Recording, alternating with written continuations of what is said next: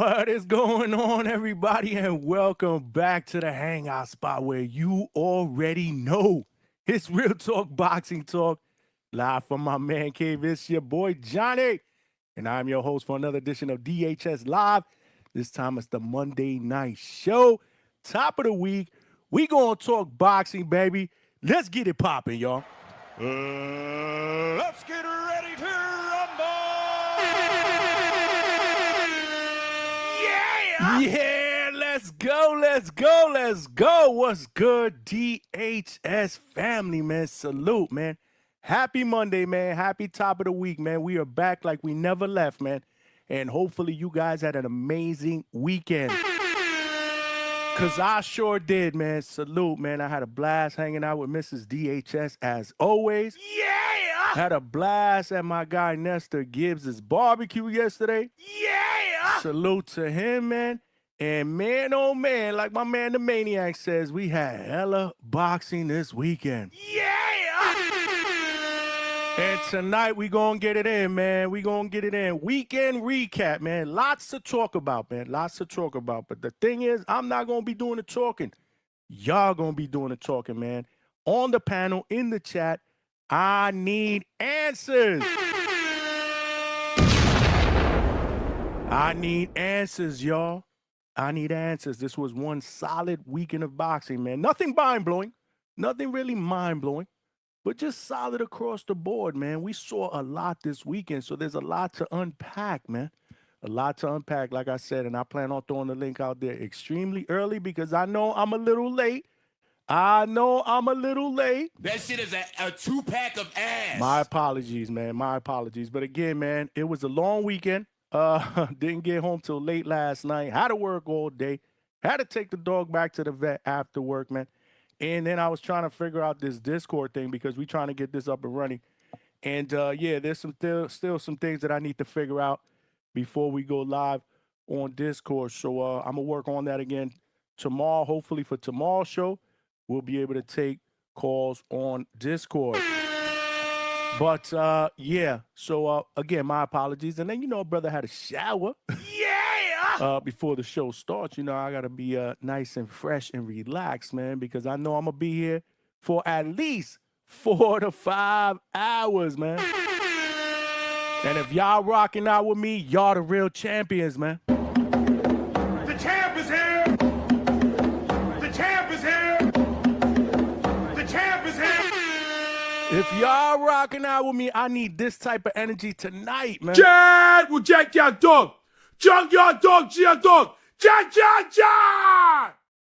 Cause ain't nobody doing it like DHS Late Night. We are the late night spot for the second shift and over a second shift and third shift overnight workers. My bad, man. King Kong ain't got shit on me!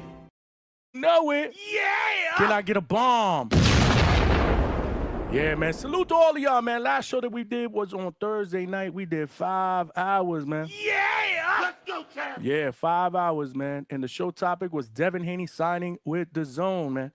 And we also spoke about this potential Keyshawn Davis fight that we all thought would be settled today via purse bid, but absolutely not, man.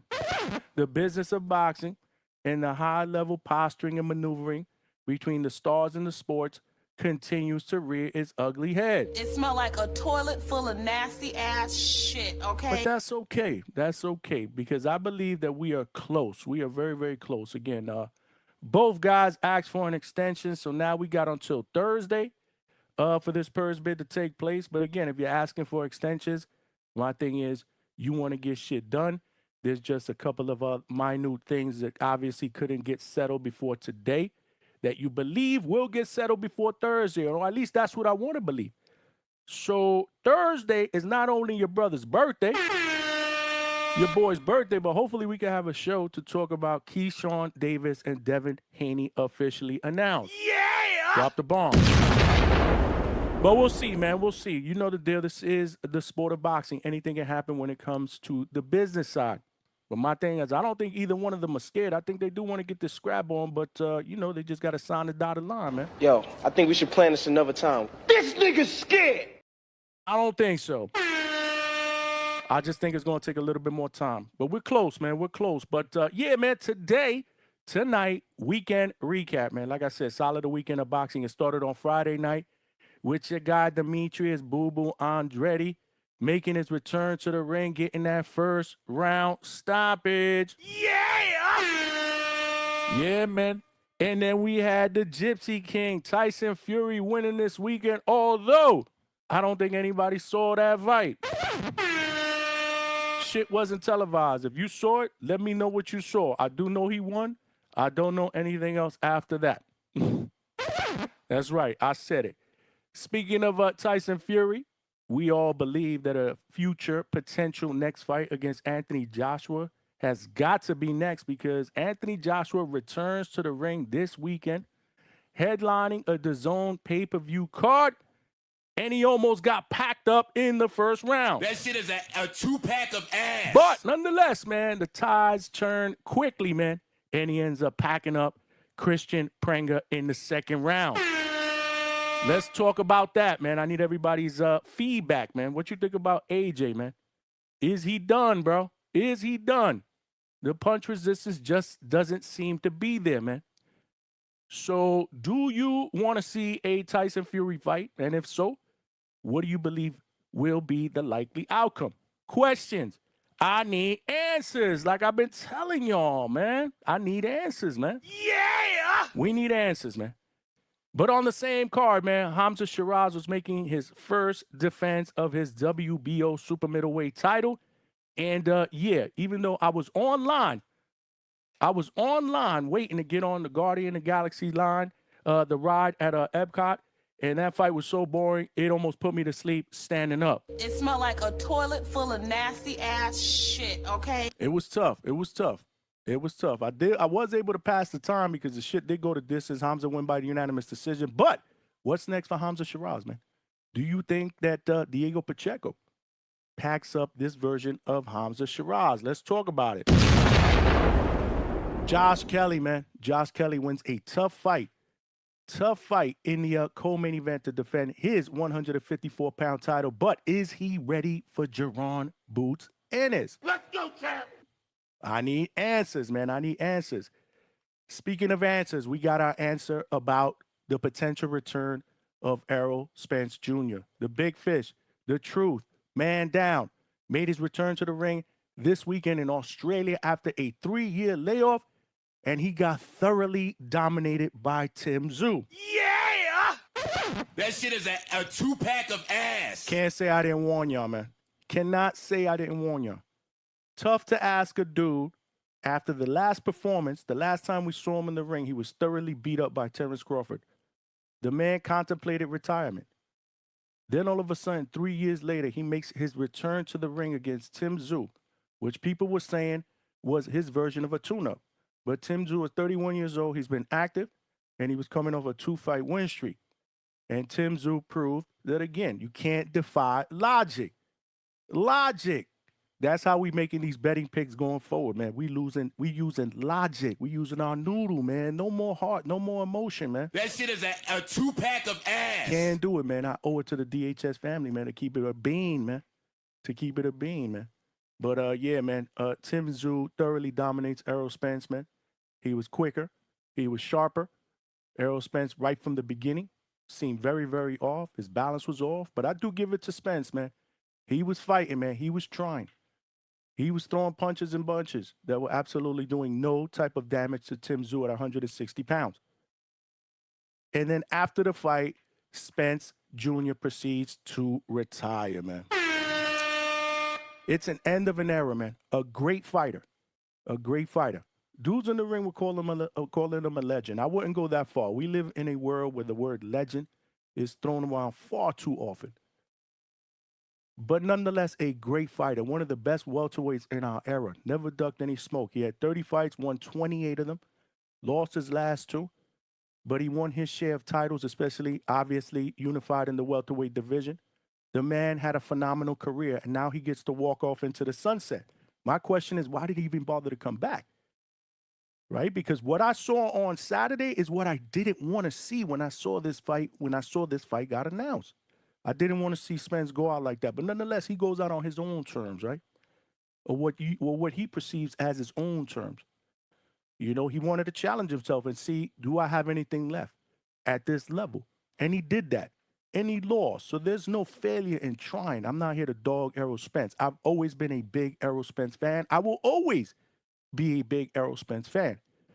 But again, what I saw, it was hard to watch, man. As a diehard Errol Spence fan, it was brutal. Absolutely brutal. Tim Tszyu retires Errol Spence Jr., which is what he said he was going to do leading up to the fight that pissed off Errol Spence. But he wasn't capping. And then we had the Zuffa card last night, man. New York City. Zuffa invades New York City at the theater at Madison Square Garden. Edgar Berlanga in the main event stops Steven Butler in the 7th round. But there was some drama, man. there was some drama. Edgar survives a knockdown in the 2nd round. He survives a scare, but then he came back in the 3rd round, you know, and that 3rd round was back and forth, man. That kind of woke Edgar up because he was boxing. He was using that jab in the 1st round. He looked good, man. He looked good. His jab looked extremely sharp. Edgar has a great jab. If he decides to commit to his jab is phenomenal. So he survives that knockdown, gets up, hurts Steven Butler numerous times in that fight. Failed to go to the body, though. That's my biggest criticism. I would have loved to see him go to the body and get that stoppage a lot earlier because he was hurting Steven Butler. However, again, he was composed. He took his time. He said after the fight that he knew that a wounded dog is a live dog. I always say that. And Steven Butler can punch. But he's also been stopped 5 times, now 6 times. So I call that one right. Can I get a bomb? Yeah, man. I call that one right. We're also going to go over my picks and Coach Bermudez's picks because we're going to make this a weekly segment. I actually like doing these picks, and I did pretty well. I did very, very well. I missed out on one straight up. And in the Hamza Shiraz fight, I predicted or I picked Hamza to win by KO, and we all saw what happened in that fight. It smelled like a toilet full of nasty ass shit, okay? Yeah, but speaking of jabs, man, we saw one of the best jabs in the business in the co-main event. Richardson Hitchens, Africa, put on an absolute jab fest, man. He definitely has one of the best jabs in boxing, in my opinion. And he shuts out tough guy Ricardo Salas in his first fight at welterweight. Now what's next for Richardson Hitchens? After the fight, he did proceed to call out the big boys like Tank, like Dev, like all these other dudes that are calling out everybody else on social media, but ain't none of them signing no damn contracts. That shit is a 2-pack of ass. Nonetheless, he want that smoke. But realistically, does he get any one of those fights, or does he get another fight, perhaps against my guy, Julian Hammerhands Rodriguez? Yeah! Can we get a bomb? Maybe for the 147-pound Zuffa strap. We'll see. And shout out to Jaleel Hackett, man. El Mexicano Jaleel Hackett, who did what he needed to do. This was a big step-up fight that a lot of people were nervous about, man. I knew this was going to be a tough fight, man. And he was eating some right hands in the beginning, man. But Jaleel showed a lot of dog as usual, man. His jab was sharp. But your boy liked to fight, man. And he mixed it up with a guy who had been in there against everybody. Everybody. We talked about it on Thursday, man. The real question was, who hasn't Sergey Deverchenko been in the ring with, man? Because he's been in there with some great, great fighters. And we knew he was going to put up a good fight. He went the distance, man. But Jaleel Hackett put the beats on boy, man. Jaleel Hackett put the beats on boy. Didn't stop him. But again, he battered him up pretty good, man, in a huge step-up fight for him. Great name on his resume now. And now it's on to bigger and better things for Jaleel Hackett. What's next for him at 160? Can I get a bomb? I need answers, y'all. I need answers. We need answers, man. We definitely need answers, man. What's good with my bro Johnny from the Hangout spot, baby? We out here, cuz. Well, you already know we out here. We don't need no answer for that, Coach Hamza. DHS is in the building in full force. Make sure you hit the like button. We are streaming live on 3 platforms. The main one being YouTube. If you're watching this live on YouTube, make sure you smash that like button like money. Straight cash, homie. And help us get this show and this channel out into the algorithm / homepage of other true hardcore laid back boxing fans so they know we rock out weeknights, baby. Yeah! And on the weekends, we do live fight chats. Yeah! And let's not forget, man, when the fights are over, that's when the show really starts, man. That's when we start pushing the show, man, because we do immediate post-fight reactions, man. Our post-fight live shows are absolutely the bomb. Can we drop one? Yeah, man. 7, 8, sometimes even 9 hours or close to 9 hours, man. We ain't afraid to put in that work, man. Can I get an amen? So then what the fuck are we talking about? Stock chasers.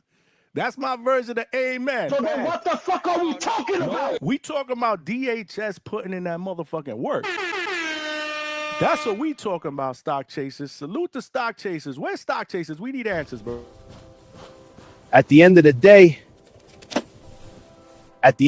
you got to survive. Mm-hmm. Yeah! Let's go, champ! Let's go, champ, man. Salute. Yeah. Definitely, man. Definitely. This is where it's at. So make sure you hit the like button. We got to get to at least 100 likes, man. Let's get the week started off right, man. We are also streaming live on X and on millions.co. Yeah! So salute to my family on both platforms. Make sure you show so we can grow the DHS family on each. But you seriously need to come over here on YouTube. Hit the chat up, man. The chat out here is the bomb. The chat is the real champs, man. The champ is here! The champ is here! The champ is here! Yeah, man. Yeah, make sure you come on over here. Hit the chat up, man. Vote in the poll, man. Vote in the poll and hit the like button and subscribe to the channel. There are power in numbers. We got to get more subscribers, y'all. Let's try to push the envelope before your boy's birthday on Thursday, man. Get to the next goal, man. What's up? Let's do it, man. Y'all know the deal. If we put our mind to it, we can do anything here at DHS. Straight cash, homie. Straight up cash, man. Straight up cash, man. Make sure you subscribe to the channel. Last but not least, y'all know the deal. I done told y'all already, y'all one of the best boxing podcast chats out here on these YouTube streets, man. Make sure y'all bring that energy, man, for real. Bring that energy. You can't have a great show without a great chat every single night. Y'all bring that energy, man. If you don't know, you better ask somebody, bro. Go look up the history. Shit, don't everybody believe in Google? Go Google that shit. See what I'm talking about. You know what I'm talking about, man. And not just back then, to this day, to this motherfucking day. Yeah, man. Yeah! Y'all know the deal, man. So definitely cook in the chat. If you do want to make sure that you get a question or comment that gets read out here on these live YouTube streets, though, you know the deal, though. Super chat is the best way to go.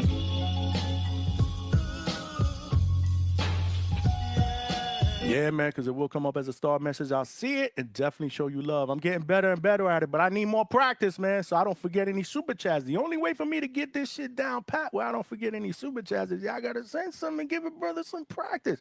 I'm just saying. Straight cash, homie. Y'all know the deal, man. I love the DHS family, man. Salute. If you do want to make a donation, though, we do have a 10 super chat goal up. It could be a super chat of any denomination. All donations go right back in the channel, man, for subscriptions, equipment, all that shit that we put together behind the scenes to continue to bring you guys the best boxing content out here on these YouTube streets, whether it's here in the studio or boots the ground, man. Salute, man. And salute to all of y'all in the chat, man. We got almost 50 people up in here, though, and we only got 25 likes. That is only 50% of our people. Again, hit the like button. If you're here, that means you won't rock out, man. This is real hardcore talk, boxing talk here, and we also have a good time with it. And let's not forget, after midnight, the crazies come out, man. That shit is a 2-pack of ass. That's when the real emotions come out, man. But let's talk boxing, man. This is what we do here at DHS, man. Salute. I see y'all in the chat, man. I see Big Money up in there. Salute. My man. I see my man, the Boxing Maniac. Let's talk about it. My man. Who was there live and direct at the theater at the Garden, man, and actually FaceTimed me during the Richardson Hitchens fight, man, and shit was live, man. Shit was absolutely live, man. So we here to talk about it, man. Let's throw the link out there early, though. Let's get it out there early, man, so I don't have to hear myself talk, man. Salute, man. Salute. And salute to Vega, man. Vega actually hooked up with me for a little bit before the show started to see what we could do about getting this Discord shit rolling. But there's a couple of things that I need to do, and I was running out of time. I had to go take a shower. That's why I was late, man. So my apologies, man. But the link is in the chat, man. I know you guys are chomping at the bit, man. VLM, I see you, my brother. Salute, salute. Trilosophy is in the building. Salute was good. VLM was good. The Maniac was good. Dreammore was good. Malcolm, drop the link. Malcolm, you got some explaining to do because Malcolm is mad, bro.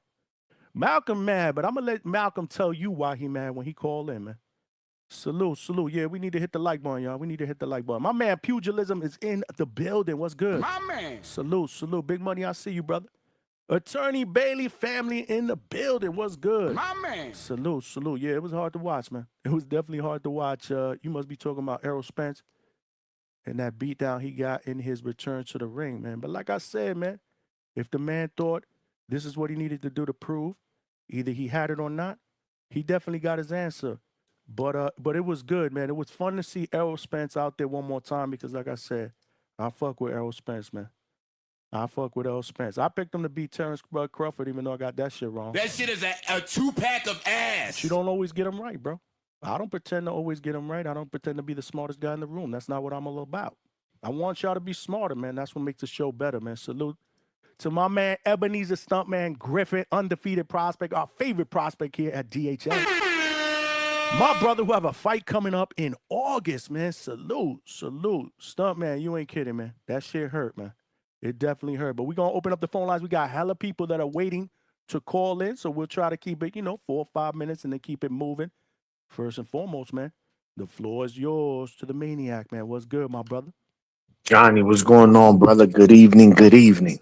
Salute with both hands, man. Salute to you. Absolutely. Salute to you. Salute to everybody in the chat. Salute to everybody who supports the Hangout spot, man. Yes, sir, man. So talk to me, man.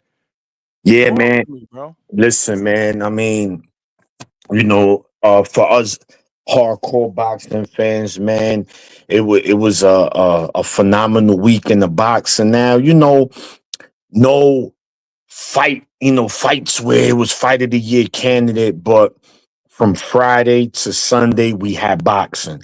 And that's all we can ask for as boxing fans, right? We should have more weekends like that, and it'd be much better. But look, like you said, I know there's a lot of people that want to put the apron on. They want to get in the kitchen. So I'm not going to, hold up the line. Look, let's just start from Friday. Fury gets it done. I didn't even see no highlights of that fight. Is there even highlights on YouTube? I don't know. Well, if you saw him, let me know, because I sure as hell did. No, yeah, I mean neither. So, but we do know he won via stoppage. That same night, later that night, we have to return to Boo Boo over in Connecticut. He gets it done. So, maybe Boo Boo could get, a good scrap, down the line. Then Saturday, man, Saturday was the was funny, man, because, Anthony Joshua, a guy that this was supposed to kind of be a walk in the park, but I think sometimes we forget that Anthony Joshua's chin is damaged, bro. He never had a good one, but now, bro, oh my goodness. It's like if you sneeze too loud, he might fall. So, Prenga, unfortunately for Prenga, man, he wasn't, I think the stage was too bright. And I was telling my wife, I said, if he doesn't get Joshua out in the first round, Joshua's gonna win. I didn't think it would be the second round, to be honest. I thought maybe the 4th, 5th, but he got him out of there second round. So now we get Fury Joshua. Hamza he defends his title in the 12th round decision. Josh Kelly as well. They were both in, they decent performances. I wouldn't say elite or championship like, but nonetheless, they got the job done and they keep their titles. And then, of course, Australia, man, the fight, all eyes was on. The very anticipated, because we wanted to see what Spence was going to look like. I make no bones about it, Johnny. We talk about it all the time. We get them right, we get them wrong. That shit don't matter to me. I did pick Spence to win by decision. I just felt like, he might pull it off, but I knew that it was a high possibility he'll lose. Remember, activity matters, Johnny. Activity. I mentioned that on the show, and a lot of fight fans don't realize that. They think that shit don't matter. Like, this dude was just gonna walk in there and look like Spence when he fought what's my man Ugas. But look, man, Spence did what he could. And I'm glad that he realized it. I mean, we all saw it, but I'm glad he realized it and said, nah, I'm out of here. Because if he wasn't, he was going to get severely hurt down the line. I mean, severely hurt, because that just looked bad. Off balance. He was reaching a lot with the jab. It was just, the rust was there, man, and he just doesn't have it anymore. And that's okay, bro. That's okay. That does not take away from what Spence has done in this sport. This guy, unified champion. He beat 3 motherfucking champions to get these belts. Like, we could go on and on, man. Shout to Spence. To me, he's a future Hall of Famer. I know a lot of people say it could be debated. To me, he's a Hall of Famer, man. Shout to Spence. Shout to Tszyu. Tszyu is fooled. Whether he's at 54, at 60, Tszyu is fooled. But he's tough and he's rugged. I like Tszyu, but he's limited in what he could do in that ring. And then, of course, last night, man, Zuffa, welcome to New York City. Turkey was in the building. I was in there, I FaceTime you. Wow, bro, electric. Let's start with Jalil Hackett, man. He's a young gunner, man. That guy, if he could stay focused, stay hungry, he's going to be a problem, bro. He's going to be a problem. The typical African-American athleticism, fast, speed, power, just, oh, man, he's real good to watch, man. Shout to Jalil Hackett. He's young. He's a baby. He still got his diapers on, man. So that's a scary thing, for opponents down the line. And, shout to Drevchenko, man. He gave us a lot of excellent fights. Does he retire? I think it might be best for him. I don't like to see fighters just let boxing retire them, opposed to them just retiring, which I'm happy that Spencer's doing. And then the co-main event, Africa. It's just sometimes, man, Johnny, and we were speaking about this last night, I would like him to put his foot on the gas a little bit. Because, although this was his first fight at 147, Silas was there, man. There was moments where Africa had him and he got a little hesitant, like, I don't know. And that's kind of like, we see that with Shakur sometimes. We see that with Haney sometimes. I think those 3 right there are similar when it comes to that. Like, they hesitant to go for the kill. Go for the kill, man. Don't play with your fool, man. It's there, take it. That shit could cause you down the line. I'm telling you. But nonetheless, what a performance by Africa. Pretty much a shutout. Silas was, he was game, bro. He was game. He came to win. He didn't come to be an opponent. So I respect him for that. And then the main event, shit. This was a prison yard fight. These dudes, this was a fight over the phone, bro. Oh, you ain't giving me phone time, say no more. See me in the yard. And this is what they did, man. These guys fought. This was a fight, man. Edgar Berlanga, look, man, I root for him. New York Rican. I'm a New York Rican. He represents the struggle, just like majority of us. But reality is this. He can improve. He can get better. But me personally, I don't see him as an elite fighter. I don't think he could beat the best of the division. Can he compete? Very possible. Now, him and Munguia next, give me that. Give me that, Johnny. Give me that. I need that, right? And to me, it's very possible, but we know what's going to be next for him. Eubank. And why?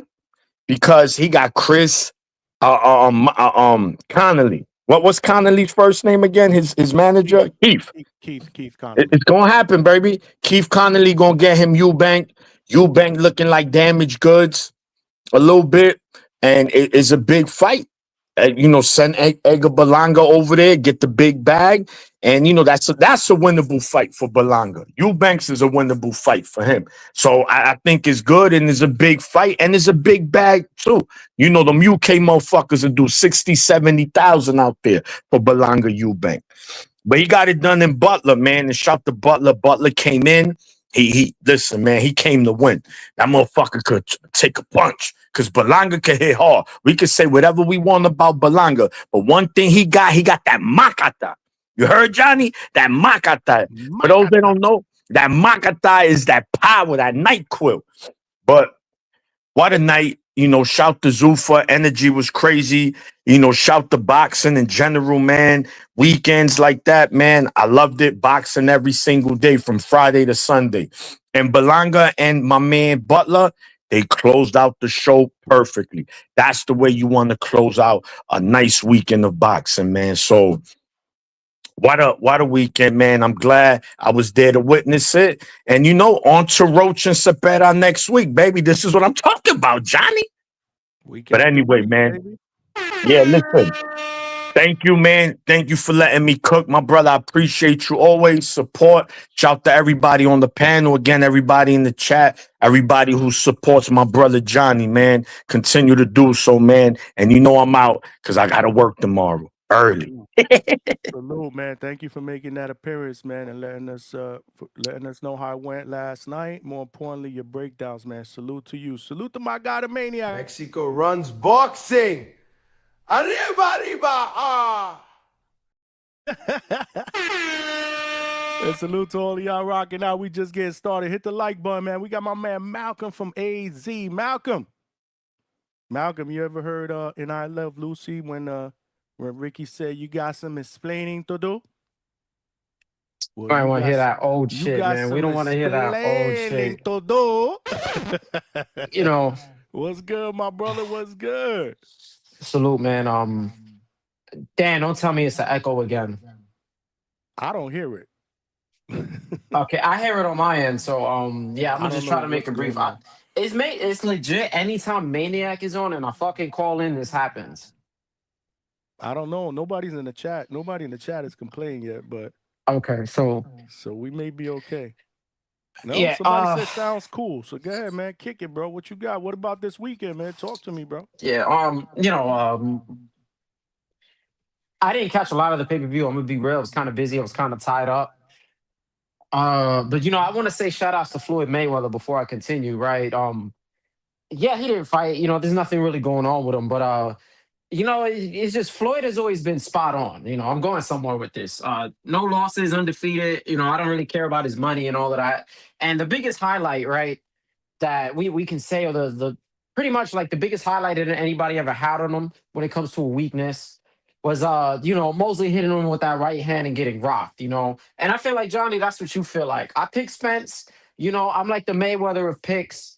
Mr. High Level Eye, and I got hit with a right hand by Mosley, man, and that was me picking Errol Spence. Johnny been praying on my downfall. He's upset. I always get him right. So now he can hold this against me for the longest. I see what you're doing. I see what you're doing. Yeah. I see what you're doing. All right. I see. And you know what? I was prepared to give you a lifeline here. No, you got shit on me. I think your pick. No, realistically, I think your pick was swayed, not because of Errol Spence, because of how you felt about Tim Tszyu. That's what I think. That's what changed your pick. You were like, well, maybe 50, 60, 70%. Like other people were thinking, not me. Maybe 60, 70% of Errol is still good enough to beat Tim Tszyu at this point in his career. But y'all ignored one thing, bro. One thing. Cardinal sin. Like the Maniac said, man, you cannot discount activity, bro. That shit matters, bro. This dude was younger. He had been active. And the last time we saw Errol Spence, we saw what we saw, man. 3 years later, all of a sudden, we just want to, yeah, man, he's going to look like the fighter that fought against Danny Garcia. He's going to look like the fighter that took that punch against Ugas, but ended up cooking Ugas, to win that title. Like, no, bro, this doesn't work that way, man. Johnny, I'll tell you one thing about me. I get a lot of shit for being, Mr. IHOP or flip flop with my picks, and then I change them last minute. That's But what made it worse. Because you yeah, actually because I picked changed your him. pick to Spence. Because you picked Zoo first. So You know Mr. what? High Level TBVI, that shit is totally irresponsible and unacceptable. Can You I ever get a got bar? sand in your eye while you never had sand in your eye on the beach? That's what it is. I had a little bit of sand in my Hey eye. man, listen, I'm But giving you shit because at the end of the day, bro, ain't none of us gonna get them all right, bro. Ain't nobody perfect, man. nah, it happens, man. Like, and I'm just upset because I had like a fucking 7, 8 leg parlay. All of it hit. Every single thing hit, and that was the one thing that fucked me up. And then shout outs to Stephen Fulton for blowing weight also, because that's really what That was gonna help me out that that was whole fight. terrible. That just was terrible. Like, what is going on with Stephen Fulton, bro? I don't even know what to say. You know what? I'm gonna stay quiet. You know what your mama told you, man. If you ain't got nothing good to say, don't say nothing at all. Yeah, because if the shit that I want to say might get clipped and get sent to Stephen Fulton, man. That is He active on his unacceptable, Twitter bro. streets. I'm sorry, bro. That's unacceptable, bro. That's unprofessional. You asked the fight to get changed to 133 and you still miss weight by how many fucking pounds? Man, That's let me the just same shut up. shit Go K. ahead, man. Sean did, man. Before I go on with the arrow thing, like you can't say that you tried to make weight and you was miss weight by that much. It's the same shit Keyshawn did where I think he was like 7 pounds over on that fight, or it was something like that, or he was close to 140, and then it's like, yo, it's pretty evident you weren't gonna make weight, you know. But yeah, with Errol and Tim, I wanted to start off with that. Because I didn't see the Josh Kelly fight. Obviously, he's food for boots, though. I seen the highlights, and he's food for boots. We're not gonna dive too much into that one. With Errol and Tim, it is sad to watch, right? Because Errol Spence, he has a huge fan base. Let's be real. And kind of like what Maniac was saying, we hate to see guys go out like this. We'd rather you retire from boxing, guys like Andre Ward and Floyd Mayweather, than to let boxing retire them. Correct. Definitely the car accidents, they did way too much to him. He does look the same as he did when he fought Bud, maybe a little worse. Honestly, he looked like a little bit worse, and it's just the reaching, oh my gosh, it's so slow. He's always been a slow guy, too. He was never really the fastest, right? But he was just so slow. The balance was just atrocious. Even when you seen him when they were facing off and then, they're about to touch gloves, Arrow just looked like what I was saying. He just looked like an extra on The Walking Dead. He just looked dead, bro. Like, and I'm Yep. like, yeah, it's over for him. And the sad part about it, I've never been high on Tim Tszyu, straight up. That's kind of why I made that disgusting ass pick. And this guy was not able to. Any fighter who is at, I think like the Virgil Ortizes, maybe even fucking Brian Mendoza, Sebastian Fedora, Boots, definitely. Those guys would have took out that Errol Spence. Under no circumstances should he have not been able to take this guy out. Some people are even spewing the narrative that he was carrying Errol Spence, I guess, on some mercy shit, which I think is bullshit. Mhm. Because Tim was getting tagged also. It's not like he wasn't getting hit flush, but Errol was getting beat bad. The reflexes weren't there. His head was getting snapped back from every single punch. And, I'm glad he was retiring. Salute to him for a great career. I don't think it was the best because he only stood at one division. He did beat 3 champions. He was able to unify. But it goes to show, certain decisions can cost your career. I don't think he was like Hall of Fame level type of fighter. A little bit below elite, I would want to say, but he was very, very good. Very good. It's not to knock off anything, not to take away any accomplishments. Salute to Errol. Thank you for the career. Virgil Ortiz, you can't get the Errol fight. Just pack up Tim Tszyu, man. It's looking like Fendora's going to go somewhere else. Straight up, Fendora's going to go somewhere else. We're going to end up getting Boots and Josh Kelly. You might as well take Tim Tszyu. It's a good name on your resume. You already got one of the solid resumes at 154. You got a Boachuk and you got a Madrimov one. You might as well just take out Tim Tszyu. Stay a little active. You're not going to get one of these belts. And after you get the Tim Tszyu win, if you can stop him, that's even more beautiful. And you just go from there and you just try to clamor for the Boots fight, Jalil Hackett, Dervyachenko. I don't have too much to say. Jalil Hackett did kind of what we expected him to do. I expected him to win this fight. I think it was a clear victory. Defensively, he needs to be real responsible. That left hand was just not doing his job. You know, he was getting hit, especially in the beginning of the fights. He was getting hit clean with some right hands from Dervyachenko, you know. But I liked him better. There was moments where he was bouncing on his toes and he was boxing a bit. He looked Yes. better. I don't like when he wants to trade in exchange. I don't think, you know, and I'm gonna disagree with Boxing Maniac. I don't think he has that kind of power where it's gonna be really significant. I might be bugging it. Maybe, you know, the shots sound better when you're in person, you know. But yeah, it's what is it? El Mexicano Moreno, some shit like that. You know, you got a kind of, you know, you got a little Mexican style from time to time here. But if this was a younger Dervyachenko, this would have been a completely different outcome. I think Dervyachenko would have gave him some huge problems, possibly have pulled it off. But salute to him. He might also need to retire. He took a lot of punishment, and he's not the fighter that he used to be for Derby. But salute to Jalil Hackett. I'd just like to see him improve defensively. That's really it. And that's that. Now, Richardson Hitchens. Thank God I wasn't able to be specific with my bets on the site. I said that he would have been able to knock this guy out. He could have. All he had to do was push. He just had to push the pace. He kind of had him hurt. He had him discouraged. That jab is amazing. It's disrespectful for stock chasers to say that it's top 20 when that shit should be no less than top 10. You could even say top 5 because the first. I would say top 5 in my opinion. Yeah, because the ones that I can think of off the top of my head will be Haney, Shakur, and Bivol. You could throw Jamal Charlo in there. It's just he's so fucking inactive.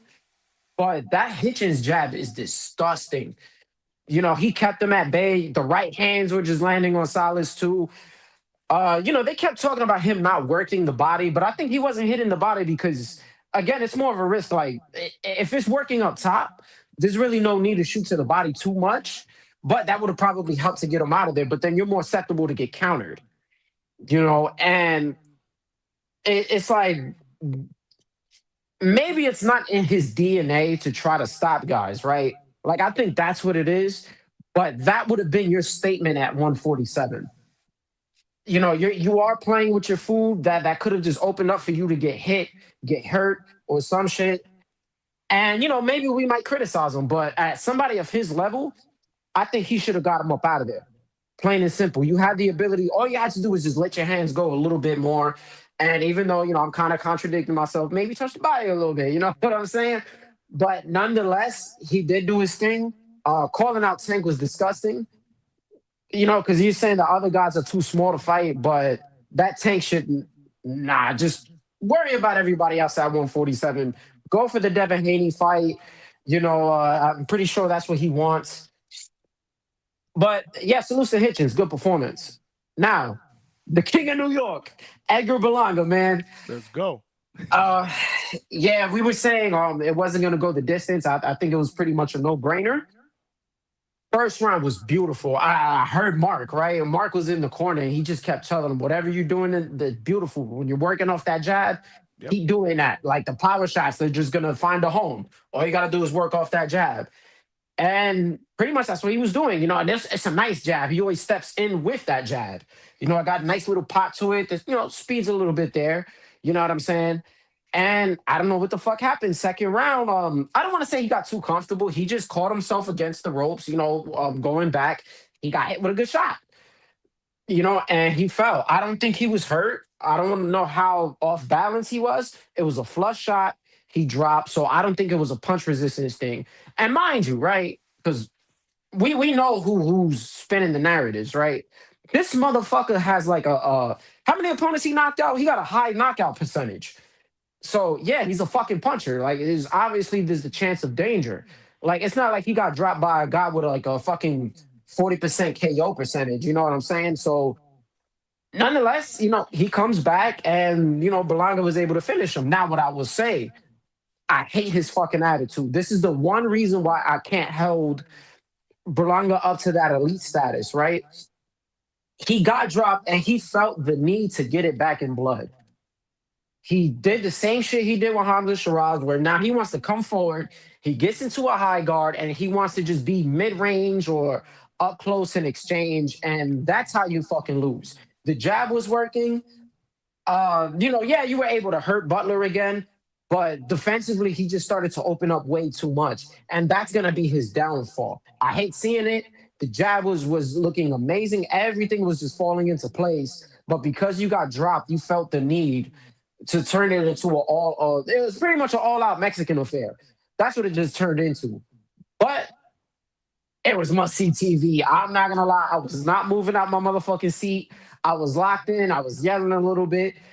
I wanted him to win, and he got the win. The knockdown was pretty cool too, because the referee kind of fucking there was a little DDT spear. I don't know what the fuck it was, but the ref slipped, man, and then Edgar kind of came forward and acted like he was gonna hit him. That shit was hilarious, bro. Yeah, that shit was cool, man. But salutes to Edgar Berlanga. He did what he needed to do. I think he called out what? Munguia. I think he called out Shiraz and Chris Eubank. Yeah. Don't go for the Shiraz fight. I gotta watch the highlights, but either way, styles make fights. Just don't do it with Shiraz because you're gonna open up way too much, and I think he's gonna emotionally be way too much into that fight. I like Munguia, but realistically, Chris Eubank is the easier fight for him. I think he can. Money. And he's gonna make some good money overseas doing this. So during the press conference and the post-fight press conference in the when the media is there, he did emphasize he would love that fight next. Like that's the fight he wants next. Like he wants to get with Keith Connolly, and he wants to make that Chris Eubank Jr. fight overseas. So we'll see what happens, man. We'll see what happens. Yeah, so I'd say for him to go for it. I'm about to jump off too. I don't want to hold up too much time. We got Vega up next too. Salute to it's his birthday, man. If it's actually your birthday, happy birthday, bro. Mañana. Oh, it's tomorrow. Oh shit. I'll take it back. Fuck that. Yeah. No. No, it's all right. But we'll just hold on to it for 2 hours and then boom. I like Vega's screen name too, by the way. Even though Malcolm doesn't. I don't even see it. Oh shit! Oh Jesus! Okay. Yeah, I let him explain that one. But all I would say for Berlanga that I want him to switch is that nasty ass attitude of trying to get it back and wanting to exchange, even though it worked here. And that jab is good, but I would like to see more of a variety of the jab because every jab he uses is kind of like that powerful jab where he steps in. I think if he can utilize, maybe he can't utilize it, but if he was to use more of like a flicking jab, or maybe a jab that's more of a rangefinder, you know what I'm saying? I would like that because there was points where he doubled it and it looked beautiful. But if he could switch up the jabs a little bit more, I'd be happy. But that's just me nitpicking. But salute to the Hangout spot, man. I'll just be tuned in, man. And we here, man. And salute to my nasty ass pick. So when I jump off, Johnny, just throw a little stock chasers button for me, man. Appreciate you. This one's for Malcolm, y'all. He definitely shit the bed. Yep, he did. And he changed this pick from Zoo to Spence, what makes it worse, man. Vega, hold on. Let me read this super chat real quick from my guy, Danny El Gallo Gonzalez. The first super chat of the night, that is for $2. Danny said MSG was lit last night. Berlanga is the coach. I know you was in the building. Chap, you got to reach out to me, man. We got to get you up here. When's your next fight, man? We need to see you back in the ring, too, man. Salute to all y'all that are rocking out. Hit the like button. What's up, Vega? Talk to me. Good evening. Can you hear me? Can you hear me? Can you hear me? Yes, sir. Loud and clear. No Excellent. echo. No echo. Listen, it's a lot to talk about. So I'll be here for a while, I believe, unless my girl's like, hey, birthday gift. But let's start off with Friday, man. Fury won, cool. Let's move on already. Andre won, cool. Let's move on already. Nah, man. I actually watched that card on Friday. It was all right. Salute to that kid, King Walsh. It looked like he was about to get packed up. There is an echo. Looked like he's gonna get packed up, and then he packed the other dude up. And Andre, man, for a guy 38 years old, fantastic shape.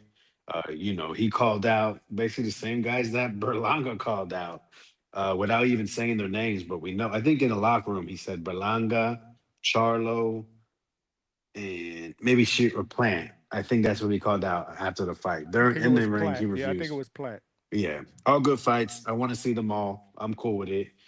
Saturday, who we got? I'll just keep it as an overview. Like I said, I'll stay a while. Um, I didn't watch the Shiraz fight. Um, I wasn't surprised Simon made it deep in the fight. People were giving him shit for losing a 6 rounder, but I know you guys didn't watch the 6 rounder. And that dude he actually lost to fought Jacob Bank. And I saw the last 3 rounds of that. Jacob Bank is nice, man. You don't expect white guys to use athleticism in the ring. And he uses a lot of footwork, hands down, relies on his timing and speed. That kid is interesting, man. I want to see more of him. This is the second fight that I've actually watched a few rounds of, and he intrigues me. And I know he's pretty high ranked. I think they make it seem like they want him to fight Shiraz next because of his ranking. I think he's number 1 or something like that. Um, yeah, I don't see them making that fight, to keep it real with you, man. Maybe they'll fake another hand injury or something to stay away from that. Uh, Unless they know something, because I think he is affiliated with Queensberry, if I'm not mistaken. Um, Joshua Prenga, yeah, man. That was I figured it'd be a fun fight, but I don't think anyone really saw Joshua going down 2 times, man. Salute to Prenga. He gave 3 minutes of work, and then he clocked out. He said, "All right, He said he clocked why out. try more when the paycheck's gonna stay the same?" No, listen, it's a lot of different opinions on it. Um, did he gas out or did he pack it in himself? Was he told to pack it in? At the end of the day, man, he got knocked the fuck out. Head on the bottom rope. That thing was swinging because he's a big boy. And as Alberto would say, pause. Even though I'm obviously talking about boxing. And Joshua was meant to move on, whether it be scripted, whether it be he came back, perseverance. Um, Prenga decided to fight how he did round 2, and he got knocked the fuck out because of it. Um, Joshua had a high praise for him afterwards, that he's really good, which is interesting because they only shared like 4 minutes together. So I think that can kind of feed into the controversy, the conspiracy theory. And then they're trying to say he signed to Matchroom, but I've seen a lot of reports saying that actually not true. He is a promotional free agent, which he's smart. He should try to capitalize on this. 20 and 2, 20 knockouts, 2 losses. Got stopped by Joshua, showing you that he can give you something. Um, I think salute to him. He just made himself a bunch of money, and I think we'll see Prenga again. I thought for sure we wouldn't, but obviously knocking down a former unified champion with a big personality that has been such a huge part of boxing for over a decade or so. That's big news. So yeah, man. Joshua persevered. He was very very high on himself afterwards. He was happy. He said he feels unstoppable now. Going through that once again, another trial upon his career.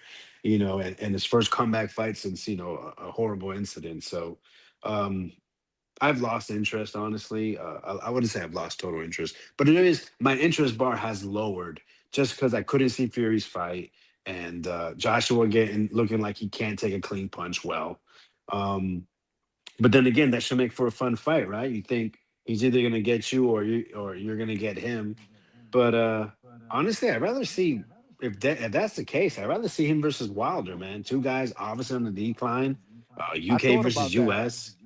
After that fight, I was And thinking, I was like, man, him and Wilder might not be bad at this point in their careers. And it seems that Eddie Hearn is expressing their obsession with making a heavyweight super fight in the US at MSG. So why not make it an American? Putting 2 UK guys doesn't make any sense. I can understand why Eddie Hearn is fighting back and trying to rally the troops, because that fight belongs in the UK. We don't have to be British to have an understanding or can relate to their feeling on that. We have two fighters from the country that we reside in, that we grew up, we were born in, and you want them to go to a whole different country to fight. That doesn't make any sense. The energy would be much better. It'll be a Ben versus Eubank atmosphere, which all of us enjoyed. Whether you can say anything about the fighters or skills, the clauses, blah blah blah. The atmosphere was amazing, and with Joshua and Fury, it would replicate that or probably even exceed it. Um, so yeah, man. I'd rather see Wilder, but yo, make that fight in the UK, and no matter what, we're gonna watch, right? Let's not get crazy. Washed in their prime, both got knocked out. If they were to make the fight, we'd watch it. Zuffa, up and down card to be honest. First fight, Francis versus Sosa. I was rooting for Francis just because he's a local guy. I always see him in all the different gyms around here. Trains here, raised here in South Florida. Man, he showed glimpses of that he can box well, but he just couldn't handle the pressure well. He got dropped. I thought the scorecards were a little bit wide, but it was a good way to start the night off. But the thing is, heavyweight boxing is so terrible at times that I think the heavyweight fights kind of killed the mood. Um, but I think Zuba has a really good head. With actually the winners of the fights, I think they should fight because they're actually they showed quality. This dude from Mississippi named Davis, to be 6 foot, whatever, 300 pounds, man, was he fast. Man, did he keep his technique for almost the whole rounds. If it wasn't for the other guy that knocked out Joshua as an amateur, the southpaw from Romania, I think Davis would have showed a lot more of his skills, but man, he was really good, and I was really impressed with someone that fat to look so good boxing. And he kept his shape really well till probably about the eighth round, but it was a big grappling match. The other heavyweight fight, Valine versus Sorenko, it started off like looking like it was going to be cool. It got really dull, and it ended with a humongous bang KO of the year. So that was pretty cool to watch. But that fight, it kind of really, like I said, it was putting me to sleep. But definitely I woke up after that. Salute to Troy Nash, man. Best jab in Zuffa. Your people will say Hitchens. Fuck that. It's my boy Troy. Why? Because he's had 3 fights. You've only seen Hitchens for 10 rounds. So, man, Troy Nash, he's getting better every fight. He's adding body work. He's keeping his shape. He's getting stronger. Man, I've been enjoying watching Troy Nash grow and getting his opportunity, man. Salute to him. Really good U.S. amateur, and I think Cam Dog has been showing. I think the combined record of his opponents is like, I think maybe the last few or maybe his whole career is like 54-2 or something like that. It's like insane because he was in that WBC tournament Grand Prix. The kid he's got balls. I think he is, along with Hirsch, is what this Zuffa is all about, this middle class, and seeing if guys can graduate. These two are the ones to watch, and I look forward to how they progress. Salute to Troy. Main event, Jalil Duranchenko. On paper, it was hard to pick. It looked like Jalil was going to be too big, too strong. Then Duranchenko started countering the fuck out of him, had his little bounce, and then headbutts happened, and it was all Jalil basically after that. Duranchenko had, Jesus Christ. What is that? Someone getting beat up in the back? Not me. I'm on. But yeah, man, Jalil showed out, 23 years old. He's got to keep, listen, if people are saying he felt like a Mexican, that means you're getting punched on. And he did really well jabbing. So leave that jaboxing. That Mexican shit you gotta pack it up or you're gonna lose. If he would have fought like a Mexican on Sunday, he would have got knocked the hell out. Salute to him using his American education and winning that fight clearly. Co-main, Hitchens looked amazing. I mean, he looked absolutely amazing. There's only one knock. And it's funny how people are going to harp on this. It definitely seemed like he could have pressed the gas and stopped him. That's how dominant he was. That's how much he showed he was a class above a very solid welterweight. And I mean, the speed, the countering, the straight punches, the jab, the lead hooks, the combinations. I mean, everything was rolling. And then he went on cruise control. He says he hurt his hand. I mean, who are we to say? I don't know. I don't know his pain level or if he could tolerate it. I think, if let me keep it real with you, bro. I really think it was he has something bigger planned. He was looking forward to what's next. He wants to make sure he can come back. and he wanted to play it safe. It is what it is. But you can't do that, man. When people are, that's how you know people are anticipating your fight. All this bitching, complaining that he didn't stop him. The guy looked. I mean, he looked fantastic. That's the truth. And then lastly, Berlanga, Butler, a beautiful mess. Uh, Definitely enjoyable to watch them That's punch on well each put. other. That's well put. A beautiful mess. I like And that. yeah, and I'll end it with this, so everyone else can speak. Berlanga has a fantastic jab. He can really fuck some people up just with the jab. Um, he has to get that temperament under control, and I got him stopping Shiraz in the rematch. Mm. Mm. If I would have said that, the chat would have been killing me, bro. Vega can get away with it, man.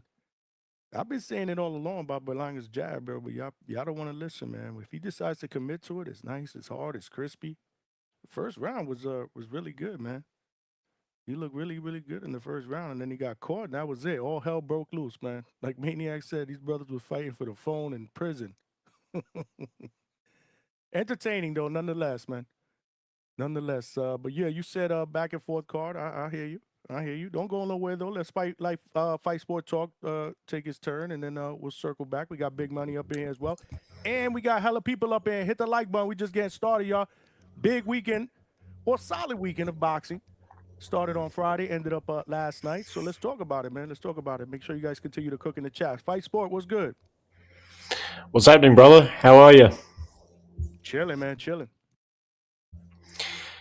Yeah, well, I guess I'll start with. I've got nothing to say about Hamza Shiraz and Edgar Berlanga, so I'll let that one go.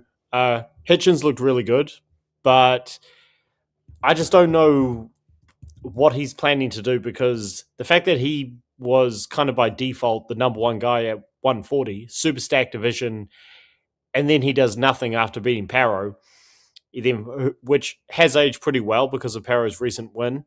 But now, I mean, this guy's Salas, okay record, but he doesn't even have a Wikipedia page. So what does this win really mean? And the only title defense he had was against George Kambosos, which at this stage was a high level cherry pick. So I just don't know what Hitchens is planning to do. I mean, he fits in really well into a division that's really weak, but is he going to go after the champions right now? Is Eddie going to try and keep him away from Haney so that he can match him up with his boys? I don't know. I think he does really well. I'd really like to see him and Haney. Has anybody commented yet, Johnny, on Keyshawn Davis's recent live stream? Not yet, because once we talk about that, show's gonna go left. No. Okay. Should I leave that one alone for now then? I mean, you want to talk about anything else that happened on the weekend first? Yeah, absolutely. Well, yeah, Fury looked bad against Marius Vach, who was pulled up from the grave. Did you actually see the Fury fight? I watched bits of it. Oh, okay, because nobody that I've spoken to has even told me they saw highlights of it. So what did we miss? Well, I've seen the highlights, which is all that was available. Or I never cared about this fight to begin with, because Marius Vach was somewhat relevant back in 2012 when he challenged Vladimir Klitschko. And I mean, he was knocked out by Makhmudov, who Fury just beat back in 2022. So what does that tell you? I mean, this was such a cherry pick, even though Fury's way past his best. So the highlights really don't mean anything. But yeah, he looked bad, which again, against the quality of Vach right now, or lack thereof, was just so terrible. But Joshua looked even worse against. I mean, I cannot even believe we're still talking about Joshua, how he's going to do moving forward, because after that performance, the only good thing he can do is retire, because he looked abysmal. And if they do fight, him and Fury, and I am the biggest critic of Tyson Fury for the last 10 years, Fury stops him. So if he wants to go and get paid, good on him, but he's going to get knocked out, because there's just nothing good to say about that performance. It really could not have been worse against that quality of opponent. About as far as should the fight happen, I actually agree with who was the guy who said it before. I think him and Wilder is actually somewhat more interesting because Vega said that. Oh, Vega, my bad, I man. agree. I actually thought about that immediately after, but then I was like, no, maybe I'm bugging out. So it's I good to mean, hear the thing is somebody with else feel that way. with Joshua and Fury, you've got the whole UK rivalry and stuff. But I guess the fact that was really close to happening for Undisputed and Fury, and because of Fury's shenanigans, he punked out. There's just no stakes for it right here. Whereas with Wilder and Joshua, you have a bit of trash talk, and I don't know. It's really up in the air. I mean, the fact is they're all past their best, and the only one who's coming off a somewhat impressive victory is Wilder. So I don't know if there's any point to any of them really. It's just gonna be so uninteresting to watch a fight happen that has been talked about for so many years when there are literally no stakes. So anyway, that's just if they want to, it's probably going to happen because it's boxing. But Joshua at this stage looks more washed up than Mike Tyson was when Lennox Lewis fought him. So that's really going to say a lot. And as far as Tim Tszyu and Errol Spence, I think Spence looked good, all things considered, because to me, he was never going to win this fight because he stepped up in weight. They changed the weight class last minute, which would have been a huge red flag to any of his fans. Tim Tszyu has had his career has been cut short himself, but he's still better at this weight, and he's a pressure guy who hits pretty hard. So in a toe-to-toe fight, which is what this was, Spence was never going to win. Plus the layoff, the fact that the only time he's talked about the fight is recently, and he had, let's be honest, some pretty sorry excuses, but it is what it is, and just multiple lawsuits with his old coach, and his excuses didn't make sense. It's just, it could have been a lot worse for Spence. So hats off to him. Glad he went out on his feet. I hope his brain isn't too scrambled because he did not sound good in the build-up or even after the fight. So we'll see. But yeah, he's been one of the best fighters of this era. So hats off to him. Tszyu, I think he does fit well into a shallow division. So yeah, it was a good fight, fun fight. And yeah, I would say that's it. I would say with Keyshawn's recent live stream, it was so incoherent. Nothing he said made sense. He's clearly holding out for more money, and I don't know what Bill Haney offered him, supposedly before, but there was an extension on the purse bid, so it suggests that there was an offer. For what? I don't know.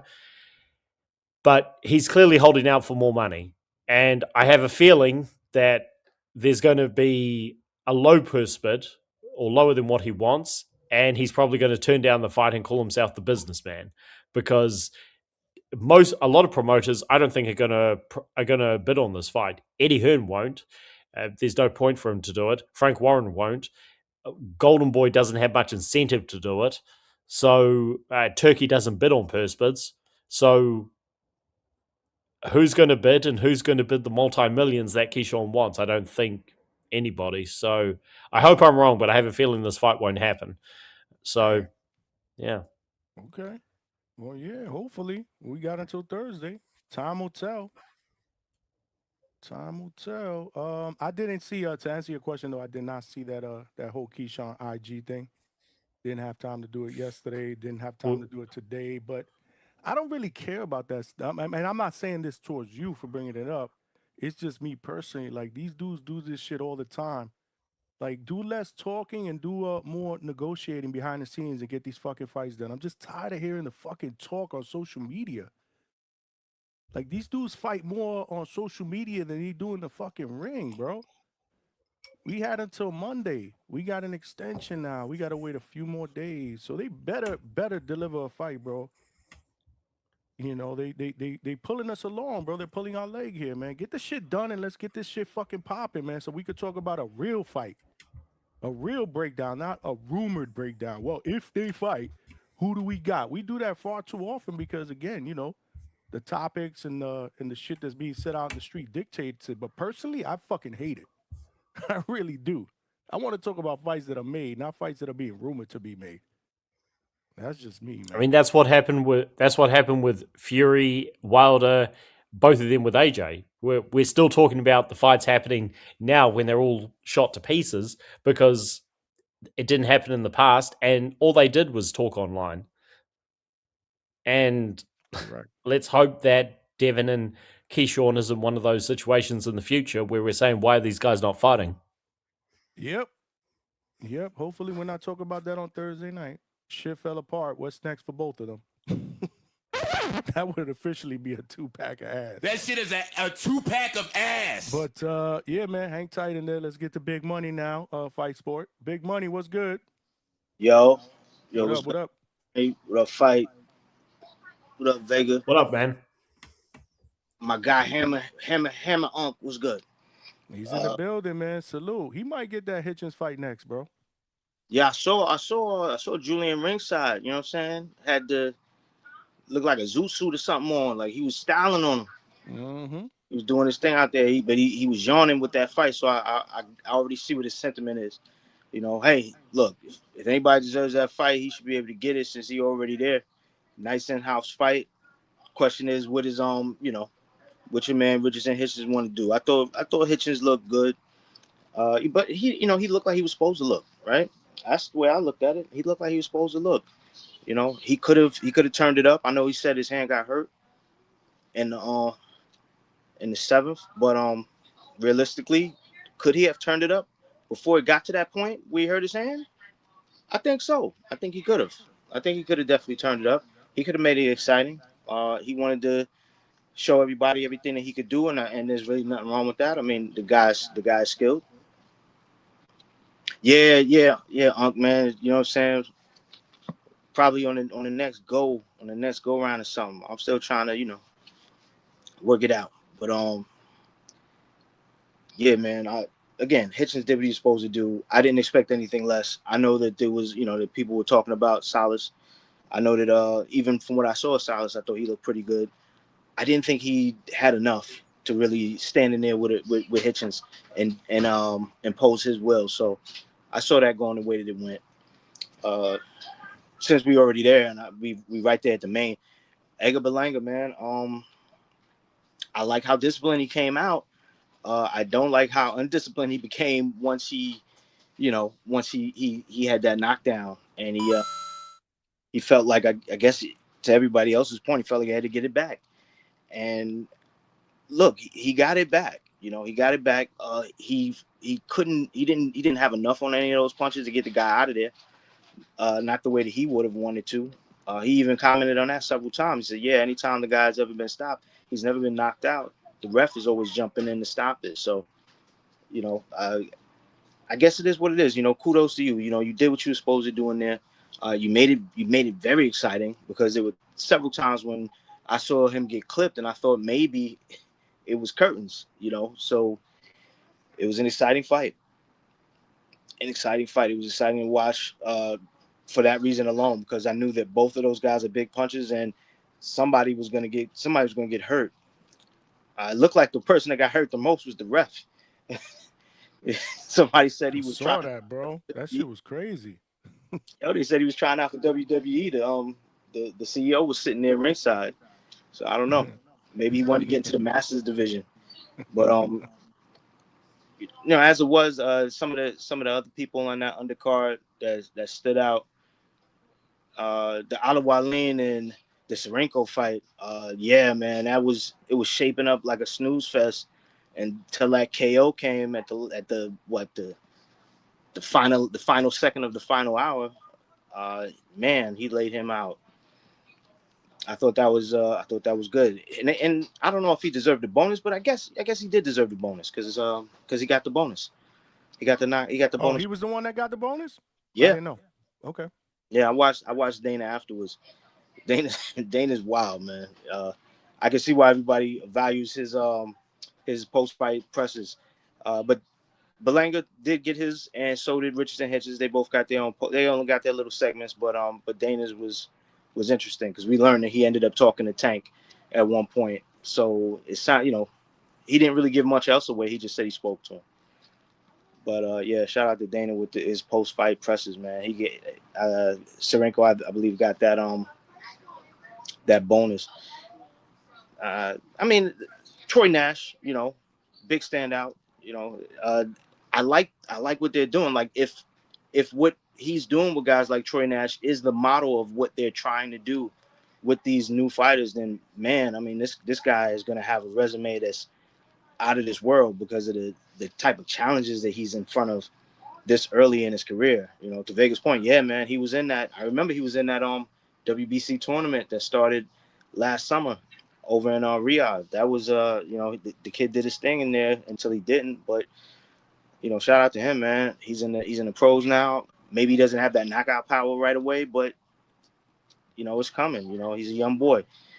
I'm gonna give him his time, man. They're developing him, and they're developing him in a way that we don't normally see. A lot of times dudes go to Mexico. A lot of times dudes go and fight guys that there's a very good chance that they can beat. So the fact that he's in there as tough as he is, I applaud it. I like it. I like the way that they're moving him. And if that's really the model, then shit, I can't wait to see who else that they put through the fire like that. The Keyshawn Davis dude and Miha Nister. Man, somebody put a picture of those two dudes at the weigh-in in the Discord, and I was like, yo, is this a joke? I wasn't sure what I was looking at. But yeah, the kid Keyshawn, man, he got some super fast hands. I mean, I can only imagine how things are going to shape up for him as time goes on. Hopefully, he gets his weight under control and he decides he wants to take, because it looks like he takes boxing serious. So maybe it's just slow going because his health is in such a state that it may take him some time. But hopefully, when he's not fighting, he's heavy on getting himself together health wise, because I would like to see him when he's in better shape and when he doesn't always have to play it smart like he did whenever that dude tried to hold him or whenever he stuck his forearm under his throat, he just kind of he knew, I need to stop. I'm not going to struggle. I'm not going to lose any energy fighting this guy when I still need to throw punches. So I mean that was very smart. Kind of like a vet move, but I want to see him be able to mix it up. I want to see him be able to throw guys off him. I want to see him be able to do more, and that comes with his athleticism being heightened. So hopefully that dude gets it together on that side. But otherwise, he was pretty good. He was fun to watch. I want to see him again. The Anthony Joshua card, man. I like some of those young boys, them young dudes from overseas, like the Sultan Muhammad's or the Muhammad Al-Akels. I like those dudes. Even the Nishan Dev. I like the Nishan Dev kid. So do Turkey. Those are Turkey's boys, right? Most of them, but Nishan Dev is with Matchroom. The other two that you mentioned first, I think, are right. Yeah, they're definitely guys that Turkey's put out there. They look decent. Hopefully, as time goes on, we get to see them develop more, so that there's somebody that we really want to have a conversation about. But right now, they're getting there. They're getting there. Deshaun Dev is another one. He's getting there. I liked what he did in the ring. I like that step around little uppercut that he threw, and he dropped that guy. I thought that was pretty interesting, especially with a guy in his position. So that was cool. You want to read that? No. Oh, I thought no. Chat. In this time, really tell. Oh, you want me to read it? So this Leonard Sterling from the UK Hitchens is levels above all of the Zuffa 147 boxers who fought on Zuffa so far. He has fight on ring events to get better 147. He has to fight on ring events to get better 147-pound boxers. That's what Leonard Sterling is saying about Richardson Hitchens. I mean, for the most part, I agree with that. I think they're going to favor him. If anything, it doesn't. His talent is 100% there. He is definitely world level. You know, we want to see other guys be able to step up to that level so that they can challenge him if they're not the Devins of the world, you know, if they're not the Brian Norman Juniors, you know, and guys of that nature who are already there. So, I mean, it is what it is with him. The Jacob Bank dude, I remember when I heard about him in Skull and how much I was thinking to myself, like I don't know who that guy is. I don't know if he was put in there because he was able to stop that dude, you know, as a favor to Turkey to get William Skull out of there because he didn't like that guy and he didn't like how he stunk up his card with Canelo, all that money that they spent. But Jacob Bankman is pretty good. He is pretty good. The Power August dude, I remember him from the last ring card that he was on. He's a pretty tough guy, man. He's a pretty tough guy, but he really didn't have much for Jacob Bank. That dude can box. The Rita Susumi kid, I like him too. Kid was nice. He got the business too on the Mesa guy. He got the business, got him up out of there. So I thought that was pretty cool. Josh Kelly and Cayman Garko, man. I'm wondering how it would have went if it was Cayman versus Brandon Adams. You know, like after seeing the Josh Kelly performance, I'm like, damn, how would it have been if he had to go through Brandon Adams? Would he have made it to Josh Kelly, or how much of a war, even if he did make it? Because I could see him beating a Brandon Adams. I could definitely see a world where he wins that fight, but I'm just wondering how much would have he had taken out of him, where the performance he had with Kelly wouldn't have been the same. But yeah, he made it tough in there for him. He made it tough in there. I think I had it close. You know, Josh Kelly is not.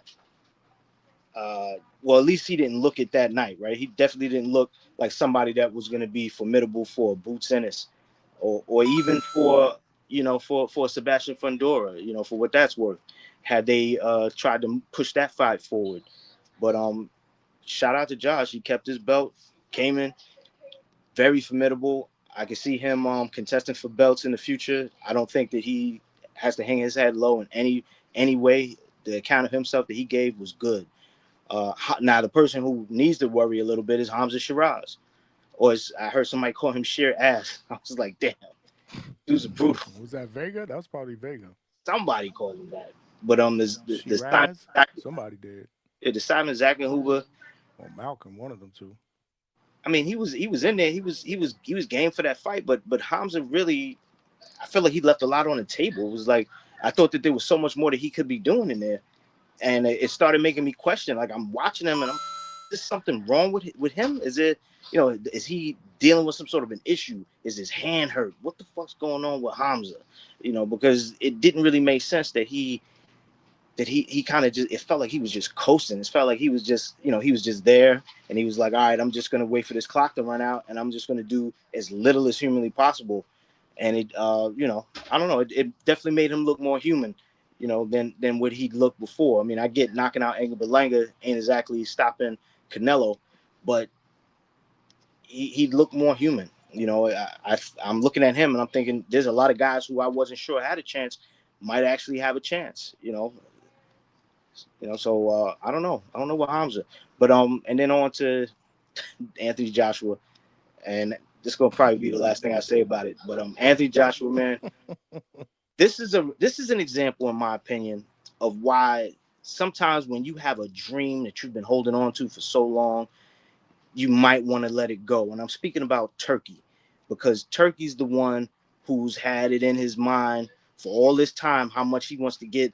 You know, he wants to get him in there with Tyson Fury, and, you know, all these plans that, had they materialized long ago, might have made way better sense. But right now it's like, dude, that shit is dwindling. That the hopes of that fight making sense is dwindling more and more by the hour. It's not even by the day. It's the sand is going out of the hourglass really fast. You know, he looked like shit. He pulled it through. I know some people, Vega mentioned that, and other people were saying it too, that they think that the fix was in. I think maybe the guy was just tired, the Prenga guy. But, you know, what the hell do I know? I don't know much about him. But it looked like he might have been a little tired.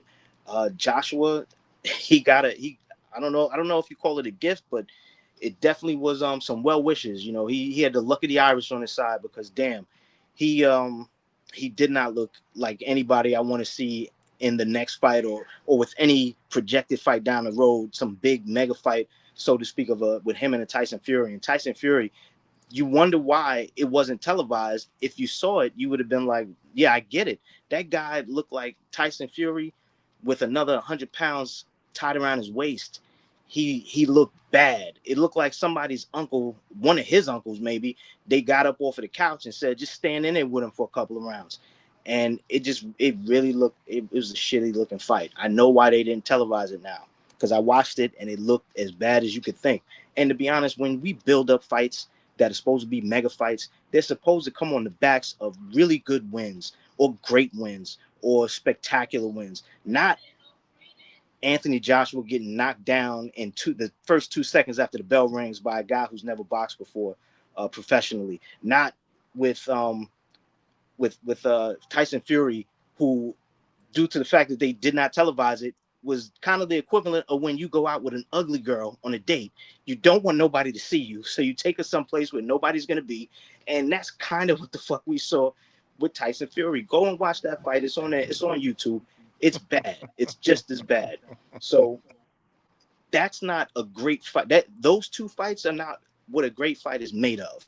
You know, a mega fight, especially one that's supposed to be for all of the marbles for the UK audience. You know, I'm pretty sure that the UK audience respects boxing enough to understand that fight it's not really worth the squeeze at this point.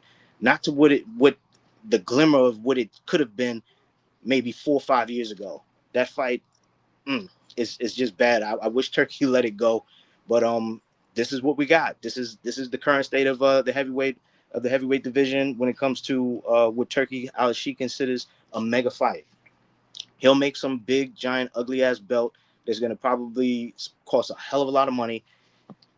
Who the hell knows who's going to win? You know, probably Tyson Fury, because he'll probably brush Anthony Joshua's shoulder and he'll fall down and not get up. But as far as it goes, at least we have a nice future when it comes to some heavyweights. Some of these guys that are coming up now, they look more promising than the guys that right now are going out, and they're going to be going out with a bang and a lot of bucks. You know, if we count in their pockets from what Turkey's going to give them. But yeah, good weekend of boxing overall, though. Yeah, man, it was solid. It was solid. We got Leonard Sterling with the 2-pounder. So Agyarko's first name, Keelman, which is the way I pronounce it. He said it's Gaelic. Kevin. Is Kevin or Kevin? Kevin. Kevin. Shout out to Leonard Sterling. Salute. Kevin. Yeah, Black Thunder. We'll just call him Black Thunder. Yeah. Yeah, man. I'm never gonna remember that. Too. I didn't want to chop that up. Agyarko. We got that right. We got the last name right. Yeah, Black Thunder. Black Thunder. Let's go. Let's definitely go. Yeah. Tough fight for Josh. He got his nose split, right? He got cut on the top of the bridge of the nose. Oh yeah, he got a couple of nasty ones on his face. Kind of like the one fight I didn't talk about, which was the only fight that I cared about, which was the Jalil Hackett and Derychenko, man. What you think? Dude, he's got some things to work on that he needs to be considered, needs to be worried about when it comes to his defense. He did mostly what I thought he was going to do. I thought he would have stopped him. He got him close, not very close. Let me not exaggerate, like he really had him on Bambi legs, but he had him hurt a couple times, and he was still a live dog. I mean, you never count Derychenko out.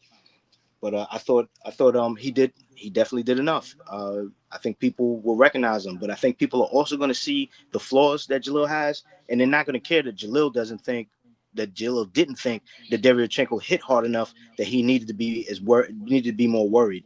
He did make adjustments as the fight went on, stepping back so that he didn't catch that counter over the top. But yeah, he's got to get way more defensively sound. I liked it better when he was boxing. He was doing pretty good. So, he needs to incorporate a little bit more of that banging into a boxing routine and find spots to throw those heavy shots, but box more than he does now, But good fight. Yeah, for sure. No, definitely good fight. I actually saw that one in the car driving back home. from Ness crib, and then when I got here, it was, I believe, round number 2 in the Hitchens fight, if I'm not mistaken. But yeah, man, it's good name, man. This was a big step up. There were a lot of people that were worried for Jaleel that he might not be able to pass this test, but he did. He did. But I agree with you guys. There are some things that he needs to work on. He's still young though. He's only 13 fights? Is he what? What is he? 13-1 now? Is this his 14th fight? Let's see, something like that. Yeah. Definitely. I got questions though. This is the segment where the panelists, they gotta ask questions, man. I need answers, man. So I got a few questions. 13-1. Number one, 13-1. Okay. So 14 fights. So number one, first question I got. Not who you want to see the winners of these fights fight, who you realistically will be the next person that each of these guys will fight next, starting with, let's go with the winners of the main Zuffa card, Edgar, Richardson, and Jaleel. And we'll start with Vega first, as he said. We'll go top to bottom.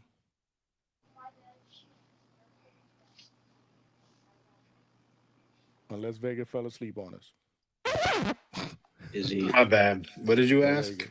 You said who would I want next for those three you're gonna guys? make me ask it all over You again. said ideally who's next for the three guys Not on who you Zuffa? want to see them fight next, who you realistically think that each of the winners of the following fights will fight next. But we'll start with the Zuffa main event headline winners, Edgar, Hitchens, and Jaleel.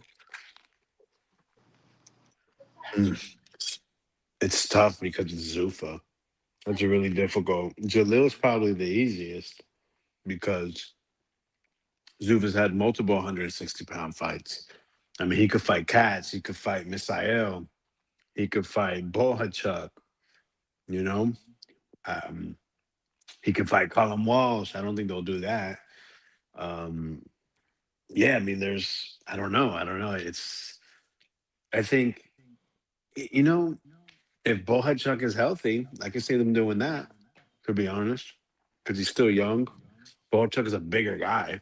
He hasn't faced that since his loss. So if I'm the matchmakers, I'm like, hey, this guy's older. Jalil just beat a gritty vet. Bohachuk, I think, would make the most sense in terms of giving Jalil another fight. But that's if Bohachuk is even fighting and in the U.S. And because people don't know this, it's pretty difficult to get a visa right now. A lot of people are being denied. It's not Jojo Cardina. It's people that are already here that are trying to travel that are coming up on expirations on their paperwork. So expect a lot more fights to be interrupted, FYI. Hitchens, it has to be Hammer Hands. He was in attendance. There's no one else really for Hitchens to fight. No one's gonna want to cross over. Listen, he's too good and too he's too boring, I guess, right? So there's no reason to fight him if he doesn't have something you want, unless Zuffa throws the bag. And if I'm Zuffa, I think Hitchens is the perfect candidate to get that Zuffa belt up for him due to his style, but also due to him being your marquee guy at 47. That's the best guy you have signed. One of the best guys you have signed in the whole organization, let alone welterweight, which is a money division. I'm sure you guys want to entice Haney and or Ryan Garcia eventually. Have him put that Zuffa belt up, have him beat guys, build his story while you try to get these other guys to cross over eventually, or do something joint to where you can use Hitchens to cross over or bring someone else. And so I think Hammer Hands, I would elect him as a top candidate. And then with Berlanga, I think if Zuffa was smart, I would pick Andrade. He's aging. He's a guy that wants to get paid, but probably isn't as expensive as some other guys. I think they would sell really well because even though Andrade is pretty peculiar and quirky, he will engage with Berlanga and bring, I think, what you brought the reason why he signed with Berlanga is because of his energy at the press conferences and obviously what he can do in the ring, win or lose. And yeah, I think he's also from Rhode Island.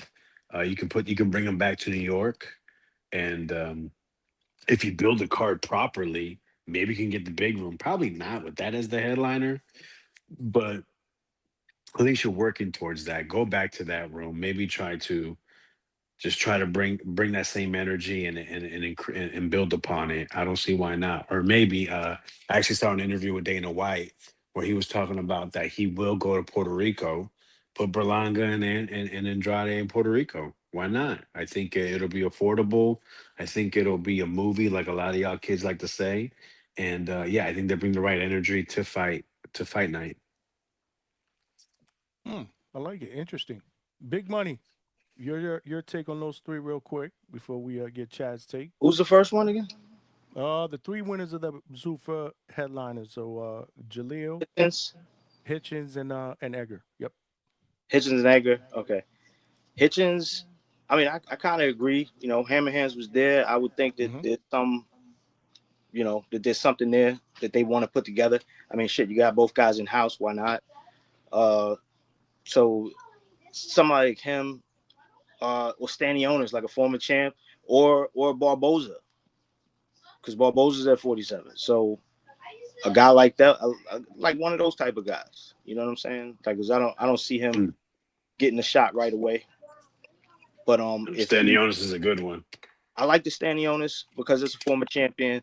So, you know, we could start having that conversation about especially being that he is a former champion himself, right? Like, I could see that matchup making the most sense. You got two former champions going up against one another, and then you catapult depending on what your performance look like. Because if you look amazing, and by amazing I mean you stop him. If you stop that guy, which is something that we didn't get a chance to see because he quit in the corner with Boots, then yeah, people are going to start to talk and they're going to say, yeah, you definitely need to go where the belt is, where a belt is. You know what I'm saying? So I could see that being something that he could get going. Now, as far as Jalil Hackett, with Hackett, I would probably say you want to get him in there. I like Cordell Booker. I like that. I like that kind of a fight. Who else do they have at that weight at Zuffa? I don't even know off the top of my head. But I wouldn't say put him in there with a Jahai because Jahai's a little bit further up, and I don't know how that. I don't really like how that would go for him. I'm not betting against Jahai. But look, you know who you got in house. Even though I know he wants to move up for that Zuffa belt. Shane Mosley Jr.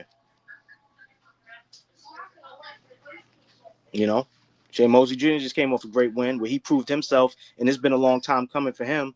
You know, where he finally got his name to where we're talking about him. Maybe you put him and Jalil Hackett in there together. Sure, you're going to be stunting somebody. You're going to be, you know, somebody's got to lose in that fight. But I think it's makeable. That fight is makeable. But yeah, it can't be some big name, man. It's got to be somebody like that. Or you know who else is in the house? But he's got a fight coming up. Vito Malnecki. That's another one. You know, somebody like that. You know, I don't know that he really needs to be catapulted that far ahead. And then of course we got Edgar. Last but not least, I know Edgar wants to get back to a title, but after what I just saw, I don't see that being the very next thing. I don't see that being the next thing for him. You showed us what you could do with a puncher. What can you do with a boxer? You know, maybe put him in there with one of those guys that just fought on this card. I mean, they've been kind of recycling those guys as it is. Put him in there with Powell August. Put him in there with him. You know what I'm saying? Don't put him in there with Jacob Bank. I don't know that that's going to work out too good. Or somebody I think mentioned this before, a guy like a Kevin Lee Saggio, if you really want to press the issue, you know, because that ties you into a Diego Pacheco fight. You know what I'm saying?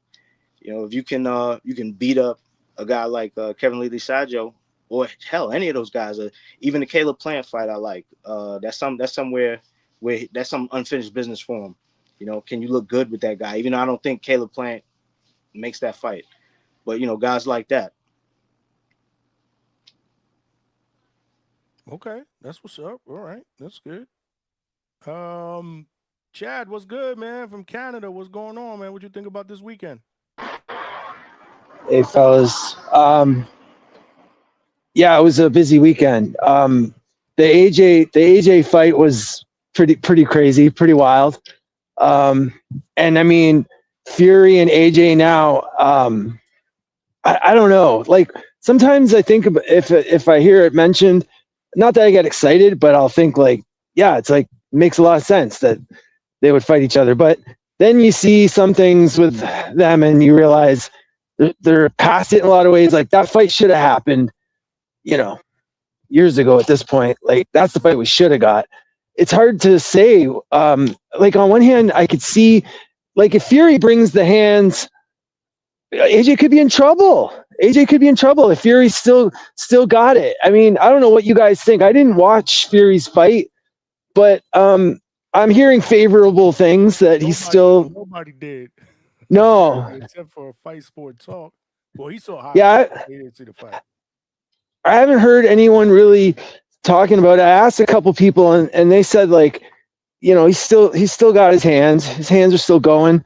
So I don't know. Like what we could end up with AJ and Fury is an exciting and fun fight. Like even though, you know, it doesn't really go anywhere. It's really just a feature fight. But anyway, the Zuffa, look, man, before anything else, the commentary was so atrocious for the co-main and the main event. Like, really? Oh, bro. Break it down. Like, it was so bad I couldn't turn it off because it was like watching a car wreck. Like, I kept wanting to hear what else. Like, they were so busy slobbing. And it's so weird because all these guys are Zuffa fighters, and yet they're still doing the commentary like for the A side, you know, like favoring Hitchens, favoring Berlanga, to the point where they're so busy doing that. They were timing it where they're talking some favorable thing about Berlanga, say, while Butler's like giving him a full right to the face. And not only do they not acknowledge it, they'll just keep, oh, geez. And they'll like smooth it out, you know, because they realize how stupid it sounds. Oh, man, it's disappointing from Ward, who should be and could be, I feel like, somebody to give us, I just want something authentic. It really just feels like these guys are on like literally like a script, man. It was ridiculous. Both fights, Hitchens and Berlanga, and then the way they call the action too. It's very misleading. They leave lots of stuff out. It was terrible. It was terrible. Disappointing for Zuffa. You think that something that they can control so easily like that, they would try and do better. It was just like total brand corporate bullshit commentary. I don't know if anyone else feels that way, but wow. I haven't been that annoyed. I thought Jimmy Lennon was going to take the prize for the weekend, right? Jimmy Lennon on the mic. I was like, damn, this is what? But man, oh man, Zuffa, they lifted the trophy high in the air. Other than that, guys, I don't know a lot to say about Hackett. I'm going to start keeping an eye for him more. I really haven't watched a lot of his fights. I think I've seen one fight. I was looking through his box rec. I really don't know him well. The Derevianchenko fight, I thought that was really great rounds for him in terms of moving forward. But I don't know who he should fight next or what path he should get on. But I'm interested, and I'm going to watch. Hitchens, I thought Vega was on the money. Like, let's just say it. Like, there's just something about the style he's fighting in right now that's just not overly attractive. Like, yeah, he was connecting and his accuracy was pretty good and he was landing stuff, but Salas, you know, was kind of there to be hit in a lot of ways. I was disappointed with Salas. The other thing I noticed too is it didn't seem like anything Salas landed on Hitchens even remotely bothered him. Like, it seemed like Salas just had no power. So the things he was connecting with and the work he was doing didn't have a lick of value, really. So Hitchens was never in any danger at all during that fight. I thought the last back half was the more interesting part, but overall, I don't know what to say. Like, I want to watch Hitchens fight. I want to be entertained, but I'm not. So we'll just see what the next fight brings, I guess, with Zuffa. I don't even know who the potential is for him now within Zuffa, you know? Like, I don't even know. I feel like that's another problem with Zuffa right now. Like, yeah, they've done all these signings and stuff, but I kind of don't really know. Like I'm trying to think about who these guys can fight. Like, I feel like there's a big part of the roster that I just don't know, basically. Or am I wrong about that? How do you guys perceive that? Like, are the big signings pretty much, it's not everything, right? They must have a bunch of journeyman type guys or, you know, worker guys that are signed. Yeah, So I just pulled it up by division. Pulled it up by division because I was interested to see who was there at middleweight. So Vega did mention, or I'm sorry, I think Money mentioned Shea Mosley Jr. Misael Rodriguez, Carlos Ocampo, Austin Deonda, Callum Walsh. like, where are you looking at that, Johnny? On their website? No. Like, you can look at the roster? Yeah, okay. Just Googling it. Yeah. Ocampo's a good one Yeah. for him, for Jalil. Which Ocampo. one? Ocampo. Ocampo. Yeah. That's what I'm saying. I looked at that one too. That's the one I was like, okay, not a bad one there for the next fight. So Ocampo's there. You got Ryan. Yeah, I'm sure there's people there. It's just I don't know that I don't have the names like, you know, ready to go and in my mind. I'd have to like look it up too. I guess I should. But just lastly, Edgar, I mean, man, so where Hitchens, the fight was kind of boring, at least Edgar's fight woke everybody up. And I think that going forward, if he, like, is that what he's trying to do, Johnny? Like, it just sounds to me like he wants big fights with the name guys. Like, and from an entertainment point of view, I don't mind that at all. If he's going to get in there and create action, I'm with it.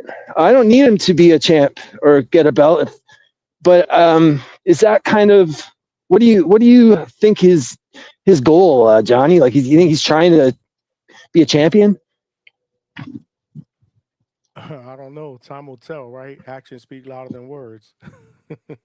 I think this was the first camp that I can remember, and I think I said that before last week, that he actually had some mentions in a lot of his interviews on wanting to be a world champion. That was always my biggest issue with Edgar. Not speaking enough about being a champion, but always speaking about being a superstar. You know, it's all about he said he wanted to be undisputed. This camp. No, in general. Didn't Edgar say he wanted to be undisputed? Oh, I don't remember. He might have said it this camp. He said a world champion. He said world champion. A world champion. I don't remember undisputed. He did say that. He saw that. He said that when they had the after show. He didn't say it in the ring. I saw when they had like an after show sit down with him, and he was saying he was expressing his ambitions to become a rapper and WWE, but he also said that his main love is boxing, and that's his focus to become a world champion. He did say that. Yeah, I did also hear him say he did not want to retire without winning a world title, because it'd be equivalent of a basketball player not winning an NBA title in their sport. Yeah, he said boxing is his first love. That's what he said, bro. Yeah. What's going on, Johnny? The cookout spot? What's going on? Hey, Lo? What's hey, up, Lo, man? I saw you on Four Corners Boxing. Yeah, man. I'd never seen you before, so it's always funny to like put the voice to the person. I got a YouTube But it was channel, great. bro. I got a YouTube channel. I show my face on my channel, bro. Yeah, man. Hit me up. Subscribe. Low Nose Boxing. Appreciate you. But yo, Johnny, I got a lot to unpack for the weekend of boxing. It was a wild weekend. It was my birthday weekend as well. Salute. Happy birthday, man. Thank you, man. Let me start off with the Anthony Joshua fight.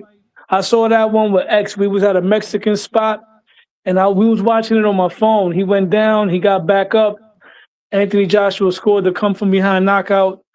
Him and Tyson Fury, that's probably the only heavyweight fight that I would really, be interested in watching. And a lot of times we get these great fights later in their careers. This is not the first time that we had heavyweights face off in their twilight. Riddick Bowe fought Evander in their third fight later in their careers. Lennox, Razor Ruddock and Tommy Morrison went at it years later. It was a bang out. But I got Fury winning the fight if it happens, because even though both guys go down, Fury has better recuperative powers than Anthony Joshua.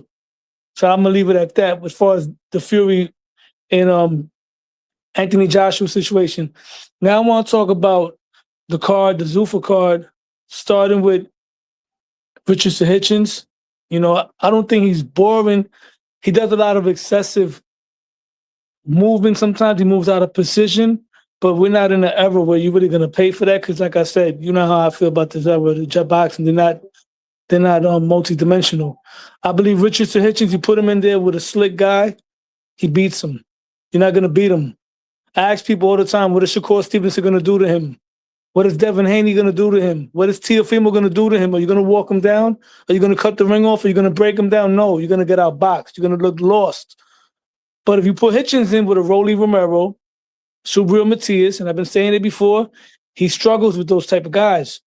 He's this generation's Vernon Forrest. Hell of a fighter, but couldn't handle the Ricardo Mayorgas. You know what I'm saying? That's how I feel about Hitchens. Hell of a fighter. I'm not feeling Bud Crawford's disrespect towards two guys that he didn't mention, three guys he didn't mention. He made his little 5-king list. He left out Teofimo Lopez, the one that created the Kings, the first king, the first one that had the balls to take a chance and become an undisputed champion. He left Ryan out for his reasons. All right, I understand that. And I understand he didn't mention Rolly, but come on, you left T.O. off the list, bro. So you're diminishing your little brother's biggest win, right? That's what we're doing nowadays. Just like he diminished one of his own best wins when he said Errol Spence Jr. is not a Hall of Famer. I'm going to touch on Errol Spence next. Pause. I don't say pause. I'm in my 40s, but that don't sound right. Me touching on Errol Spence. You got to give you your credit for the Kings, bro. Huh? For the what? You got to give you your credit for them 5 Kings, man. Yeah, man. Yeah, I started that. At least it's 5 this time. And now I want to touch on Edgar Berlanga. Pause. Again, pause. Edgar Berlanga. Come on, bro. Really?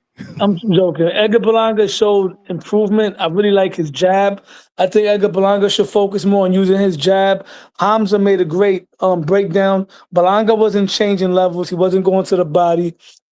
But Berlanga is getting better, and I like to see that he's getting more mature. I've been very hard on Berlanga because I feel like he wasn't really being focused on boxing. He wanted to be more of a hip-hop, clout guy, but now he's focused. He got a taste of the big fights, and he came back with a nice win. This guy wasn't a pushover. The guy had power. I want to see Edgar Berlanga using his jab more, get more defensively responsible, change levels, dig to the body, become more better fundamentally, because he has an amateur pedigree. It's not like the kid doesn't know how to fight. He just strayed away from what he did earlier in his amateur career. If Edgar Berlanga could put that together, he can become a world champion in a division where there's no real world beaters there. You're not in a 168 division where you got a prime Canelo. You don't got a Joe Calzaghe or James Toney. You got Hamza Shiraz, who probably had bricks in his hands when he beat Edgar Berlanga. As far as who I would like Edgar Berlanga to fight next, that's a good one. Nah, we ain't doing that, Lo. I gotta No, stop you. don't do that. Don't cut me off. Don't cut me off. You always fucking do that to me when I'm talking, bro. Don't do that to me, please. I would like Edgar Berlanga to fight Caleb Plant next. I would like him to fight David Morrell, who's coming off of a knockout loss. They got history together. It's still a dangerous fight. You know what I mean? David Morrell's a good option for Berlanga. Caleb Plant. I don't think Charlo's going to go straight into that. But those are 2 fights for Berlanga, Jaime Munguia. And believe it or not, those are winnable fights based on how those guys been looking lately. You know what I mean? Now I want to talk about, let's talk about the big fish, Errol Spence. Let's give the man his flowers at the end of the day. Errol Spence Jr. I saw a post on Instagram, and the question was, is Errol Spence Jr. a first ballot Hall of Fame? This is what I will say. Errol Spence Jr. for most of his career while he was at the top as a champion was a top 5 pound for pound on many pound for pound lists, including mine. Errol Spence Jr. up until the Terrence Bud Crawford fight was hands down the best welterweight in a pretty good welterweight era at the time. You had some good solid guys there.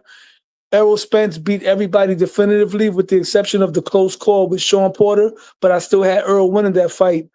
Errol Spence has 3 wins over 3 guys who I believe someday will go into the Hall of Fame, in Mikey Garcia, Danny Garcia, and Sean Porter, right? He also beat Kell Brook at 1 in the division. Errol Spence has the accolades. He has a pretty good resume. So I believe Errol Spence Jr. goes into the Hall of Fame. First ballot, depending on who's on the ballot with him. However, he's not going to go down as a great or an all-time great. He's going to go into the Hall of Fame. He's going to be on the table with Hector Camacho, with Zab Judah, Arturo Gatti. He's not sitting on the table with Cotto, Oscar, and Mosley and those guys. Now, the crossroad fight of his career that would have catapulted him into a great or possibly an all-time great would have been had he beaten Bud Crawford. Had Earl beaten Bud Crawford, I would say a great. You know what I'm saying? Had he moved up afterwards and become a champion, an all-time great. But we can't put him there because he hasn't done those things and he did not bounce back from his loss. Had Earl came back from that loss and became a world champion again, like at 154, we can say a great fighter. But Errol Spence Jr., in my eyes, is a sure shot Hall of Famer, beyond a shadow of a doubt. Okay. All right. And I'm sorry for yelling at you, bro. I didn't mean to curse at you like that. But every time I'm on the panel, you always cut me off in the middle when I'm cooking, and I don't do that to nobody. But what's up, brother? No, but Lo, you have cut me off in the past, but it's all good. Let's let bygones be bygones, right? But hey, Lo, Johnny, right? Yeah. When he says that the gloves were loaded, to me, you're taking a shot at Mark Ferrade and his team that they're not doing their due diligence and they didn't see Shiraz get wrapped. So we can't do the wrap stuff, man. Because if there was any credence to that, we would have seen Mark Ferrade also allude to it. He just lets Edgar do Edgar. I never seen Mark Ferrade jack that or say, hey, I also think there was something funny with the gloves. So first and foremost, that I'm sorry, Lo, but that just like made my ears go up. I'm like, wait, hold on. We're not doing the glove thing. Like there was someone there that watched him get his hands wrapped.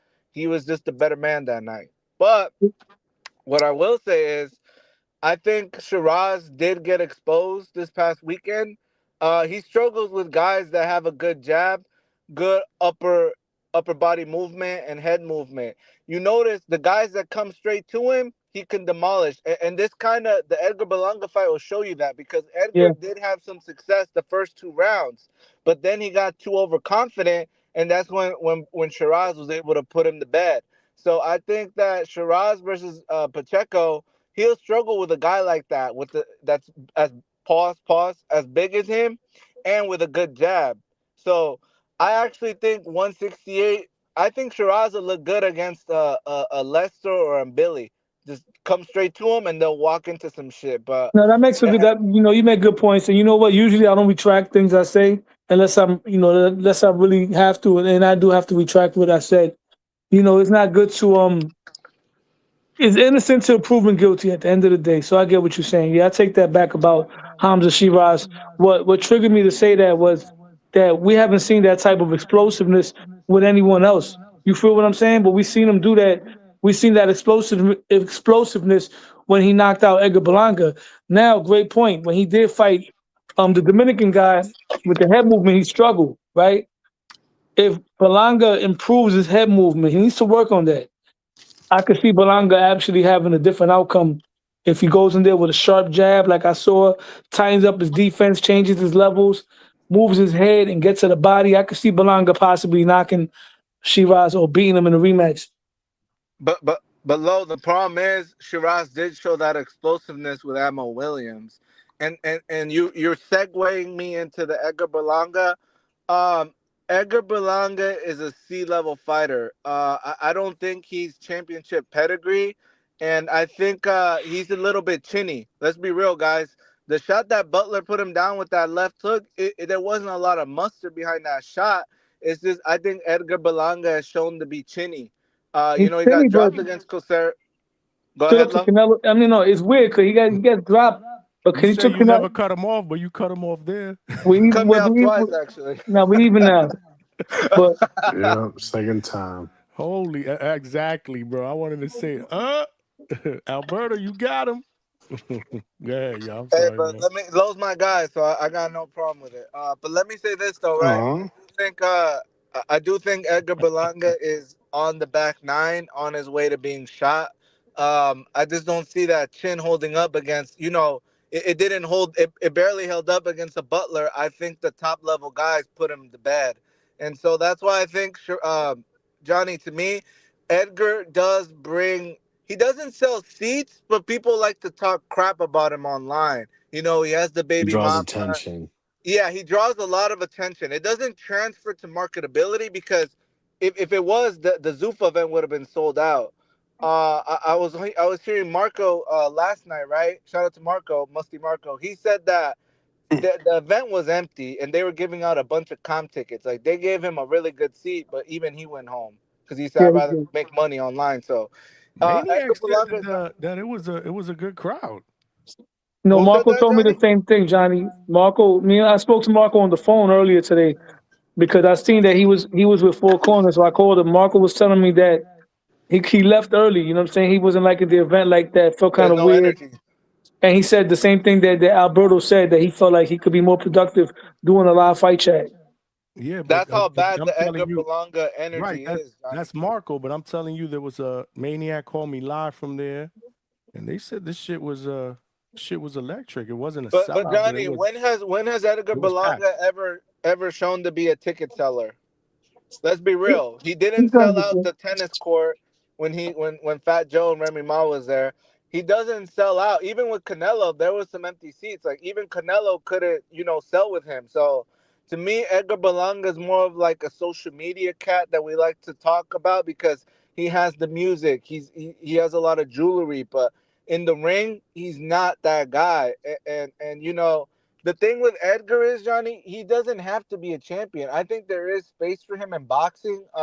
We do need these villains, kind of like Rolly, right? Guys like to hate on Rolly. Pause. So I do like Edgar Berlanga. What? I just think we You should can't temper compare the him with Rolly. Guys like to hate on Rolly. You can't compare him, Pause. Rolly, bro. Rolly's a 3-division world champion, part of the Six Kings. Don't compare Edgar Berlanga with Rolly Romero. We're not gonna do that.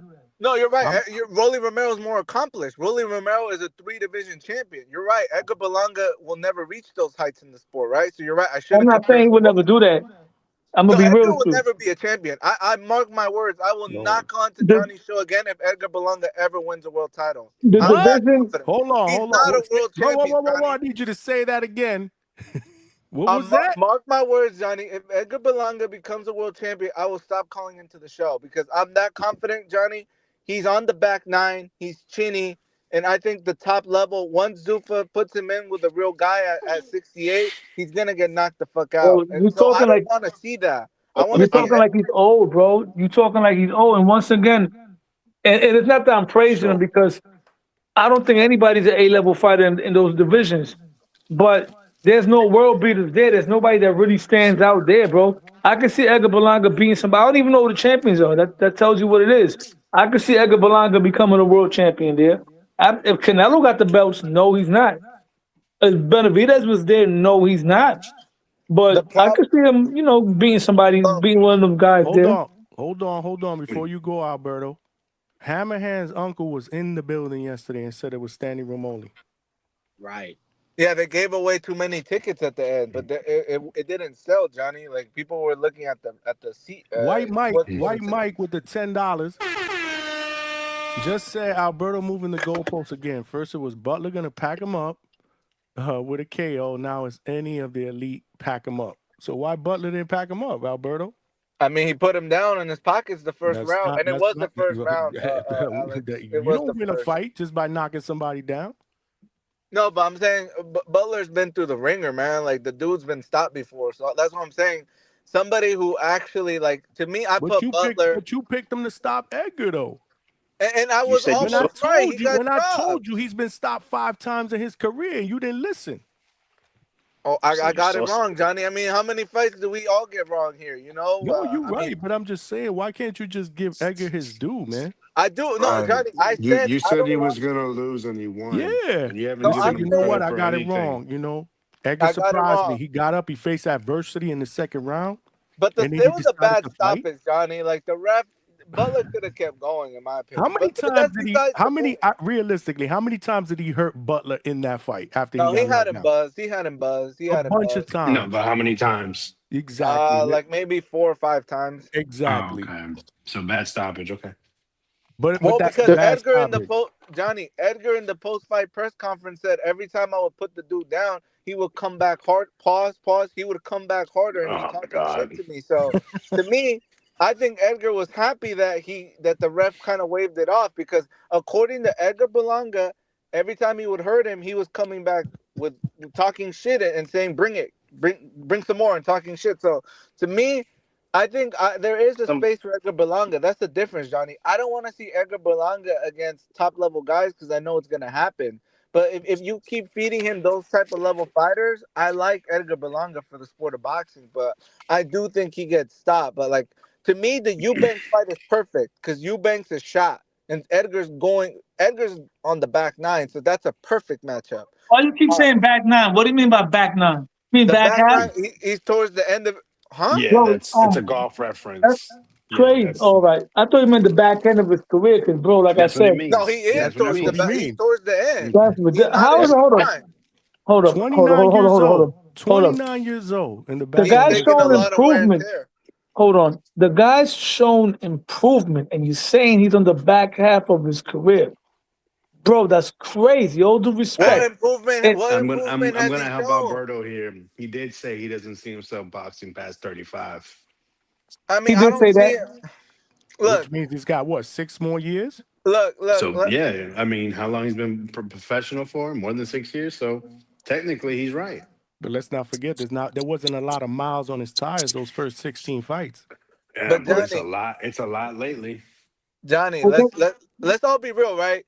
Edgar Berlanga was in it for the fame and money. He never talked about world. Now he's been humbled into saying that because the biggest bag he'll ever get, he already got with Canelo. So now he's talking about world titles. But you could tell that's a dude who went into the sport for the money and the fame. Let's not kid ourselves. That's why he's in the music lane.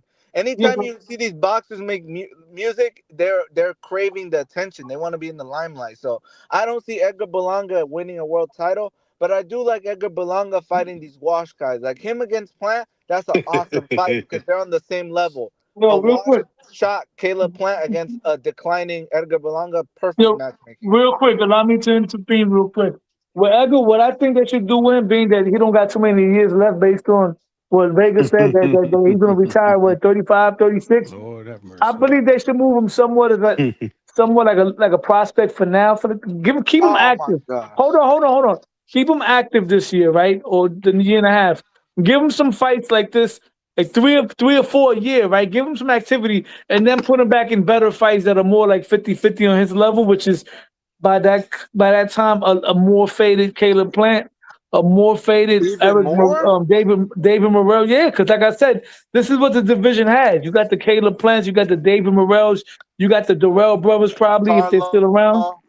I think Charlo's too dangerous. If Charlo gets the rust off, Charlo puts him to sleep. Let's not forget, Charlo was a real champion at one point. So I'm not. If he's gonna fight Charlo, he would have to get Charlo now. In that, what's that But noise? Yo, but someone's background, like it sounds like they're hold at the on. casino.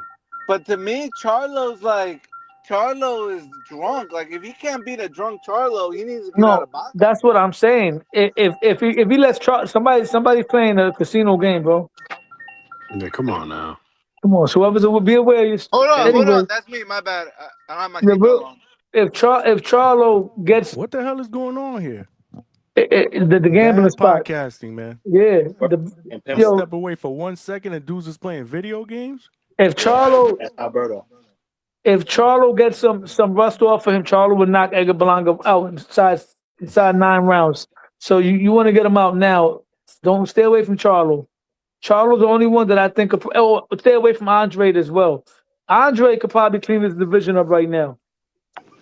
Wow. At I 38 agree years with old, Alberto. Lord have mercy, bro. What are we What's up, doing Johnny? here? No, I'll say this. I agree with Alberto in the sense that honestly, with Berlanga, okay, he can have these aspirations and getting one of those shiny belts that you pay 3% for. And that's cool. That's what they're, most people are conditioned for. And now I think he's trying to set a goal, a different goal, since he kind of reached that Canelo apex of having that opportunity to be on the big stage. But I agree with Alberto in the sense of you don't have to put him in these tough fights. He has a lane. You can really help him develop, which he really lacked due to him knocking out all these guys in the first round. Make him some money, build his confidence, allow him to go through things. That Butler fight showed you there's still some bit of immaturity to his game when he got knocked down. When listen, the reason why he got knocked down was you allowed this guy to push you back with very few punches onto the ropes, got squared, and look, as soon as your back touched the ropes, you got punched and went down. These are things you have to go through that you're supposed to go through in your developmental fights. He didn't go. He's never gotten that. That's why you've seen him get dropped over and over again.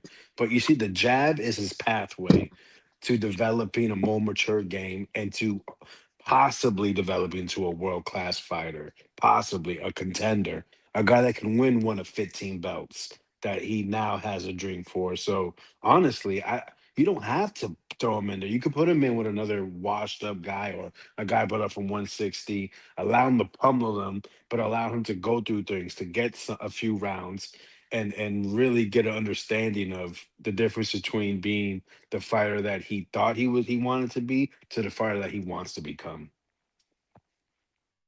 Yo, Vega, I want to ask you a question, Vega. Being that you are Errol Spence guy, do you agree with what I was saying about Earl? About him being a Hall of first Fame. ballot Hall of Famer. Yeah, yeah. No, he's not a first ballot. I mean, it really does depends on who's on there, but I wouldn't label him that. No, but I'm sure he'll get in. Let me ask you another question. If let's say, how many guys got to be on the ballot first of all? How many guys they let in? They let in 3 guys. All right. Let's say there's like 3 guys and only one got to get in. And Earl's on the ballot with Danny Garcia and Keith Thurman. Who's getting in first? With It's a those good one. 3, probably. Man, my instinct says Errol. So and I agree with you. And if you think about the guys that's around this time right now, that's in the twilight, retired. Danny had his farewell fight. Keith Thurman, I don't think he's coming back. Earl's not coming back. It's pretty much safe to say that these are probably guys that's going to be on the ballot together when that happens. So I think Earl would make the first ballot if he's in there with guys like that. If he's in there with Canelo and Bud already retired, that's a different ballgame. You know what I mean? So Yeah, I just don't see you in first ballot because there's going to be some people pushed back from some years prior, stuff like that. Then we got to take account of the weight classes. But I mean, I'm sure there's a small percentage chance that he could, but I wouldn't rate him as that. No. I don't think either one of those guys you mentioned gets in first ballot. Remember, we talked about Danny after his last fight. I said I feel like he finds a way to get in, but definitely not first ballot. Same thing with Errol Spence. And John, you know what's crazy? The Danny that we saw in that last fight, I think that Danny, even though the competition was different, I think that Danny beats Errol Spence, man. Like Earl really looked like he was out of the gym. Like he had no type of foot coordination. He was falling all over himself, and I think Earl should get himself a little homecoming fight, something to retire with. But if not, I still wouldn't mind seeing him fight one of his contemporaries like Keith Thurman, bro. They both look horrible in their last fight. It'll probably make for a great fight between both of them right now. I would like that fight, Earl and Keith Thurman, a retirement fight for both of them. I'm good, man. I don't need to see Errol no more, man. See that shit at all. Yeah, no, I'm good. And I think Errol's good, man. You heard him after the fight. I mean, he didn't say I'm going to go back and think about it. I'm going to go back and talk to my family. We'll see how I feel in a couple of weeks. I'm going to get away and make a decision. He was pretty adamant right after the fight, man.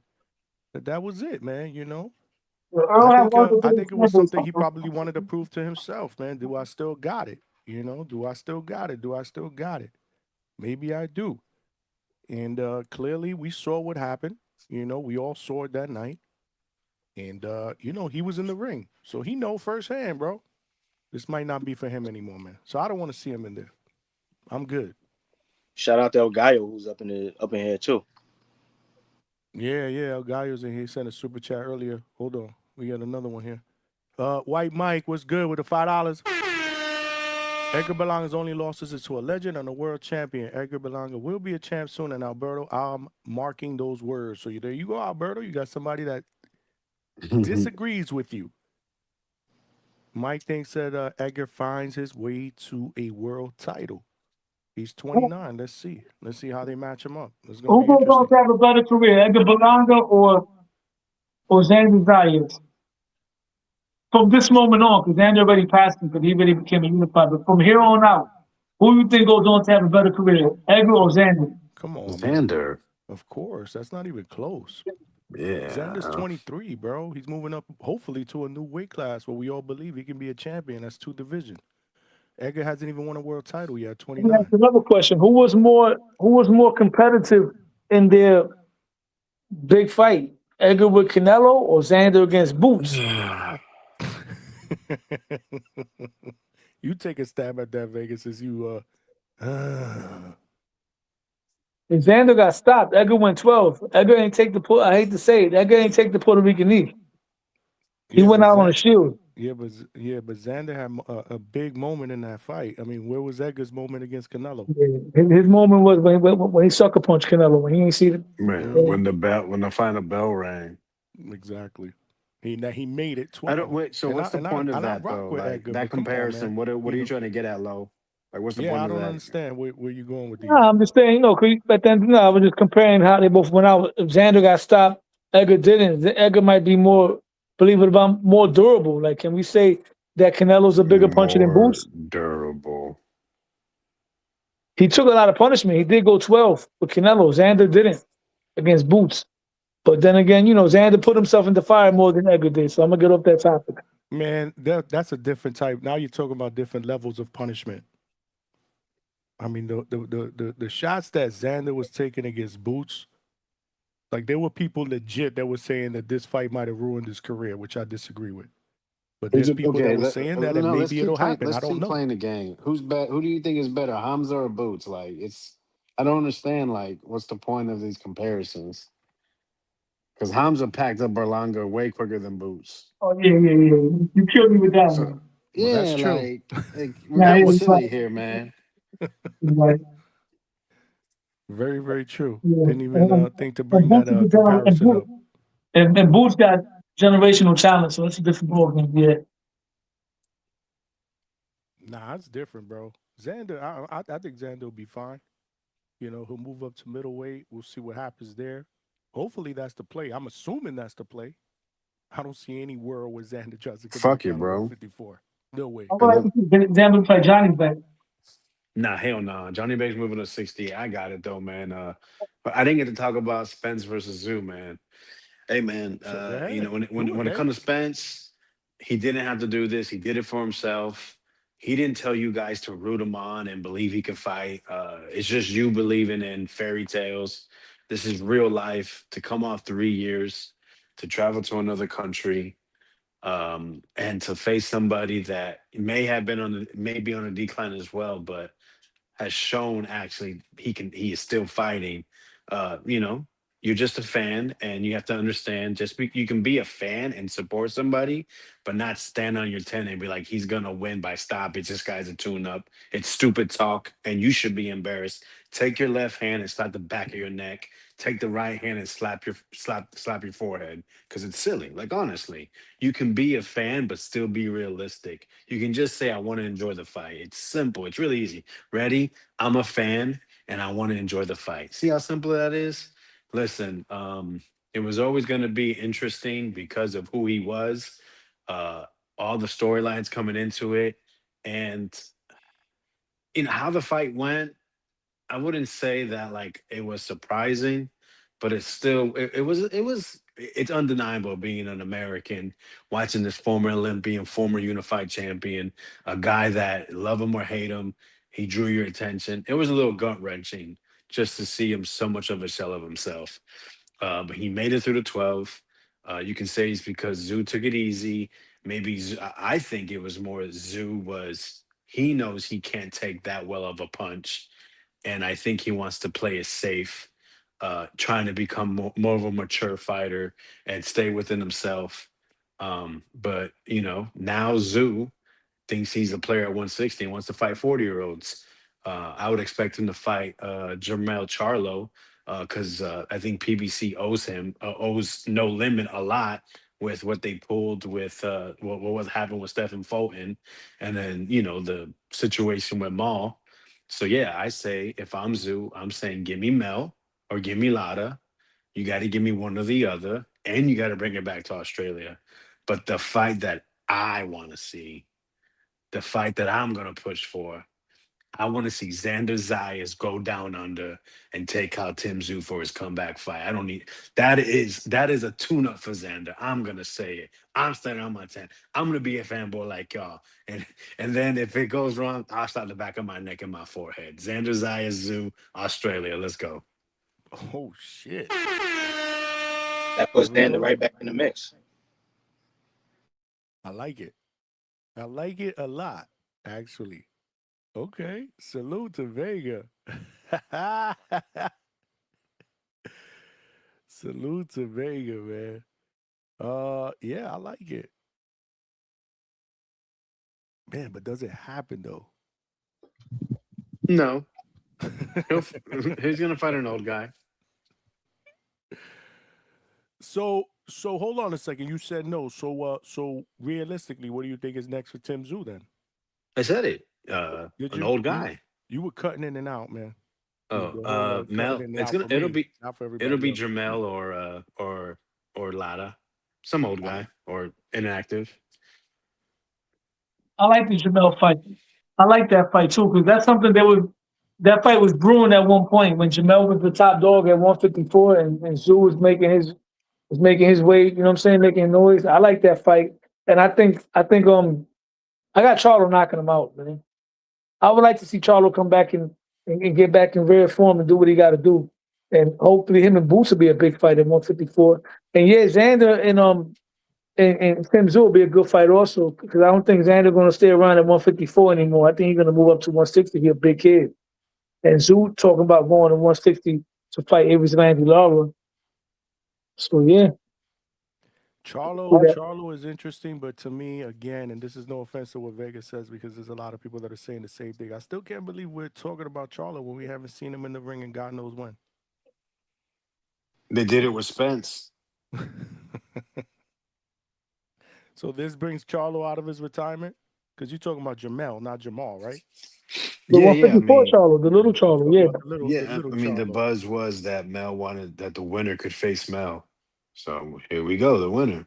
Yo, what's this Bud Crawford shit, bro? Like the Bud Crawford thing. I saw the interview today, man. Like, why you retired talking about Boots, man? Like he was talking. I don't know if you saw it. He was on the podcast with Tony Yayo and him, and he was throwing some shots at Boots Ennis. I think Boots Ennis needs to go out there and really call him out, man. Like he's mentioning his name too much. Who knows? Maybe that's something that does materialize. Maybe Bud low-key wants to fight him. You never know, man. Hey, Lo. Hold on. Before you go, Chad, Curtis Robinson with the $5. Johnny Back Bell is on the shelf for the taking. Xander versus Tszyu for that belt at 160. You thinking like Vega, man? Well, Bentley is upgraded as a WBO champion, so that can be Xander's tune-up, man. If that was Spence's tune-up, it'll be Xander's. He just got upgraded within the last week, right? Yeah. He's gonna get an interim fight and then fight Yo-Yo as his mandatory. I like that. I thought Yo-Yo would have to petition, but shit, if he don't have to, that's beautiful. Fuck yeah. Hell yeah. Curtis Robinson has also been a member of the Pound for Pound list for 9 months. Thank you, my brother. I appreciate that. Chad, you wanted to jump in? Well, I'm going to jump off shortly, guys. But back to what Lo was talking about Zuffa card and talking about Hitchens. And Lo, you kind of said that you didn't think Hitchens was boring or whatever. And but you didn't really say why. I'd like to hear your reasons, and I just want to say, well, wait. I just want to say why I think he was boring. And then really, I'd like to hear from any of the panel, anyone that's got an opinion on it. So yeah, like the back half of the fight wasn't that bad, actually. It wasn't that bad at all. But the first half, he's almost doing like a stick and move. Whoa. Are you guys hearing a noise? Yeah, You hearing that? What the hell was that? I don't know, man. I don't think it's me. Is it okay? Yeah, we don't hear it now. Like, I'm out walking, so I don't know. Sometimes the connection goes weird, but okay. So anyway, the first half of the fight, he was really doing like a stick and move, and that's good if you are against a really dangerous or challenging opponent. But I just thought for Salas, like, why can't Hitchens stand and trade? Why is he so willing to let go of ground and constantly be moving against a guy like Salas, who clearly couldn't hurt him, even his best attempt? Why? And then on that note, it seems like he can't throw more than 2 or 3 shots, and then he just moves, like, regardless of how successful he is. That part of Hitchens' style now, and I think we can say style, it's like the last 3, 4, maybe even 5 fights have all kind of had this pattern now. This is how he's fighting guys. And I think when you're against an equally dangerous, like someone of his scale, of his level, that type of fighting makes a lot more sense to me. But I just see him as it just looks like avoidance to me when I'm watching him, man. And against Salas, he had an opportunity. I think it was the 5th or 6th. He wobbled Salas. Like, you saw his legs go a little bit, and there was no instinct at all to jump on him, try and finish it, try and hurt him, try and and entertain the crowd a little bit while you're at it. Like, what's wrong with that? I don't know, man. Like, and it does mean it becomes boring. It does become boring because we all saw that he was leagues above in skill. You know, like, give us something, man. This is your opportunity. Like, show us. I don't know, man. I don't know about Hitchens. He's a champion level now, so we can't be giving him any excuses anymore. Like, he's got to deliver. He talks all the shit. He's had a belt. Like, let's see it. I don't think we've seen it yet. Okay, that's kind of all I got. I can see why he doesn't stand there and trade. The dude doesn't even have a 40% knockout ratio. Like, he's not gonna stand there and trade with anybody. Like, why the fuck you think he faked the fucking death when it came to Duarte? Like, you know what I mean? It is what it is. I think against someone like a Duarte who's coming forward with a strong 1-2, that's a totally different thing than Salas. Salas was coming forward, but it was a really weak attack. He was really inaccurate, and there was no power at all. Like, this is what I mean. Like, against that type of opponent, you know, I'd like to see some more, man. I want to see it. Let me ask you a question. Could you ask me what I saw? Could you express what you said was boring? I could admire his skills in boxing. I mean, don't get me wrong. He's not the most exciting. He's not like a knockout artist. But I've seen more boring guys like Rancis Barthel. I mean, guys that, you know what I mean? But I could admire the skills. I could admire the counterpunching. If power is not his big thing, then why go for the knockout? But I believe he does have underrated power. You know, he did hurt the guy a couple times. He did knock out Campbell on Hitchens. He gonna lose because Hitchens struggles with guys like that. That's why he did not fight Duarte. That's why he did avoid Subriel Matias. And when I went down to Philly and interviewed him myself personally, I asked him, and this was at the time when Devin and Teal were champions at 140 with Subriel. And I said, which one do you think is the toughest fight? Name them in order. And he said Subriel Matias is the toughest fight out of all of them. And I was surprised. So maybe that type of style gives him trouble because there's times where Hitchens goes on the ropes and leans there and a guy will punch on him. This guy didn't have the volume to give him the issues that the Argentine guy did. What's his name? Gustavo Limos. Yeah. So I could see Hitchens losing against a big puncher that'll come forward, let his hands go. That's why I say he beats the other guys. As crazy as it seems, because everybody's got favorite fighters within the Kings, right? I stand on what I said, man. Richardson Hitchens beats Shakur, he beats Devin, he beats Teal. He loses to Rolly, probably loses to Ryan. That's why it's so unique how the Kings are because you can mix and match them, and some guys that beat some guys, and some guys that beat the other ones. You know, just like Durant lost to the rest of them, but Durant was the one that was able to beat Ray Leonard. You know what I mean? I think that Hitchens loses to Rolly. Hitchens is a king now. According to Bud Crawford, yeah. You know, Bud Crawford No being way. racist. Bud Crawford left off T.O. He left off Ryan. And yeah, these guys came around with each other. He's not a king yet, but he's capable of being one of them. If he beats one of them, he's in the same age range. No king is letting a guy like Salas put you on the ropes and punch on you how many times during the fight, man? Give me a break. No way, man. No way. Well, that's not a king. That's not a king. How many times does Salas land on him though? Like, I don't know. I'm a little confused by you, Chad. Like, Salas lost every round. He maybe won no more than 7 seconds of the fight. I'm not trying to suggest Salas was winning the fight. You're missing my point. I'm saying that the style he's fighting in, yeah, he backed him up to the ropes, and just like Flo just said, he's shelling up, and you're right. A lot of it isn't connecting. That's not the point. It's the optics of keeping him there. It looks terrible. It's not the defensive wizardry that maybe he thinks it is. It doesn't look good at all. It looks terrible. It looks like a loss. It looks like an L. He had him on the ropes several times during the fight, 4 or 5 times at least. So like for what, like 20 seconds in total? I don't know. Probably longer than that.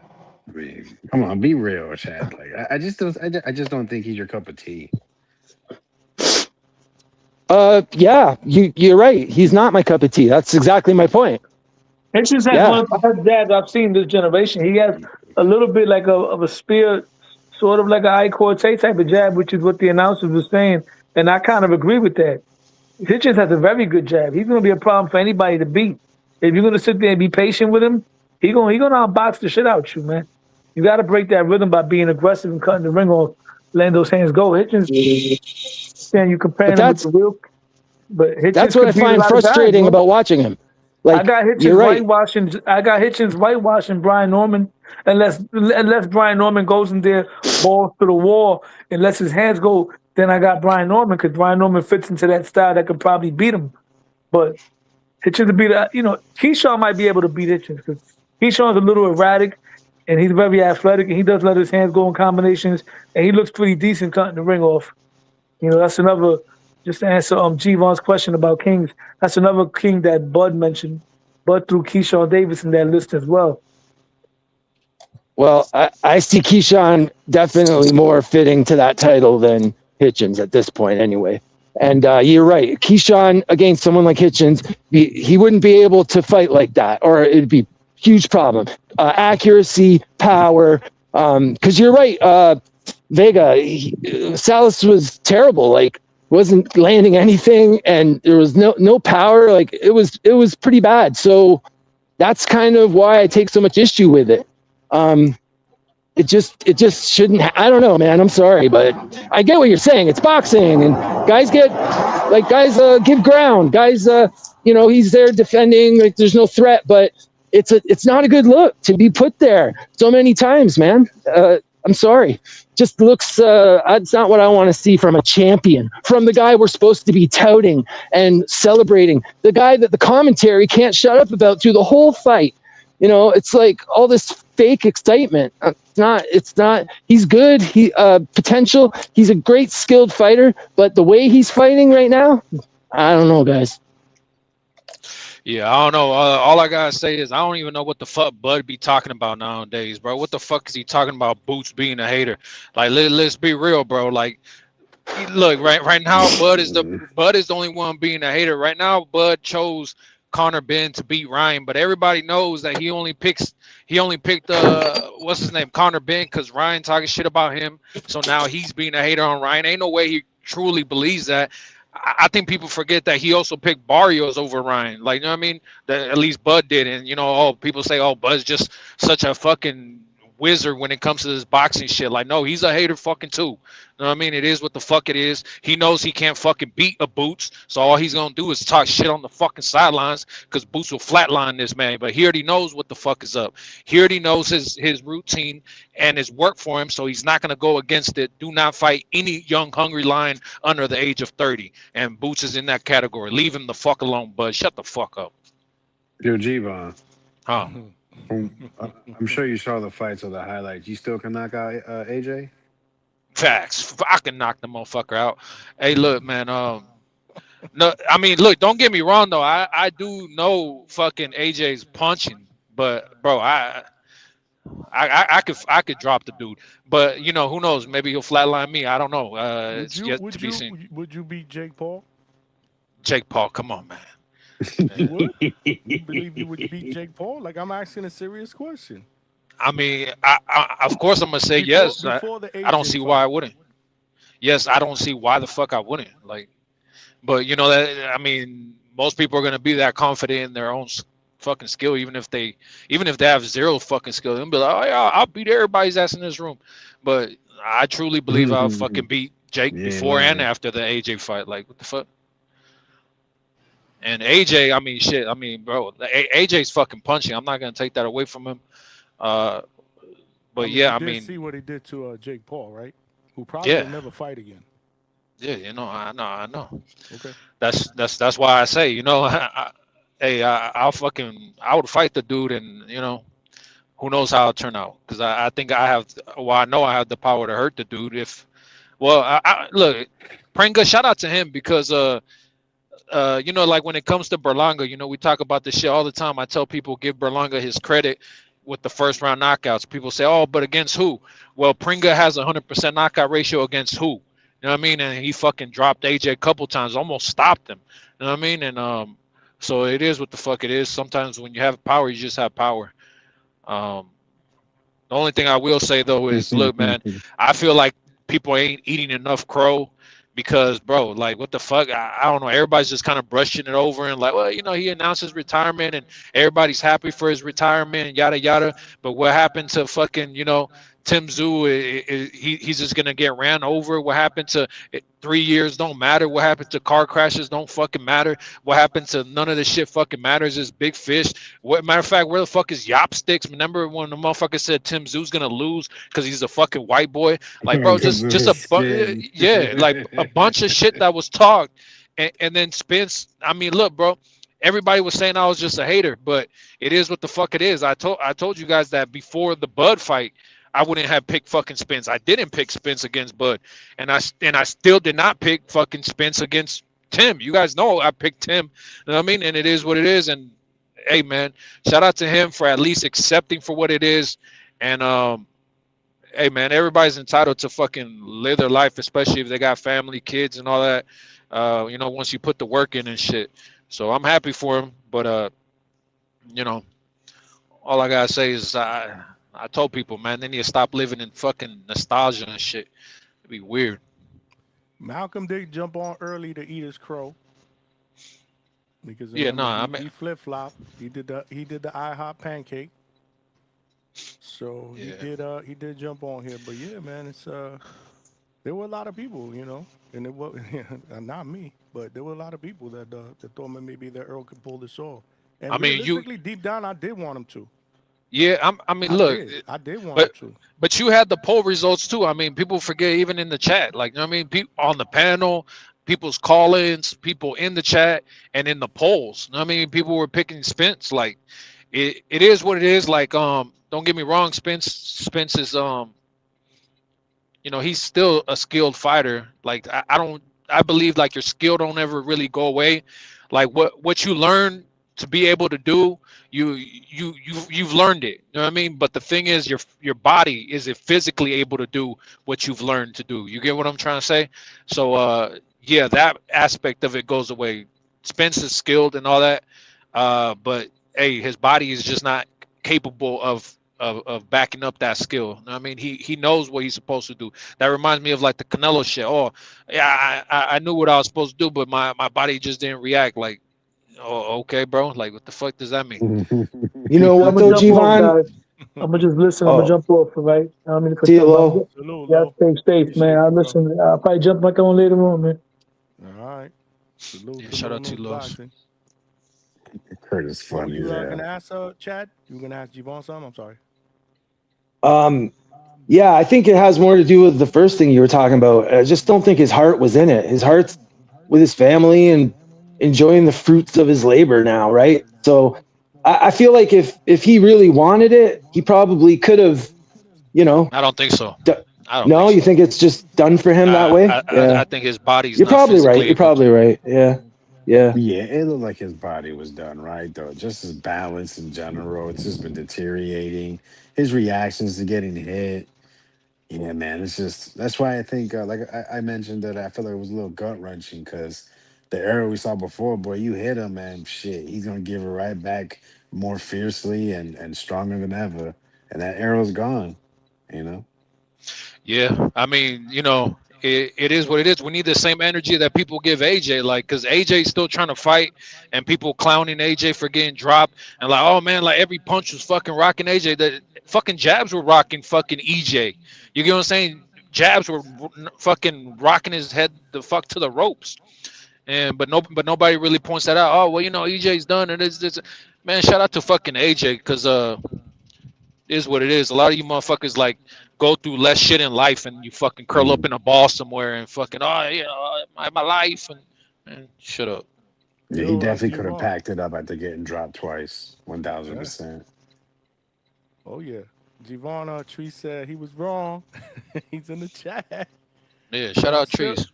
But he said I'm still not rocking with Zoo to make any real noise. Javon Trini BX said you would never yell again fucking with AJ. I mean, hey, shout out to that. that. Jaw, bro. Like he broke Jake Paul's I know, jaw, right? He might break yours on the other side. Yep. Hey, I tell you that. Me. But I love your confidence, though.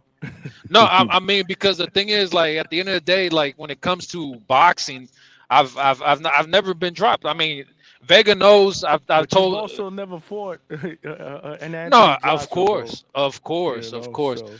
Of course, but in boxing and in street fights, everybody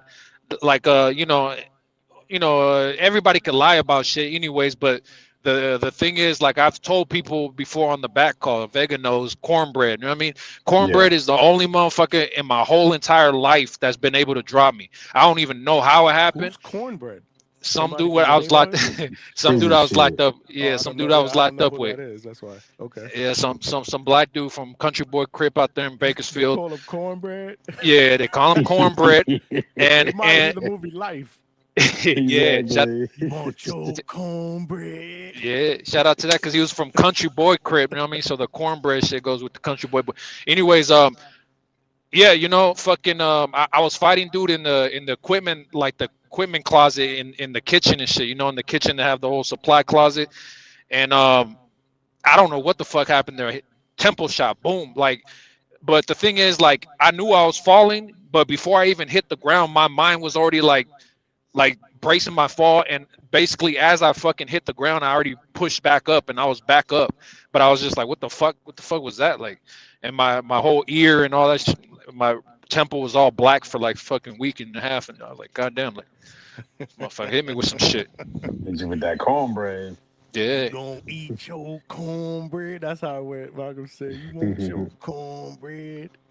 Yeah. Curtis Robinson with the $5 said, Johnny, get a crow for the losers. I'll do better, man. We do the fart button here because they shit in the bed. Malcolm, Trace. Oh, y'all get the fart button. Yeah, man. Salute. So, Javon, what do you think about the Zuffa call yesterday, man? I mean, like I said, Hitchens.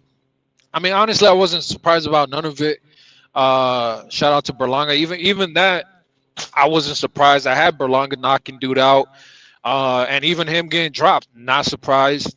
But he gets up. There's certain fighters that, hey, they're gonna get dropped, but they're gonna get up and continue to fight. Give it what the fuck they got, and I mean, it was a cool card, but what else can I say? I expected Hitchens to just fucking jab the fuck out of somebody. try to just box. I expected Berlanga to knock dude out. Cause who the fuck is that guy? And I wasn't even surprised about him getting dropped either. So as far as Did you win any money this weekend? no, I didn't bet any money on this. Even though I should have, even because it was all easy shit. I had AJ, I had fucking Tim, I had Berlanga, Hitchens. I don't know. What about Hey, guys. Hackett and Devrichenko? Look, man, Darren Macheco. Hey, that guy can fucking but same thing. He always does what he normally does. You know what I mean? So I wasn't surprised about none of it. I don't know. I just wasn't too impressed with any of the boxing this weekend. Even the AJ shit, even though I respect the fuck out of him for coming back and knocking dude out, I wasn't overly impressed. I just want to say about the gambling angle, I was really disappointed that they canceled the Wilson and Fulton Jr. because that was plus 300 for Wilson was the last I saw, and I was ready to play. I hadn't placed the bet yet because it seemed like it was increasing as the details of the fight kept changing. And it's funny, after they moved the weight up, Fulton's increased, so he went from like, I don't know what it was, minus 300 to like minus 400.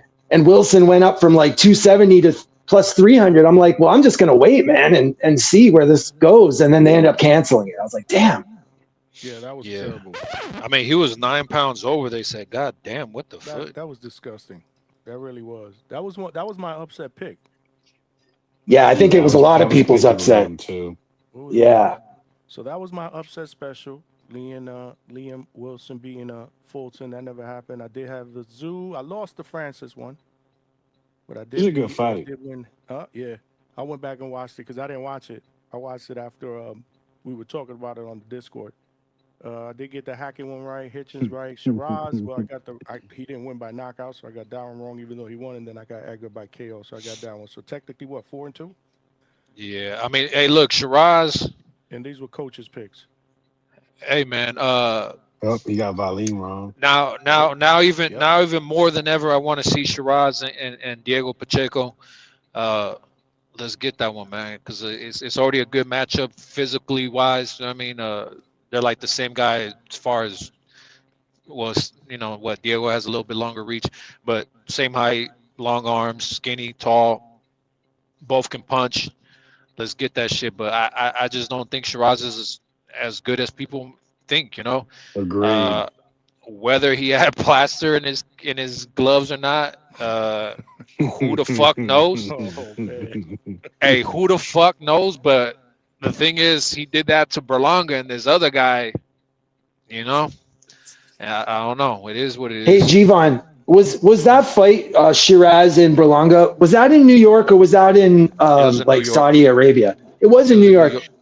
So the fact that the New York Athletic Commission is going to help a foreign fighter to cheat like that, I just can't see it. I can't see it. You got to think about the fact that it was a turkey card. I mean, when the man walks, when somebody walks in the room and everybody knows that's the guy with the money, hey, man, I don't know what to tell you. Don't do it. Don't do it, Jivon. Don't do it. Yeah, H-Town got a super chat for you. H-Town with the $5. Straight cash, homie. Cornbread hit Jivon so hard he got up with his butt hurt, and it is what it is. Gang shit, homie. LOL. Hey, man, it is what it is. And then H-Town is back with another 5-piece. Appreciate you, my brother. He said Low Nose lost all credibility when he said Haney belongs in with the 80s.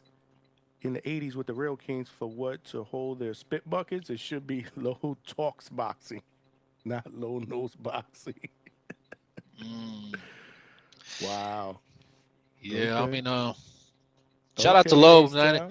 Where are you, H-Town? It's after midnight. That's when the fucking crazies come out. Jivon came out about 15 minutes early. Facts. Hey, H-Town, pull up. Hey, but look, Lowe's knows, don't get me wrong.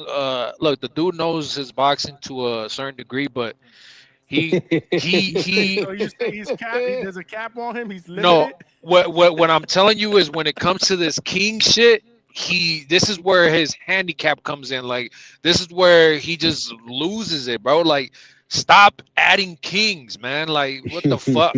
Bro, every day it's a different, right? It's 5, 7, 9. He's gonna give us dukes soon. Lord, man. I heard through the grapevine he got packed up on DPV today. Did he? A word? I missed it. Yeah. Quickly. I heard it was real quick. Wow. Hey, man, and another thing too is shout out to Boo Boo because he came back after quitting on the stool and got a knockout. But I'm not gonna lie, it's a good knockout. But hey, man, give the same energy to everybody that you guys give it to. Stop with all this. Oh my God, Boo Boo. Who the fuck was that guy? You know what I mean? If the fuck it is, what the fuck it is. You know what I mean? What fucking network were they fighting on? Where were they fighting? What the fuck was that? No, bro. No, all those other extra logos, like it was on the zone, but it was like streamed by the zone, I think for like a charity write-off or something. I don't know what the fuck that was. But yeah, man. Shout out to Boo Boo, but bro. He looked in great shape, huh? For 38. No, he did. Amazing. He did. Oh, but all I'm saying is same energy. Who the fuck is that guy? You talking about same energy for who? Like what they ain't The keeping guy- for who else? The guy. I mean, you know, when it comes to Berlanga, when it comes to anybody else, they say, "Oh, who has he knocked out though?" Or like, who did he really knock out? And it's like, who was that guy Boo Boo just knocked out? The pride of Brazil, bro. Oh yeah. Low nose boxing wants to defend himself. No. What's up, man? Now I want to talk about the TBV thing that happened. The TBV thing that happened today, right? The pack, y'all hear it? The pack up didn't last long. You know what I'm saying? Nets hung up on me, whatever, because I said something about Buck Crawford hating on Tio, hating on Ryan, and hating on Rolly, the 3 Latino kings, but he added. He is Buck, hating on him. You know, exactly. So Nets got mad and hung up on me. But let me just let y'all know. I've been packed up before on TV. No, not packed up. I've been crashed out on before, but not like other people that take verbal abuse that continue to take it. I'm the kind of person, if I'm in there, he starts yelling at me, nigga, I'm hanging up on you.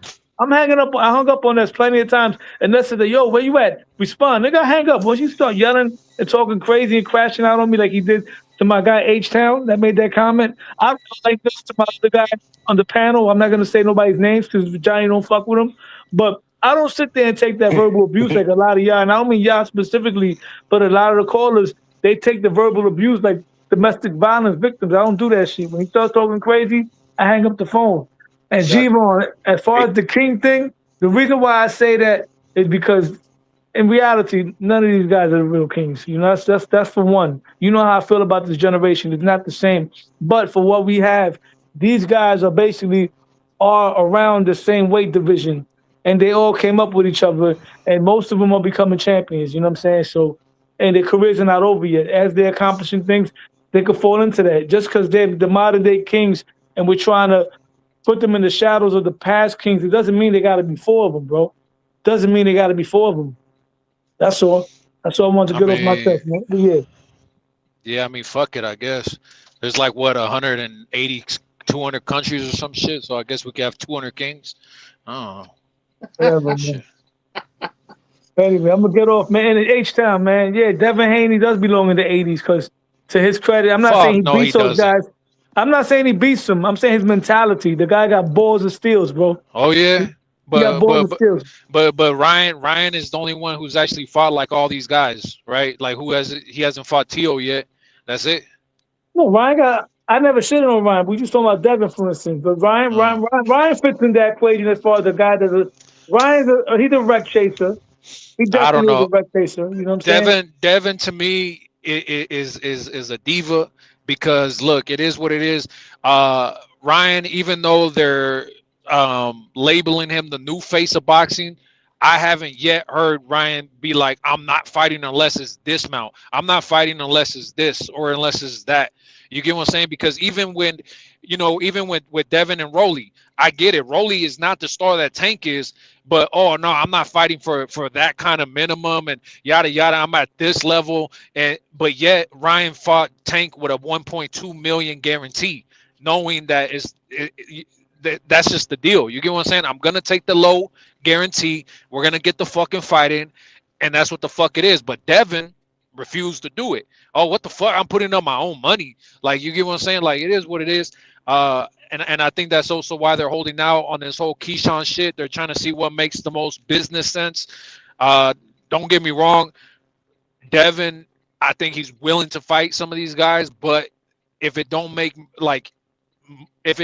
reach a certain money mark that he wants, he's not touching it. And I think some of these other guys are willing to do shit for less money and are actually more of a star, actually more of a draw than Devin Haney, actually more exciting than Devin Haney. But Devin Haney, he refuses to fight unless a certain mark is met. But whatever, teach his own, I guess. I mean, that's the business part about it. At the end of the day, you want to make business, but to Devin's credit, at the end of the day, he's fighting the people. Like, when's the last time we can really say that he had a tune-up? The closest thing to a tune-up he had was a former unified champion in Jose Ramirez. Ever since after that, it's been. And I know I sound like I'm being on the Haney voice type time, but I'm not. I'm just calling it how I see it. The man's been fighting world champion after world champion, credible opponent after credible opponent. He went in there and took on a guy that, including myself, I thought Devin Haney was going to get his head taken off against Brian Norman Jr. He went in there and beat him definitively. You know what I'm saying? And now here he is, getting ready to fight another slick African-American fighter, young in his prime, like in the words of Two-Tone. He says, she says, hood nigga boxing. That's what he's giving us, right? But meanwhile, we got the other guys playing a bromance with each other. They don't want to get in the ring with each other. So Devin Haney is giving us something that a lot of the old school guys gave us. They gave us the fight, man. I got to give it to him. I mean, I guess it's just the way you view it. Because me personally, I view it that he's backed into a corner. Him fighting Keyshawn, it is what it is. Like I said, he's trying to figure out what makes the most business sense.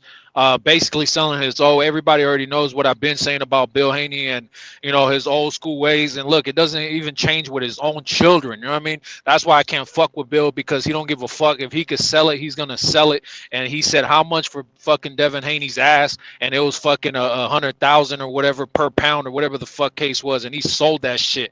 And now he's trying to figure out how can we make the most money again, because you could possibly lose to, because I think there's a high probability he could lose to either Keyshawn or Shakur, and those are the two names, the big ones that are in front of him, and he's just kind of tethering back and forth, trying to figure out what makes the most sense on selling his ass to. You know what I mean? Like, it is what the fuck it is, because he could take the official first loss, but, I don't know, that's just the way I see it. But you see it as him taking on Keyshawn. It is what it is, man. At the end of the day, we're going to get the fights. Hopefully we do. And that's all I got to say, man. I'm going to sit back, continue to listen, man. If I hear my name come up, I'll jump back on, man. Y'all enjoy your night. And your H-Town, what's up with you, man? You got to come back, man. You know what I mean? You let Ness pack you up. I would have been hung up on him halfway into that call, man. Y'all enjoy your night, brother. Salute. H-Town is being a chatty patty in the chat, but he ain't jumping on the panel. Yep. This is the Haney hate spot because of these guys, not because of me. Because of them. Y'all. Yeah, good job, y'all. Hey, y'all the reasons why word on the street is this is the Haney hate spot. Not because of me. Because I would love for somebody to find a clip where I just shit on Devin Haney. Find it. Post it. I dare you. If you didn't have him winning, you're a hater. Well, I mean, I didn't have him. Yeah, I picked Norman, and I got that wrong. But what happened before? But what happened? You hater. And I didn't shit on him that whole entire fucking. We were doing shows about that. Remember, I was like, bro, can we not talk about this fight for at least one full calendar week?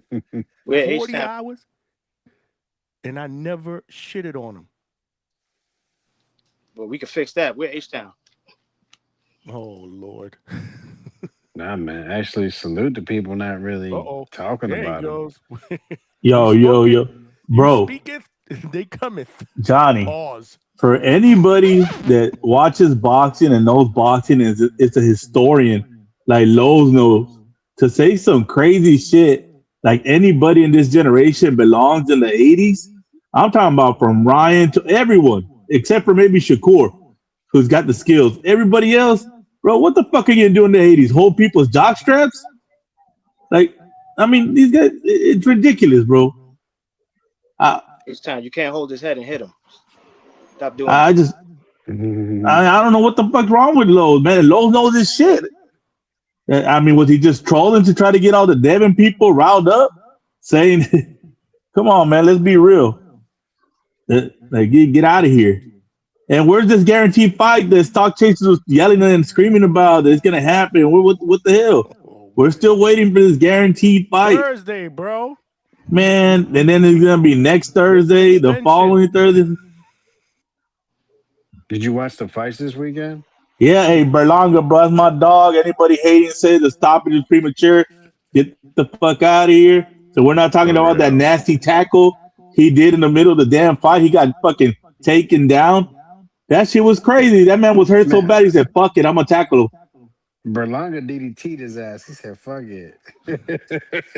Man, hey, bro. And he got up, bro. He got caught with a good little shot on the inside. And, man, you could tell he was a little upset at himself because he shouldn't have got caught with that. But, hey, man, he came back. He fought like a champ. Fight was on after that. Yeah, hey, you know what? People that want to hate on Berlanga is crazy. And I'll eat my crow for my Errol Spence pick, you know. And I guess I was wrong. I guess. Yeah.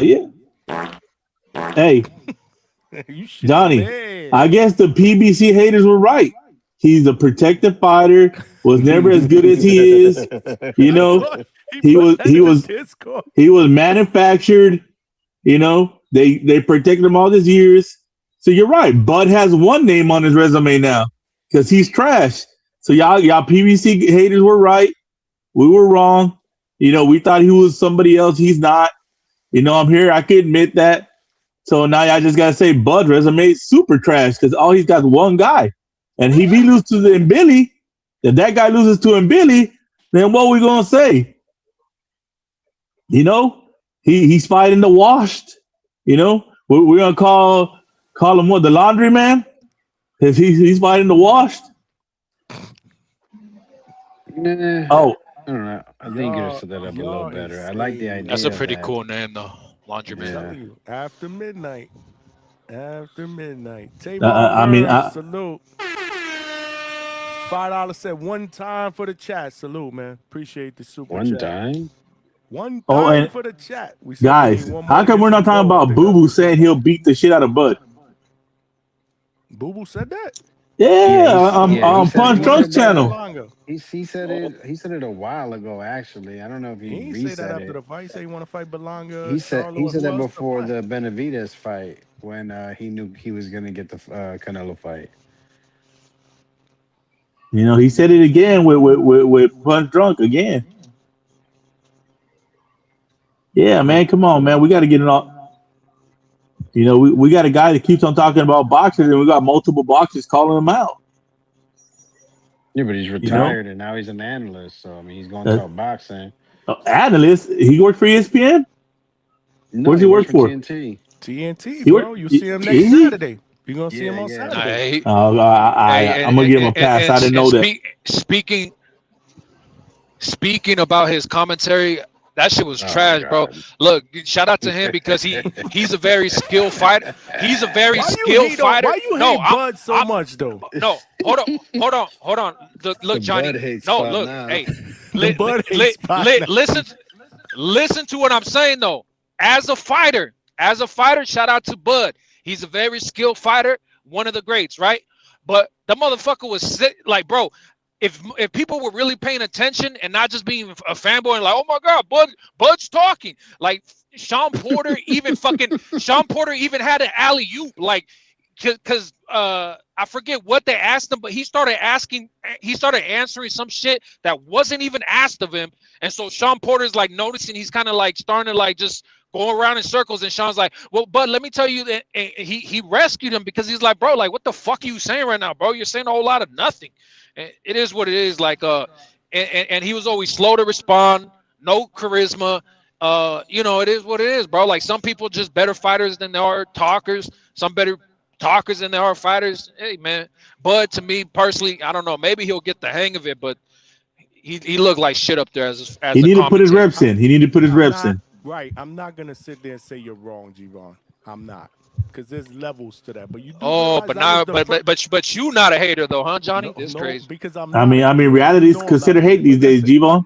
But you know, that's how we do. We throw the hater word around quite often at midnight when the crazies are. You know the deal. That's just common culture here at the Hangout spot. So, but I will say, you do know that was his first time, and it might take some time. Yeah, that's you know. That's why I just a grace period, but he wasn't the most skillful. He was trash. Fuck. Kind of an odd choice. I mean, he's not used to it. He's never been really a talker. Like, there are certain fighters throughout their career that you honestly say. I mean, you might as well put him and Earl up there to commentate the next fight. Nah, we don't want Errol up there. There's fighters that we hear throughout the course of their career that we can realistically say, I can see a future in broadcasting as soon as his fight career is over. I've never ever felt that about Bud. He's never really been a talker. Yeah, no, I give him that. But that's why I'm just pointing out the facts. I'm pointing out the facts. Like, it's not hating. He was the weakest out of the bunch, if we're gonna be real. But man, I'd rather have Johnny up there, 100%. Well, I'd rather have Johnny up there too. You know what I'm saying? Nah, I think it'd been even. Oh, you glazing this time? You glazing? You glazing? I'm just being real. Look, you glazing right now, Silver? You glazing? Huh? You glazing? Damn, remind me never call Chevy beautiful. What he called her? He said she Play was it again. Drop Dead Gorgeous. No, I didn't play the whole thing. I play the whole thing, bro. I gotta get the whole thing. That was only a clip that I had for the meme, man. But yeah, you can't give Chevy Red a compliment, man. So I mean, I don't know what's negative I got about G-Von saying that Bud's an excellent boxer. I mean, the what? No, you got these guys that get sensitive if you talk about their favorite boxer. Oh, no. I just don't get like to throw around the hate word after midnight. That's all. I don't get the point of him going for that job though. He's not a talker. You know what I mean? So it's like, why did you want to be an analyst? You don't talk. Like, that's just weird. But whatever. Well, it's really it's like, what do you call those guys? They're not calling the fights, so they're not doing like the play-by-play. He's the color commentary. Color commentary. So I mean, yeah, amongst four people, so he's supposed to be saying something funny. Yeah, but we'll see. Give him some time. But yeah, I just don't know. I just don't know if that's gonna fit. But hey, have y'all been watching AB lately? Made me laugh. Yeah, every day. Man, hey, dude, that dude needs to be a coach though. I've seen him with these kids. And he's just got the eye for boxing, man. I think AB should just go ahead and start coaching, man. It's still being boxing. I mean, I wouldn't want him around my kids. It has to be with adults. Come on, man. That's just an act, bro. I said I don't kids. He's very inappropriate. I don't know about an act that you sound like, bro. Like, hey, man. He gonna be that coach ask about your mama? Is that your mama? Tell her I say hi. I mean, he knows his body pretty good at coaching. The question is, would he be like that in the gym setting where he's actually that's what his job is? Would he be like he is on that stream? We don't know. Is he gonna show up every day? We don't know. That's a great question. Absolutely. Tavon. I guess I'll be the optimist here and say, you know what? Everyone deserves a chance to change. We don't believe you, H-Town. Yeah, I could be the pessimist. It's all good. Tavon just made us hit the goal. Salute, man.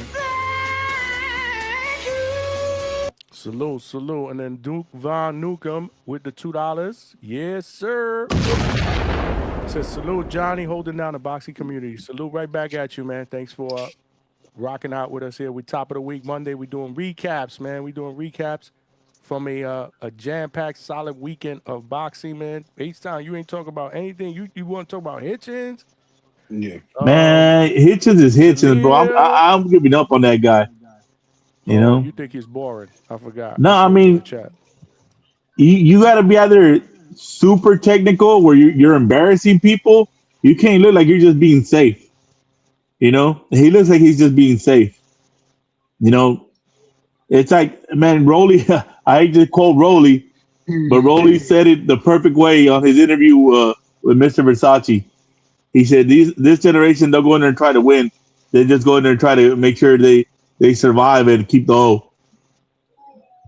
Yo, Yeah, I mean, if Hitchens is not gonna go for a knockout, at least do some showboating. At least do something. I don't know. Do something, man. Do something. I don't know what to tell that Hit him guy. with that shoe shine bullshit that there's no power behind him, but it looks good.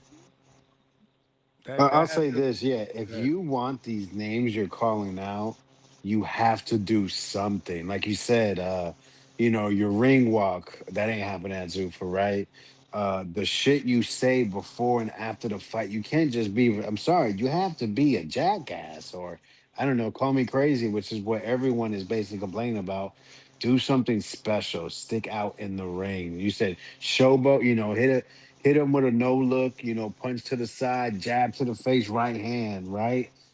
Yo, Even slam a motherfucker, something. Call fuck him a it. pussy, loud as fuck. Like I get what y'all saying, but that was beautiful boxing. I don't think you guys give enough credit. And also, understand this: if you want to see aggression, don't watch Hitchens. Simple as that. Yeah, He's not I gonna mean, do Oh, it. Vega, we understand. Like, technically, of course, it's great. But that's not going But to it's make no money, beautiful. man. I yeah, mean, and who gives a fuck? Do you and want like them for him to make money? I mean, he's making money. Like he's making it. Yeah, I but mean, I mean, look, that means you're going to get big fights, bro, and entertainment fights you want to No, see. for sure. That's on him. But watching him perform, that was a shutout. He looks fast. He looked accurate. The technique was magnificent. And yeah, he could have did more. It was pretty obvious. That's I how mean, but what do dominant you he say that was. guy was a C-level fighter fighting an A-level fighter? See, Say it again. I say, I wouldn't don't you know say about. I that's an don't know. A-level fighter against a C-level fighter? So wouldn't you You could, expect him to look spectacular against somebody like that? yeah, but people had questions like, "Yo, can this guy press him out?" And like, I mean, you still had. I mean, bro, did we expect him to lose? No. And what did he do? Win every round. I mean, like that's why I give Shakur so much credit because who he did it to Tio, and that's just that's levels on levels of greatness. I think he could have Say it stepped. again.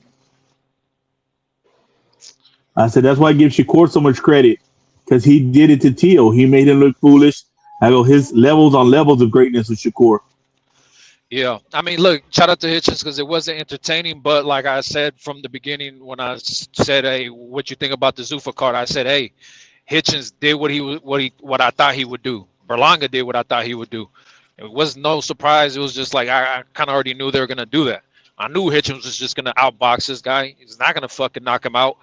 Like people get a little carried away when people have a knockout or a knockdown. You know what I mean? Like I think about fucking Devin Haney. You know when he was able to drop Brian Norman, it's like, oh my god, oh now he has some real power at 47. And it's like, bro, relax. Y'all said the same shit when he dropped fucking Regis at fucking 40. Oh, the This is fucking crazy how 140 you brought up Wilder. Devin Haney, bro. Like, come on, man. I Why are we mean, talking it about is. Devin again? No, hey, all I'm saying is They what can't else help did you guys themselves. what else did you expect from Hitchens, bro? Any He's just a good boxer. Shout out to him for doing what the fuck he normally does. I don't know. I just don't put too much sauce on that fucking Cambosa's knockout. Me personally, I Agreed. don't. I agree with you. Hey, He well, what does do you think exactly. on the That's what Padley fight? Hitchens does. The what fight? Is Padley like the weakest champion at 54, like 100% now? Padley. You mean Josh Kelly? Yeah, I mean, no, who were Josh Padley? Who fought this weekend, man? It was, the Yeah, European Josh kid, Kelly. Josh Kelly. Kelly. You talking Yes, about Kelly. Josh I'm sorry. Padley? No, Kelly. No, I just He's a saw the lightweight. highlights where he was all bloodied up and Oh yeah, Yeah, he got cut those off in were the from back of his nose. headbutts. it looked like he was in a war. Yeah, it Nah, was they were from headbutts. headbutts. Yeah, headbutts. All three of them were for headbutts. Yeah. But Well, yeah, I don't know. The he highlights had to didn't look too grind it out. favorable. Yeah, he had to grind that one out. He was. I wanted to speak about it, but these guys want to talk about Haney and fucking Bud. Jesus Christ. I thought, Even Yeah, man, Kelly is. People don't give him credit. The boy can box, and he's gonna look close to elite from 6 rounds. And then those last 6 rounds, boy, anything can happen. But I said this on the Boxing Voice. You got to give him credit. He showed a lot of grit, and it shocked me to see how offensive he was in that second half when it was obvious he wasn't the same fighter, going into the end.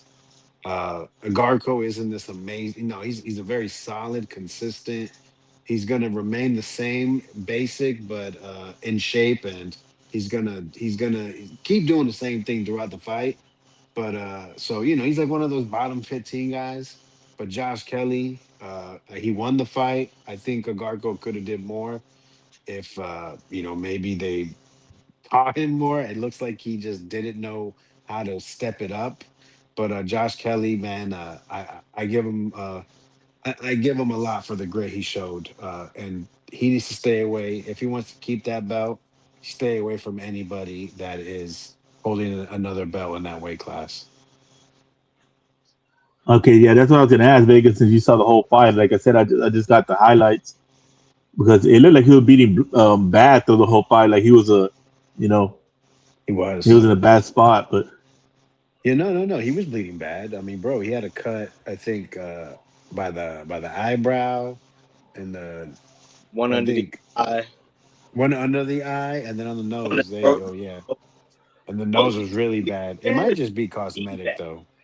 But I mean, yo, honestly, if Boots wants to collect that belt, I mean, I get it over with. I don't that fight. I don't really care for it, but I'm not saying Josh Kelly's a bad fighter. It's just I think so highly of Boots. It's a waste of time unless yeah.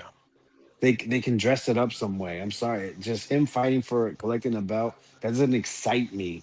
The belts don't do shit for me. You know what I'm saying? Like, if I see a bitch with jewelry, that okay, cool, okay, it's like congratulations, you bought jewelry. big tits. How about that? Nah, we talking some ass. Hey, Hey, yeah. so would y'all want to see a Virgil fight?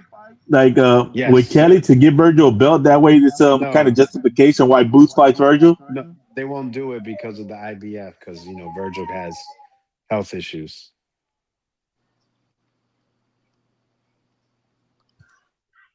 So set So it we're up just like never gonna this: get Virgil versus Virgil Boots, versus huh? Sebastian, and Boots versus Kelly, and winners meet. Simple as that. Or Yeah, I just Boots don't. can just beat I all don't the think. asses. Yeah. You would think Virgil Sebastian is easy to make. Not if you're nope because of WBC. According to the rules, they put the exception and he has to fight the mandatory. And Virgil, he had asked for the exception, so we must according. Stop. He said that the interim has their own mandatories, which is fucking crazy. Who But said that, Mauricio? yeah, there's a. So who's right? I'm So gonna who's his mandatory? Like, don't just he can't. He shouldn't just say that without naming it. You know what I mean? Like, send who you is that, it? Johnny, because it's pretty good. It was on a Spanish speaking podcast with Juan Manuel Marquez, and it's in Spanish, but they have the AI thing where it'll do the English voices. So if you don't mind being annoyed by the English, the AI English voice, you get to hear him say that 2-part interview. It's pretty good, but he explains that shit, and I couldn't believe what I was listening to. I was like, "Are you fucking kidding me?" I've never heard that before. Have you ever heard that an interim titleist has their own set of mandatories? I mean, maybe I'm wrong, and you've heard it. Has anybody heard that before? I mean, that was the way they protect the champion. The interim fights the Mandos. Yeah, but they said that he has his own mandatories. Oh, his own set. Yes. Yeah, no, that's I don't know. That's the purely first time I heard that. ridiculous. Hey, belts matter though, okay? I'm gonna go get But I mean, Easy Blends. The Belts Virgil matter, fight's never Vega. gonna happen with Boots. Boots says he don't got a belt. Belts I mean, matter, Vega. I hate to hear Boots talk like that, but I mean, it is what it is. I mean, it ain't gonna happen. It's not enough money for the danger, I guess. Yo, Vega, On Virgil's end, Kenyo's about to bet $50 on you, Vega. He got a $2 super chat. He said, I bet $50 on Vega. I lost to Demo. What is that? Is that a Border Wars thing? I don't know. I think he's trying to say he bet $50 on me, but I lost to Demo, which I never faced Demo. He's never He fought just, Demo. Hold on. We I don't need know. him You know, to Kenyo, he explain be in his himself. own world. Hold on. He wants to explain that. White Mike said, damn, Johnny, no hate, hate. That's what we live for. I know that. Y'all live for that. Y'all could do that. I don't do that shit. Y'all do that shit. Yo, I don't hate on Devin, man. That guy's a great kid. Stop the cap. Well, I mean, he's a great kid. What do you want me to say, John? He's a great kid. Yeah, man. He's a great kid who you never have anything great to Fuck say Devin. about. I mean, in boxing, his style is boring. But hey, he's a great kid. What do you want me to say? I'm talking about the boxer. I'm not talking him personally. I mean, maybe G-Von feels different on the personal He level. lost his bet to Demo. Okay. Oh, that's what it was. Kenya, what it is? You lost your bet? Are you there? You not there? I got you next time. Oh, hello. Yeah. Can you hear me? Yeah. Yeah, man. I had Demo beating the old dude from the Bay. I forget his name. Who? What's the old dude from the Bay that you fight in Border Wars, Vega? I didn't fight anyone from the Bay. You only fought Okay, who did you fight in your last Border Wars? Anthony Forbes he's from Florida. Forbes. Oh yeah, And Forbes. Vega's not gonna say it. That's just a weight bully, bro. What's his name? Price. I thought you fought player. I got it confused, but no. Me and Demo had a bet. I had to pay him out, man. I need you to get my money back. Go ahead and whoop. Go ahead and go whoop somebody. I told Demo, damn Demo, he fought in Border Wars as well. But I told him, I was like, well, when next time Vega fights, I still got Vega. So whoever he goes up against, bet that 50 back. And he said, all right. That'd be a smart bet. Yeah, man, we're gonna get you back, man. We're gonna get you back. Yeah, I was running for you, and I was like, man, this is Forbes ain't the guy that he thinks he is. But I mean, he definitely got hands. I can't say nothing, but I was just laughing because I was like, nah, bro, Ford was like 30 pounds bigger than Vega, bro. That fight looked crazy. Yeah. No, that's what I'm saying. But I had put 50 on it, and so I had to pay Demo.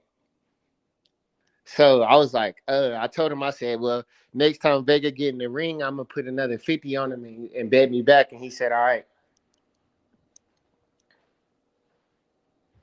If you want to get back in the ring, anyway. That's what Vegas definitely get back in the ring. I'm gonna have to be his manager. Yeah, I was like, bro, that the way that worked out was not. I didn't realize that he was gonna come in like H-Town said, like 20, 30 pounds heavier than him. No, I don't think he weighed that much heavier than me. He was just a lot taller, and he had he was in really good The reach shape. advantage. The reach and the speed. That was I didn't anticipate the speed that much, but I mean, I could run it back, and I could beat him for sure. Yeah, that's what I was like. Man, because I ended up having to pay him, and he called me out in the chat, like in front of everybody, like, Keo ain't gonna pay. I'm like, bro, I got the $50. I just want to make sure that we could bet it back. And he said he'll bet it back, so then I was like, all right, bet, and then I sent him the 50. I'll be back next But no, year. I called in to talk to this guy low key, bro. Of course, Richardson Hitchens is gonna call out Tank. He's a fucking foot taller, longer reach, just like everybody else that wants to call out Tank, bro. Like all these guys are like technically walking around at 180 or 170, 170 pounds when they're not fighting, and then they want to suck all the way down to fight Tank at 135.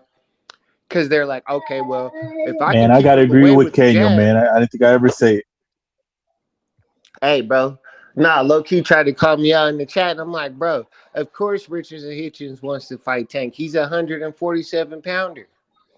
Of course. Like, you want to try to go after this little dude, he's only 5'5", 140 pounds, 145 pounds max, and you're walking around at he's like, oh, I'll fight Tank, no rehydration clause.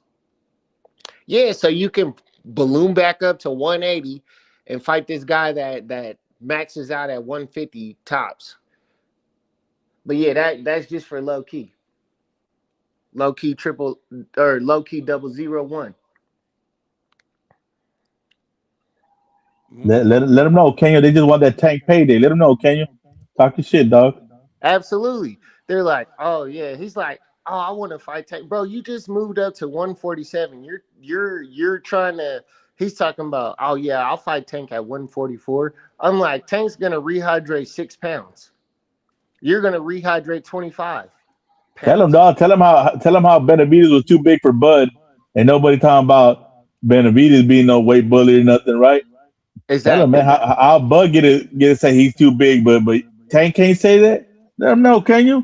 Yeah, Keep bro. them honest. It's just funny to me because that's the way it is, bro. I'm like, Benavidez is fighting at what was it, cruiserweight with 175, or like, I'm like, this dude been sucking down trying to get the Canelo fight for 10 years, and then you're looking at it like, okay, so the way I see it is if when we're talking about Bud and Canelo and David Benavidez, it's like, if this was the guy that y'all wanted Canelo to fight, why isn't it the same for Bud? If Bud was able to go up and beat Canelo, then why shouldn't David Benavidez become his op?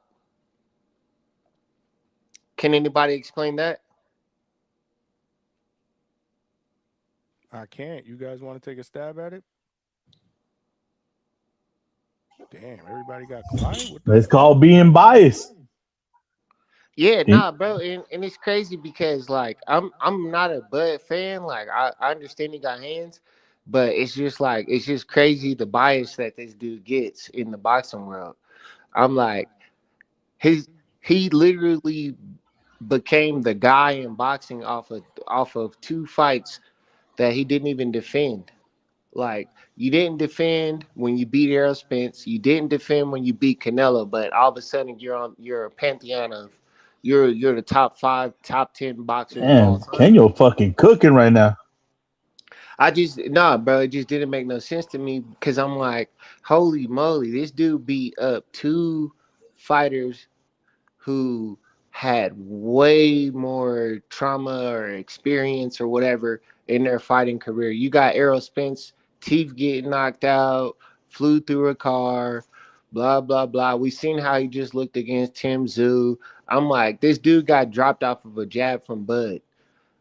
But he gets all this credit. Then he goes and fights Canelo, who in my opinion, when I saw Canelo fight John Ryder, I was like, okay, he might be shot at this point in his career. Like, he done had like 55, 60 fights at this point. And I'm like, okay, so Bud going up and beating him when this dude he basically takes a year off in between fights. This guy, I'm like, I don't know where we're at in this whole thing. But it's another thing that's funny too. It's like, you got Richardson Hitchens saying he wants to fight Tank, and Dana White coming out and saying, oh, we love to sign Tank to Zuffa Boxing, blah, blah, blah, blah, blah. And I'm like, bro, you're this fool Richardson Hitchens is going to rehydrate to like 170, 180, probably, somewhere between like 165 and 180 pounds. And Tank's going to rehydrate to 150 tops. That's like the tops that I've ever seen Tank get to. And then you want this dude to go out there and fight Richardson Hitchens' long jabbing ass. Like, all he's going to do is just the same thing he did against this guy. Just jab, jab, hook, jab, jab, jab, jab, jab, jab, jab. Him and Shakur are like the same fighter in different weight classes. Like, all you're going to get when you box these dudes is a dude that's going to evade and jab. evade and jab. They're not even going there to fight. They're just going there to literally just to, you know, win the fight, like by technicalities. Like they So you're don't saying even. Tank loses to him? No. I don't know because Tank might catch him. And Malcolm, I'm just all saying American Tank's gonna fighters are have to weight bullies, chase him. Malcolm. Tank's gonna have to chase him in order to catch him, because all he's gonna do is evade. You hear me, Javon? Yeah, Sure, he I heard mean, you. He just gonna run the whole fight, bro. Like, oh buddy, like I watched the fight with him versus the last guy he just fought, and I was like, all he did was jab the dude back. He gave him a I mean, couple but he right didn't, hooks, he and then didn't, he didn't run though. nah, he literally said in his post conference interview that he said in the post conference that he injured his hand, and so he wants to fight again before the end of the year. And so his strategy once he got to the 7th round was to just coast. If you watch his post conference interview, Javon, have you watched his post conference interview? No. Yeah, I if mean, you watch it, bro, literally Richardson Hitchens said, "Yeah, I injured my hand in training camp, and so afterwards, when I was fighting him, I noticed my hand was injured. So I told, well, we can't see this because Zuffa is so trash that they put on a commercial instead of letting us listen to the corner. But apparently, he told his corner like, "Hey, my hand is hurting." So they told him to just, you know, box off the back foot and evade or whatever, blah, blah, blah. Like, you know, and I'm like, Richard Sanchez, if you're so great, why aren't you calling for the Keyshawn fight? Why aren't you calling for the Brian Norman Jr. fight? Like, you're calling out dudes who, like, you want to fight Devin because you know it's a payday. You want to fight Tank because you know it's a payday. But you're not calling out the real challengers. Like, I'm like, step in the ring with Rolly. Step in the ring with the winner of Teofimo and Rolly. Like like I'm like, bro, hey, they King, asked him, nobody did wants he to want to fight fight Righteous Rolly no more. Righteous Rolly is a dangerous man. Right. Scared. He already know if Rolly connect, Rolly gonna put him on his pockets. Hey, Johnny, you saw that? Okay. And Yeah. here at the Hangout spot, I have officially dubbed Rolly as Righteous Rolly, and this is what we'll be calling him from now on. And it is what it is, man.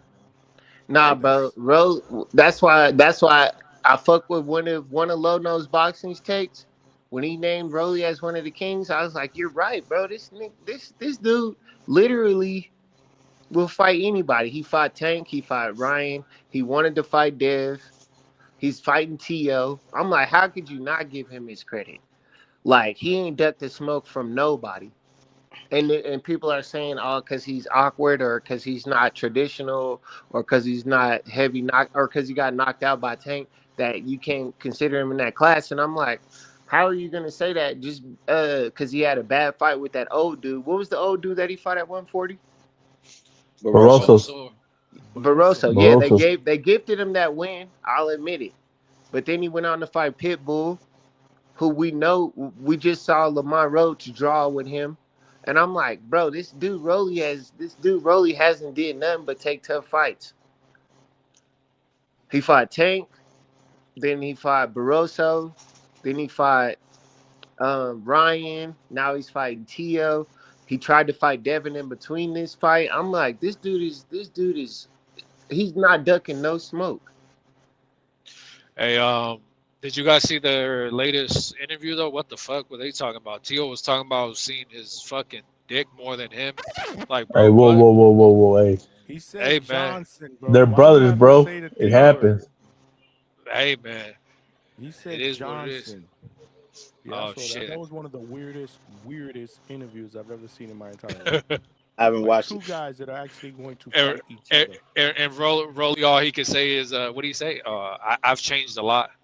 Yeah, I'm a changed man, bro. Hey, that's Bro, Righteous Rolly, bro. Respect that man, G-Ball. Rolly done really went into the Jesus They Saves apparently route. had nicknames for each other. Little DTO. Raw Dog Rolly and Little Dick Teal. And little, yeah, well, I didn't. You see what Tiny, no, it was a Tiny Dick Teal. Yeah. Alliteration. Let me read this super chat. Leonard Sturdy with the 5-pounder. Said Boots IG stories brought Virgil in mix. Posted 3 more to go. Undisputed, Lineal, WBC, IBF, Ring, and Ring. Ring panel probably only approve 1 versus 2 for Ring title. Johnny, you know I had to call in because I haven't called in a few days. But bro, this is the argument I want to bring up. I believe wholeheartedly that Tank has the best resume in boxing right now as far as active fighters. Bro, what the fuck are you talking about? Let him finish. Who has a better resume, bro? Name somebody. But I guess you could consider maybe like a David Benavidez has a pretty good resume. And I don't like. I mean, Canelo obviously has the best resume. Why would I? Don't... I mean, all right, so I would say Canelo has the number Tank one has only resume. fought fucking Tank has only fought Leo Santa Cruz, who was actually a champion. Who else has he fought that was actually a full champion? And Pedraza, right? Bro, he has. Okay, that's 2. Who else? Lamont Roach. Oh yeah, at a different weight class. Yeah, at a different weight class. Yeah. Okay, and then let's talk about the guys who went on to become champions at higher weight classes after they fought Little Tank. I mean, bro, but you can't do that. I guess if you want to talk proactively, okay, even then, how I you don't make not sense. gonna count it, bro? If you go on to become, I'm not we're gonna gonna do count. that. I'm George not gonna count it Kambosos has the best resume in We're not boxing. gonna talk about this topic. I'm gonna put the bell on. 1 minute each. Yeah. I mean, look, bro. Nobody. Hey, Kenyo. And then after like 10 minutes, we're moving on. Kenyo, nobody really wanted to give Ryan the credit for beating Barrios. Everybody said Barrios is trash. So, like, what the fuck? Bro, Barrios, Rolly, Brian, Lamont Roach is probably going to end up becoming a champion. You just came up here to glaze. This is what you came to do. I didn't come up here to glaze. I just came up here to prove, because we've been having this conversation. Like, I've been on the Hangout spot, and who's been having this conversation? Ryan or Devin or Shakur has the best resume, blah blah blah. But we were talking Devin, I really think it's Tim between Tszyu, Tank Spence, and Rolly. Hey, look, we were talking Tank and Rolly Spence, have the best Devin, resume in boxing. Hitchens. We were talking about all these things. Tank never came in the conversation. But I guess I'm talking about prior shows. Well, okay, because you said everybody's trying to have this conversation. I'm saying what conversation or who? I'm just trying to bring it up because why we talk about Tank when he's not even fighting. Let me get back. All right, my bad, Johnny. I'm gonna get back on I'm not the. saying it to you and I'm just. I'll get on the topic. Like, he's not even fighting. Like nobody. Like if he does announce his comeback, I guarantee you we're gonna talk about him. But man, this is just. It just, I don't know. It just doesn't make no sense to me. But hey, Lowe's is over here yelling in the chat. Lowe's is yelling in the chat to knock Tank down while he's down. So I'll just let y'all. No. Lowe actually wants to defend you. Everybody's trying to have this conversation. I'm saying, you gotta. Oh, he wants to defend him. Oh man, fuck that shit. I wish I wouldn't have read that chat. I'm telling you, dude, we're gonna do this shit. Then George Kambosos got the best resume. He ain't won none of the fights, but he fought everybody. He wants to you can't bring up George Kambosos. One at a time. He's on like a 7-fight losing streak. Yeah, but we talking about they fight everybody. Kambosos fought everybody. No. I mean, I'm he giving didn't beat nobody because he went on to be a champion at 140 and then went to be a champion at 147. Low put his camera on for this shit. Real quick. Gervonta Davis he's not actively fighting right now, right? And at one point, I was one of the guys that was questioning his resume, but over time, right, Gervonta's resume has aged very well. Amongst the 6 kings, this is the top king. This is the top king out of all of them. This man. Hey, but Hold look, on. then there's an argument Let to him get be his made. point off. Hold on, G-Von. hold on, Yeah, hold on, no, hold on, hold on, yeah, hold on. hold on, but let me just say this before I forget it. So then there's an argument to be made that Tank caught him before any of these dudes were ready. Like maybe they grew into something. So like I don't understand when people want to like make a big deal about like who somebody beat early on and like, oh, look what they became after, and it's like, I don't know, man. But listen, continue, all right. fuck it. Salvador Sanchez. Hey, Johnny, you're one of the kings now too, Johnny. Fuck Hold it. on, the great. Listen. Hold on. The great money. If the great Salvador Sanchez, one of the greatest Mexican fighters, one of the greatest fighters, period, gets a lot of credit for stopping Azuma Nelson, who at the time was only 13-0, and Azuma Nelson turned out to be a great fighter. Canelo Alvarez was a young fighter that Floyd took to school. Gervonta Davis single-handedly handicapped the best left hook in boxing, avoided that shot without running, took him apart, and beat him and made him take the Victorville knee. And this is the same Ryan Garcia that beat Devin Haney. The same Ryan Garcia that many... And rumor is that Ryan might be part Puerto Rican. I don't know. Hold on. And the same Ryan that many... I don't want to curse right now. D-Riders are saying that he would beat T.O. A lot of people are saying that Ryan Garcia would probably beat Shakur. And I'm going to go on the limb to say that Ryan Garcia would give Shakur hell, right? And Gervonta Davis took that man apart. And then he went out and knocked out Rolly Romero, the same Rolly Romero who masterclassed Ryan Garcia, the same Rolly Romero who a lot of dick riders are saying that he's going to beat Tio. Not me, but a lot of people are saying that. And Gervonta Davis took that man apart, all right? Gervonta Davis went up to 140 pounds and knocked out an iron chin Mario Barrios, who Ryan Garcia couldn't knock out, who Keith Thurman couldn't knock out. So Gervonta Davis resume... I mean, he was on a rehydration clause too. No, we're not doing that. We're not doing that. I mean, but we are. You don't say part of the story. Say the whole story. Yeah, facts. I mean, no, we are gonna do that because look, Rolly was winning the fucking fight. Rolly was winning against Tank, and then he got caught with a good shot. He downloaded the data. Yeah. You could call it whatever you want, but Rolly was winning the fight. He got hit by a puncher. He got hit by a puncher and got knocked out. And Ryan Garcia, somebody he brought down to a catch weight, had a rehydration on top of a catch weight and knew about his broken rib. And how did he stop him? Oh, to the broken rib. Like, bro, you got to bring context into these fucking fights. How you gonna say no? We're not gonna talk about that. That's like saying, hold on. That's like saying, yeah, I beat that dude's ass, but I forgot to mention that he has one hand. I forgot to tell you he has one hand and one leg. And then I'm gonna tell you, don't worry about that. But listen, hold on. People want to bring up in that fight.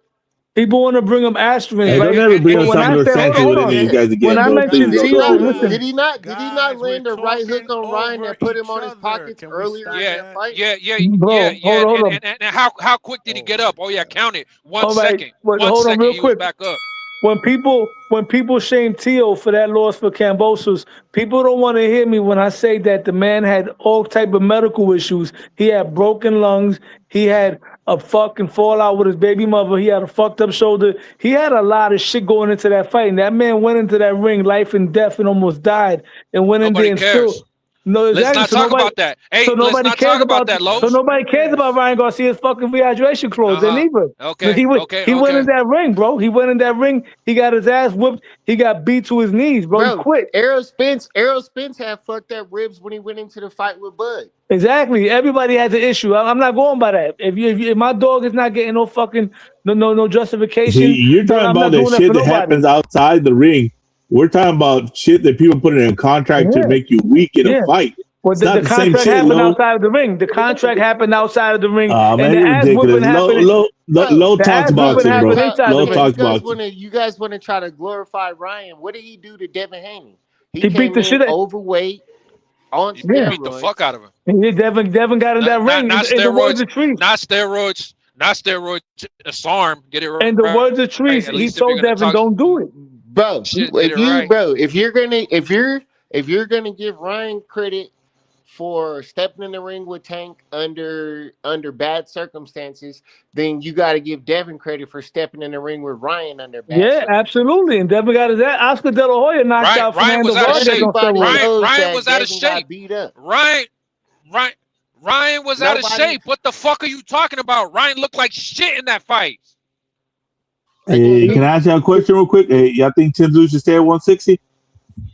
Yeah, but you try to change the subject real quick. I'm just defending Tank. Tank's resume is very good, bro. Tank has a very good resume. Did he fight his main contemporaries? Not all of them, but he fought. He already checked off 2 of the Kings already. He checked off 2 of them What already. do you mean? What do you mean not all of them? What do you mean not all of them? He fought none of them but Ryan. No, he in Rolly. He didn't get T.O. Rolly is not a king, bro. Rolly's a king, bro. Bro, get off the juice, my nigga. You're tripping.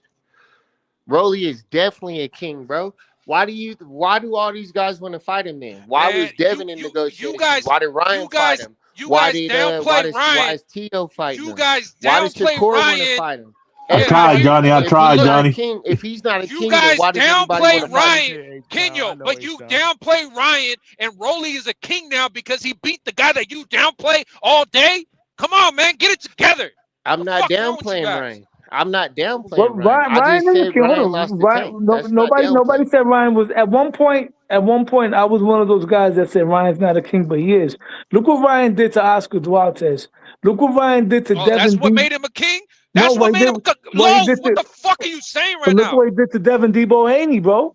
That made him a king. That solidified him as a fucking king. You guys said that fight don't count. So fuck. What are you I talking never about? said that. Hold on. I never said that. I never said that, bro. How could that fight not count? I've never said that. I've always given Ryan credit for that fight. Are you serious right now? You just said that fight don't count, nigga. What the fuck, man? Hey, Johnny, move on to the next shit. What the fuck are these dudes talking about?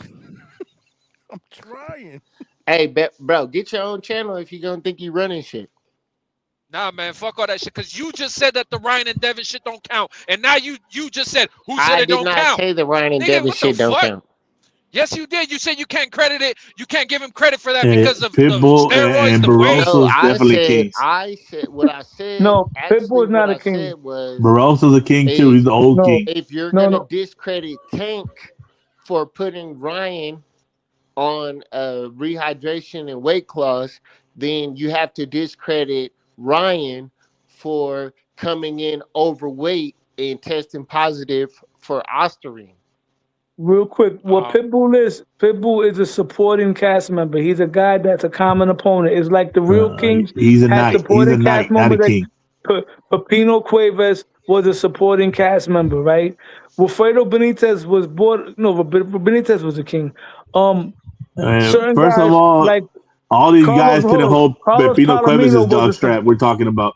So please stop mentioning these guys with the 80s guys. Bro, what are you talking, bro? Carlos Palomino. Anybody that's discrediting Pitbull is full of shit. Pitbull's not a king. You can never discredit Pitbull. But Pitbull's a credible opponent, a common opponent to the Kings. You know. Can you go watch the 80s fights, my brother, before you start putting any of these guys in that cacategory, man? That's why I'm upset at Low. Low knows better, and he's doing this crazy shit. Lamont Roach and Pitbull didn't prove Pitbull beat Rolly. Like, are we just gonna sit up here and pretend like Pitbull isn't a name in the game? No, he's not a king though. I'm not gonna put him that far. I'm not putting him as a king. I'm just saying, like, okay, he's a prince. He's also a prince. Winning against Pitbull, not quite a king on your career. Yeah, but look, man, I don't know. Sometimes you just make an argument to make an argument, and I can already tell the only reason why you want to give Pitbull some kind of credit is because Tank had a hard fight against him. It is okay, what it is, did Shakur try to fight Pitbull? And speaking of Pitbull and Tank, yes, and Pitbull said no. Pitbull did not want to fight Shakur.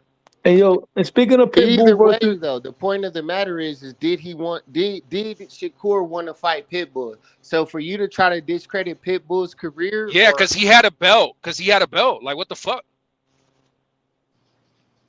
The crash out spots in full effect. Johnny's wife's about to hit him in the head with the chancleta.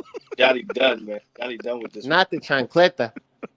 The Puerto Rican shoe. But look, Kenyo, he right now, at the y'all are all next to me because I'll be hitting y'all over the head right now. The chancleta look, at the moment, Pitbull fucking came up on the fucking belt, and Shakur was seeing him as food. So yeah, Shakur was calling him out because Shakur's like, what the fuck, Pitbull? All you gotta do is dance around the dude. Like the motherfucking Pitbull is fucking one-dimensional, nothing but fucking hooks. I've seen him live where he's missing I mean, fucking. Rayo showed us that. Yeah, facts. He's throwing 50 hooks and missing 20 of them. Like, bro, that motherfucker, bro, and he's small as shit. Like, man, Pitbull is aggressive. He is what he is, but he's not fucking a king. He's not an elite fighter. He's none of that shit. On that one. He's not. No. He's a very good fighter. He's not a king. He's just an aggressive fighter, bro. And what do you mean good fighter? Like, I haven't seen nothing in him to be like, oh shit, he's super skilled. Like, don't get me wrong, I'm not saying he's trash, but there's nothing in him that for me to say he's skilled. Nothing. He's borderline. I don't want to say gatekeeper, but he's someone that you want to see how someone else does against him. But I'm not gonna say gatekeeper because he's not on the losing streak. But he's like, all right, put it this way. And once again, I don't take credit from guys because when people say, "Oh, Javante struggled because he broke his hand," he broke his hand because he hit him on his fucking hard ass head. That's why it happened in the fight. I don't take credit away. But nobody gives Ruiz a break for fucking breaking his hand against Miller. They all say, oh, he should have lost that fight and yada yada. But Andy Ruiz broke his hand fourth round against Miller, and everybody talks about how he should have lost the fight. I don't want to hear none of this shit, man. I don't do that shit neither. My thing is keep the same energy. That's why people are bringing up all these excuses now. But once again, when Tszyu lost to Kambosos, nobody was trying to hear none of that shit what he was going through. So I don't want to hear about Ryan's rehydration. I don't want to hear about nobody's hand. I mean, there was a great deal of the boxing population that said that Tszyu was really sick. Not only that, he was in money problems, so he had to take the fight. He had a lot regardless. of shit, but you know what though? He got in the ring anyway. So at the end of the day, I mean, he had to do it. He had to pay bills. He had no choice. The truth of the matter was this. Real quick, the truth of the matter was this. That fight with Kambosos was initially for June. That fight got postponed so many times because of the Mayweather date. Tszyu paid for 3 camps. If that fight would have happened in June, the official date, there would have been no George Kambosos. Tszyu would have iced that man inside 4 rounds at that time. But they postponed that fight so many times. He had COVID, and then he left and went to the DAZN, and then he left and went to fucking. What network that was supposed to be on? The other shit that they fucked up. They tried to get a purse bid thinking they were gonna make more money. That fight got postponed so many times, bro. So he was like, "Fuck it, I don't care if I'm sick. Let me just get it over with. Let me go in there and fight." That's why he went in there the way he fought and tried to just get him out of there in one round. Hey, Lo, it's crazy because Errol Spence did the same thing. He went into that fight with Bud injured. Yeah, well, nobody goes into a fight. If anybody boxed before. You don't go into the fucking fight 100%. You're going to have some kind of injury. Something. And it's crazy because if you think about it, like, I remember when I was watching the fight, bro, Errol Spence got dropped off of, like, a jab. Yo, hold on. Like, Errol Spence got dropped off by his fucking plug. And Ryan got dropped off in a cab. Rolly sent him in an Uber X from Manhattan all the way to fucking Victorville, California, crying. Spence got dropped off by his drug dealer, bro. Look, man, I don't know, man. Shout out to Kenyo because not drowning money out. He want to jump in. Yo, who wants to jump in? Yo, my bad. I was talking about fights that got pushed back, and Lo asked this question earlier. I don't think none of y'all was up here when Lo asked. Any of y'all interested in a Keith Thurman and Errol Spence Jr. fight now? No, absolutely not. Spence, the first thing he said is, "I'm done. Let him be done." Like, bro, like where at Border Wars? I mean, Border Wars. I'll watch it at Border Wars for sure, but pay-per-view, absolutely not. Absolutely. I'll take Danny Garcia versus Keith Thurman right now, just for Danny to get that get back. Well, boy, Danny's a music producer, rapper, manager. Many boxing. But Danny didn't smart at the end of the day. Danny went out with a win, bro. He got that win and he's retired. Now Danny was a king. He's financially well, here we go with that. It's funny you mentioned that because at that time, there were some people that were trying to call those guys the king during that welterweight era. But Danny didn't qualify because Danny wasn't able to get a win over none of his contemporaries. He didn't beat Thurman, he didn't beat Earl, and he didn't beat Sean Porter. No, he never fought because Danny was actually the natural smaller fighter who went up a weight. But Danny's Hall of Fame career for me is going to be based on his 140 run. That's the reason why he gets into the Hall of Fame, in my opinion. Because he had the best 140 run better than Bud's. See, Danny Garcia's You a think perfect he's better than example. Floyd? He's a perfect example of a guy Floyd fighting his real weight class. Floyd At didn't stay at 140. 140 for too long. What I will say about Floyd, there's a lot of fighters in history that looked at their best at 140. Like for me, Floyd looked at his absolute best when he was at 140. Oscar De La Hoya, for the shorter period of time, he was at 140. The Oscar De La Hoya that destroyed Julio Cesar Chavez against Floyd that destroyed Arturo Gatti, that's a fight. That Manny Pacquiao at 140 that knocked out Ricky Hatton, that was another untouchable guy at that division, but those guys didn't stay there long enough. You know what I'm saying? The greatest 140 pounder of all time is Julio Cesar Chavez Sr. Just so y'all know. Yeah, his son didn't amount to half the career he did. It's about time he started cooking, low. Teal's 141 kind of disappointed me because when he moved up, right, the division was crazy. I said if Teal could clean out this version of 140, he'll probably be the greatest 140 pounder of all time. But after he beat Josh Taylor, he fucked up when he pulled that little fake retirement. If he didn't pull that retirement, he should have went and snatched the Regis Progress fight from Haney and then fight Haney. To Teal's credit, he did try to fight Subriel Matias until he came out with the hand injury. You know, I know ready. You know what I'm saying? I'm sorry, people. Nah, Subriel Matias. Hey, low. Since you brought up the best 140 pounder, who's the best 135 pounder of all time? Who you got? Tank Davis. Roberto Duran, bro. Okay, Duran 130 run was the best run, wasn't it? 135. Duran at 135 was the greatest lightweight of all time. Roberto Duran was fighter of the decade for the 1970s for his run at 135, bro. What are we talking about? And that was the same decade where Muhammad Ali was fighting Foreman and Frazier, and Duran was better than all them niggas at the time. Wait a second, though. You saying Tank's run at 135 ain't comparable? No, bro, you got to be trolling, bro. I know I be joking around. I know you got to be bullshit, bro. Nah, I just try to give my guy some credit. Bro, Duran beat. Let me say Duran's people Tank that was showing up with a purse. Tank was showing up with a purse, knocking dudes out. bro. When Duran, Are see you, a are lot. you proud of that?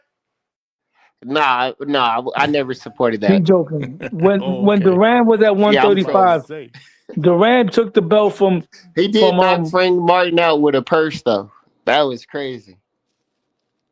I lost my train of thought, but whatever. No, you were talking about Roberto Duran. Yeah, Duran at 135. See, a lot of people like I was going at it with somebody else. They kept telling me, "Oh, why people rank Duran ahead of Hearns and Hagler when they beat him?" You got to understand something. Duran worked his way up into their division to become one of their contemporaries. The man turned pro at 119 pounds, bro. On his way up, he knocked out a gentleman by the name of Ernesto Marcel. Ernesto Marcel beat Alexis Arguello for the featherweight championship and retired. And Duran beat that dude when he was only 18 years old. This is before he was even the champion. He had a very good resume before he even got into the glamour divisions. He cleaned out 135. He beat the Scottish dude, Ken Buchanan, who's a Hall of Famer, one of the greatest lightweights of all time. Yeah, he hit him in the balls on that one. So he beat the Verrett brothers, two great Puerto Rican fighters that never became champions, but they were hell of a fighters. He beat Esteban de Jesus, a great Puerto Rican fighter, and he jumped up 2 weight classes to beat Sugar Ray Leonard, bro, and then went all the way to middleweight. So who you got at 47, Low? Okay, hang on. So if you want to talk about this, You guys are all over. Can I get a? What about Pacquiao? Let me just get a King Mamba 32, man. Just send 100 jewels and a high five. And I was feeling generous, man. So I send out 5 gift memberships to the Hangout spot, pound for pound membership, man. Phil Flexing, Low Key, Roger that, USP 99, and Vega. What? I can't believe Vega's not a member of the channel. Yo, what about Pacquiao? That shit What is about- a 2-pack of ass. Yeah. No, I'm just saying Hold on, can I Pacquiao. finish before Pacquiao's y'all go? Holy smokes, we showing the chat love. What's wrong with y'all? The chat be what trolling. I'm saying is Pacquiao. Y'all may Can proceed. you hear me? Jesus. Yeah, what about Pacquiao? What you asked him about Pacquiao? What about him? No, I was saying, but you don't think his run? Where did he? No. Where did he start at? Pacquiao didn't have a run at 135. He went in there and beat David Diaz, I think his name was, and then he moved up after that and fought Oscar. He had a run, but he didn't have a. All right, put it this way: He didn't have the kind of run where you could say he was the best in the division. He had a great run. He's a top 7, top 8 all time great. But there's no division where you can look at it and say he was the greatest. Maybe if you think about the lower division, he wasn't the greatest welterweight of all time. He wasn't the greatest junior welterweight, wasn't the greatest lightweight, wasn't the greatest junior lightweight. Now, as far as what he did in the smaller divisions, I don't really. Maybe featherweight. I don't know. But he's not definitely not the greatest lightweight of all time. No. See, Floyd.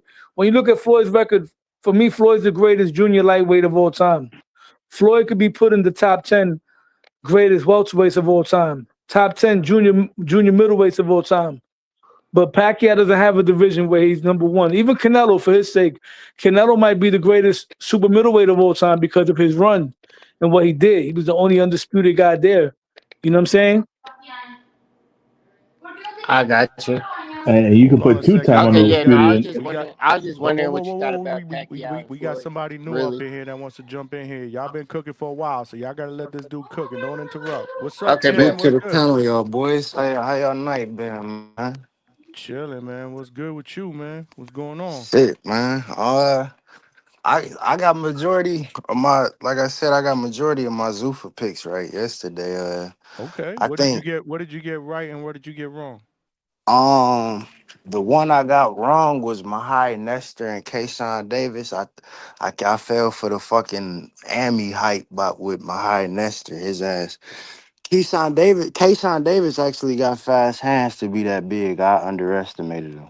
So my hats off to him. Um Shit, everything else was easy though. Troy Nash won by decision easy. I thought he lost the first round, but he dominated pretty much after that. I had it 7-1. Jalil Hackett, Jalil Hackett, nice man, but he get hit too much. He get hit too clean for my liking. It's I feel like if he was to hop in there with and Amari Jones or Yo-Yo, they might clip his ass. But I don't want to take nothing away from his performance. He took the punch and he showed he bit down and was trying to fuck Derevchenko up. So Derevchenko ain't never gonna give you a bad fight. So I salute to him too. He always fight tough. So Richardson Hitchens, I felt like he had a very solid performance. I'm very impressed with how well he handles the pressure. Now he's a lot more comfortable handling pressure from come forward fighters. So it's real good to see how he takes certain shots off the back foot now, and the way he just that fucking jab, man. That jab is top. Niggas can say what they want about him, bro. That jab is top, in my opinion, top 5, top 3 in the sport. In terms of just pure jabs and how he throw that motherfucker and no telegraphing behind it and all that is he got a very good jab. That Berlanga and Stephen Butler fight, that shit was exactly what I expected it to be. Not to go the distance, everybody getting fucked up. Berlanga might get dropped, but he's still gonna do what the fuck he need to do. I thought Berlanga the first round, his jab shit, he couldn't miss with that motherfucker, bro. That bitch kept snapping his head back every time he thought about throwing the jab. I just wish Berlanga would when he doubled up on it. I want to say it was a double up. He either doubled up on it or he threw a 1-2 and he had caught Butler flush. He had damn near wobbled him. I wish he would have just continued to do that instead of trying to look for one shot, because the one shot kind of made it seem like it made Berlanga dimensions to his game look smaller. And not saying that they probably aren't smaller, but like just I don't know. I feel like he could have worked. He could have made it look a lot cleaner, But Okay. overall, good night of boxing, good weekend of boxing. I kind of knew fucking EJ was, that performance was gonna happen the way it was, but my Were you hats to him. disappointed? Were you disappointed while you were watching it live? Um, I wouldn't necessarily say. it was hard to watch being, Yes, that fucking well with actually EJ. that's exactly what I meant. My bad. Yeah. I mean, look, I, EJ has zero reflexes. yeah, it was definitely hard to watch. Like Hey, hey, it was a lot of Cam. shit EJ was doing that he like. First of all, I've never seen EJ roll that much ever in a fight. Let's start there. Like the thing was, and like he should have just kept rolling because it was working out for him. Tim Tszyu didn't really know when to throw his combinations when he would roll. It was only when he would fucking back up in a straight line or not yeah, just not roll, just was stand in front of Tim Tszyu. That's when Tim Tszyu would clip his ass, bro. Yeah, I didn't notice Tim was that fucking big, bro. Like he's big. He needs like I asked Donnie and them, Cam, you think he stay at 160? Since Bro, there's he no had real already people forget, bro. He had already fought at basically 160 before that fight, bro. The fight before that he was at 157.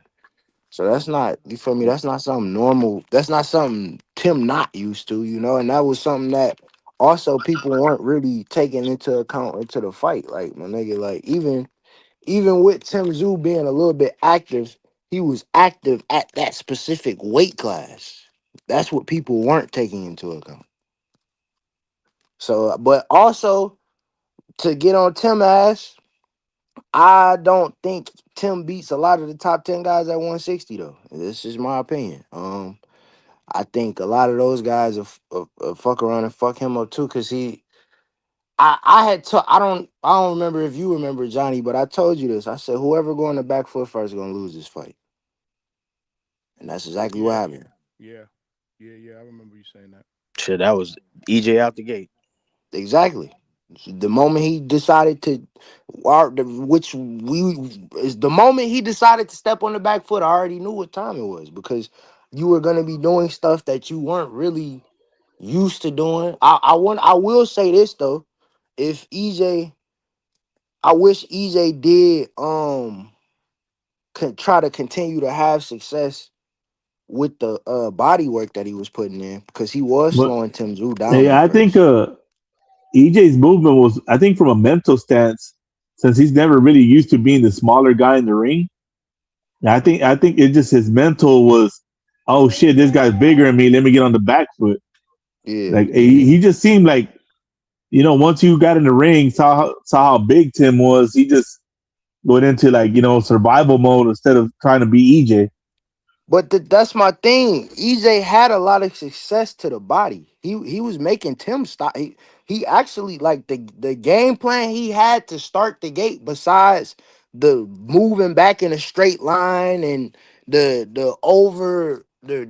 trying to clinch but not moving your head off the center line. Just certain shit that I'm not even gonna say he would typically do because EJ never been that type of fighter. But just from a reaction based standpoint and the just the wherewithal to do certain things, it just wasn't there. It was, and that's okay, but it's boxing shit. Yeah, man. He was out of the ring for 3 years, bro. Hey, so Cam, let me ask you this now: the question and the things the haters are saying. Earl was never that special. He was a protected PBC fighter. That's why he never crossed the road. So, I so mean, what's your view on that take? That people have been saying that for years, and now he's had two bad showings or a third bad showing because people really say the Ugas fight wasn't a good showing in a row.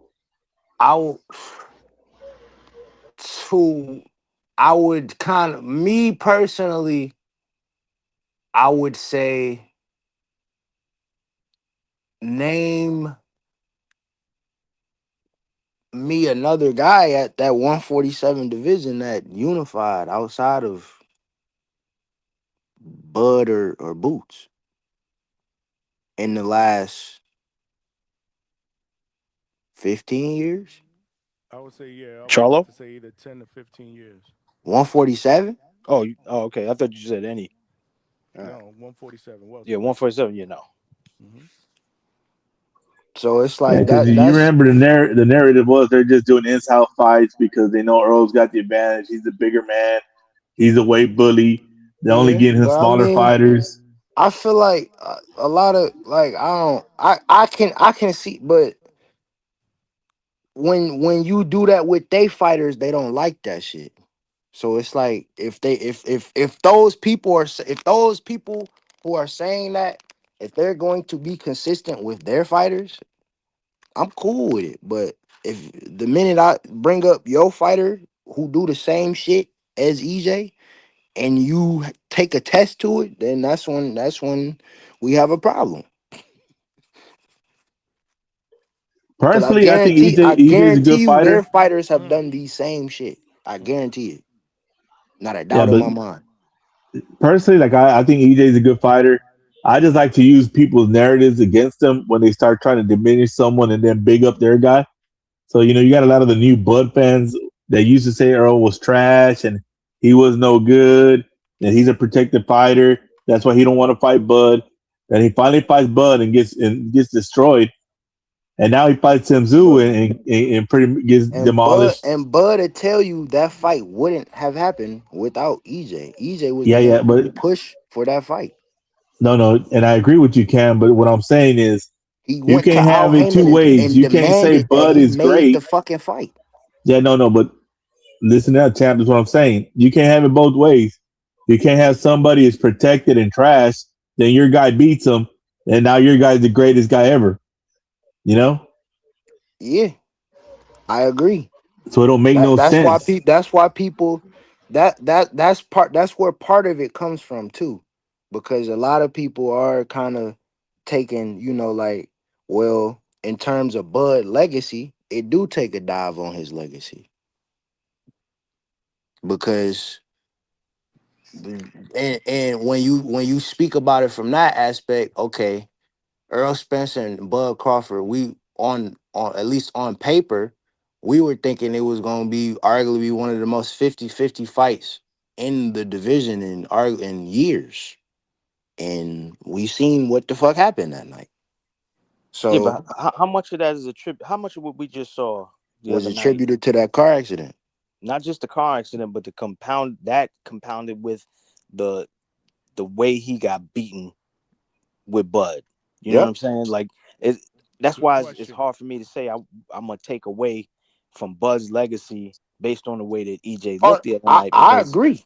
he I part agree 1000%. You can't. he's the reason why he looked that way, in my Fighters opinion. fight the fight. So it's like me personally, I'm never gonna take nothing away from a fighter legacy. I can see how people might change the tier of the like the grading of the fight, like the win for Bud. Like a lot of people might have thought EJ was like a S tier win. He might be like an A plus plus now or an A plus. I could see that, but outside of But anything else, it's hard to do that though, because the reason that Bud beat the hell out of him, and that contributes to the reason why, that yeah, compounds the reason why he looked the way he did 3 years later. The fact that he even took 3 years, plus the exactly. fact that he looked the way he did the other night. Like, it'd be one thing if he bounced back and he had some fights and he won some, he lost some. Maybe I could judge a little bit more, where I can go, all right, maybe Bud wasn't so great for taking out an EJ, who, we could throw other names in there if we could have been able to throw other names in there. But man, the dude took 3 years based on, and I'm basing that on what happened to him that night with Bud. And then he gets in the Nah, ring and he money, doesn't money, look money. crazy. Why are we forgetting that he was looking for his teeth against Ugas, bro? Yeah, Why are we forgetting people that? forgot Why are we about acting that. like he was 100% against That Bud, bro? exactly, and that's what I always bring up because people just act like that didn't happen. Like he didn't get his shit rocked. Well, I'm not taking that away from it. What I'm saying He is came the back and most got the damage that he yeah, received yeah, was since from he Bud. came back was from Bud. But And that's what I'm saying. you know what I'm It saying? was it was a 50 on a lot. It was supposed to be a 50-50 fight on paper. So the fact that it turned out the way that it did, a lot of these casuals, they already looking. That's why a lot of fighters that's why a lot of fighters do what the fuck they want to do, because regardless of what they do, you gonna get criticized. If fucking if Devin Haney was to move up and knock out Jai Opatai at fucking cruiserweight, they would still find a way to complain about this shit. Like, you can't Man, win I with don't know these about that. motherfuckers, That bro. that would be a fucking miracle. And You cannot win I'd with the buy fans, every bro. I Devin Haney promise you. shirt there is, I dog, if he knocked promise out you, Jay you Patai. cannot win with these fans, Even bro. even They'll even be the nice asking that shirt. nigga to fight Anthony Joshua next or some shit like that, bro. Like, you would never hear the end of it ever. But back to this Bud Legacy thing, because even when he fought EJ, I had him destroying EJ. Everybody was telling me, "Oh, I was crazy," but I was like, "I don't see the whole picture. You got the car crashes, you got the drinking, you got him weight draining himself for years to stay at 47 when he should have moved And up." it's just and let's just You call a know, spade a spade. It's a bad style matchup, bro. It was yeah, always you got gonna a be a guy, bad Yeah, style matchup, yeah, you yeah, got a guy that regardless only if knows how to EJ come was a forward. thousand that's percent. true. It was Yeah, always gonna be that way. He might have not. It might have not looked the way it ended up looking, but it was gonna look some way in that facet, like the way Bud was gonna throw his punches. All that shit was gonna look the same. I, I stand on it. That fight would have happened at 54, the first fight instead of 47. He still would have lost. It just wouldn't have been that embarrassing. Because I believe the weight cut was a huge deal. I believe it drained Spence a shitload, and he wasn't the same guy no more. It gets to a point in every fighter's career where they can't make them cuts anymore. They got to move up. He waited too long. Yeah, but Compound with the accident, compound with the yeah, the Bud has accident a was still strong there. core. And You just know, going back to what EJ was saying in his interview, he didn't sleep that whole fucking night the day before the fight. Yeah, You can see it on his face. His eyes is visibly red. Niggas thinking he smoked weed before the fight. No, I just didn't everybody thought fucking that. Yeah. sleep. Everybody thought he was They high. did say that. This nigga didn't sleep. That's what it You know was. it, it didn't help that Tyson gave him that gift package of weed and edibles and shit like a couple days before the fucking fight. Yeah. When you did that interview, I think that's where a majority of that came from because it was right in your face. But I'm with you. We learned a lot more after the fact about how he wound up in the way he was. But man, even if he had a great night of sleep, even if he had the best fucking sparring that there could have been, and he was rested up and all of that good shit, man, the things that have taken a toll on him would have still resulted in him having the fight that he had. Yeah. Maybe he would have looked a little crisper with the things he was doing. Maybe he might not have made some of the mistakes he made, but Bud is a better boxer. And at some point, based on the style he had and the fact that he said what he was going to do and then he did it. He said, "I'm going to step to him," and he did it. So he made that choice to fight that way. And well, it was money. If good you to remember turn back at him. correctly, if you watch the Porter fight, Porter put the blueprint out. All you got to do is meet force with force, and he don't know what to do. It's You force with know, force, but Bud did it. Bud knew his did it with hands is fast. technique. He knew his hands is faster. So if EJ throws a jab, what I'm gonna do, I'm just gonna parry his fucking jab because my jab is faster. So when he throws his shit, even if I throw after him, my shit gonna land first because I have naturally faster fucking hands. Yeah, he took EJ's jab away. Once that happened, it was a house of cards, man. It was a house of cards. And to your point, your man Sean had some amazing footwork, and some of the things he did in there was just phenomenal. A lot of people argue had he not been knocked down, that fight might have went the other way, and I could see it, Oh, because Sean 100%, was dude. That Sean knocked was out. That boxing the knocked out what shit out gave of him him. the victory. Yeah. 100% money. And it was going the same way for Terrence Crawford until niggas thought he was till he just hit a fucking Super Saiyan amp rage boost and fucking make Sean Porter Senior say fuck this in the fight. Okay, That you shit. talking about Sean and Yeah. Bud. I thought you were talking about EJ. I was like, EJ was No, not I knocking was him talking out. about when he fought. Well, I was But talking about when You talking Sean fought I got Bud. you. I got This you. I got one when he unlocked fucking Ultra Instinct and Super Saiyan, took his yeah, sensu but beam and money. But got you, up you got on. to remember too. If you've been watching EJ fight long enough, you remember he didn't know really what to do with Mikey, and that's a little guy. He once a boxer went in there with some technique, he didn't really know what to do. You And know, that's another thing too. Easy always struggled with southpaws. So Yeah, big and so you going got into Bud that in there you. fight. who's as strong as him, He's as technical as Mikey, and he And knows, and he's got better footwork. Bud was able to take EJ best shot, bro. EJ was landing on Bud, but Bud just didn't give a fuck because the shit didn't hurt. Yeah, He said he was that in hitting the Bud with fight. some shit. He was hitting Bud Bud with just some literally shit. didn't give him like, and that's a lot of fighters do that. Jalil Hackett did that last night. He said the shit wasn't really hurting for real, so I got lazy. I kept walking forward, Yeah, but it's not good. It's still not good for it to happen. Just yeah, because he don't punch hard, don't mean you ain't getting caught flush, my nigga. yeah. Two I things said can be true at once. no. I said the same thing earlier. I said the same thing earlier. So And I'm with honestly, contribute the lack of punching power was EJ being drained. So he wasn't at his 100% because he was drained. So, I mean, like I said, I think at 54 that fight would have been different, but it would have been the same outcome, a But loss. yeah, I was I just gonna don't say think it would have been a dominant loss. even EJ at 160, his power, it didn't really seem like he had a lot of pop behind his shit. Like I would say I feel like if EJ was able to build off the body work he had in the earlier rounds, he could have did something later in the fight, possibly. Because a lot of people are saying Tim Tszyu was I guess trying to show EJ mercy or whatever the case may be. I just don't think Tim Tszyu could have stopped Errol Spence, in my opinion. That's just my opinion. If he could have, he would have. He was in but his backyard. It ain't no reason to not stop Errol Spence. I yeah, not good. Go ahead, money. Go ahead. Go ahead. Now I was just gonna say I feel like no matter how this conversation goes, no matter how what direction we take it in, we're always gonna be at a place where we know that we're not nothing that we speak about with EJ is EJ at 100%.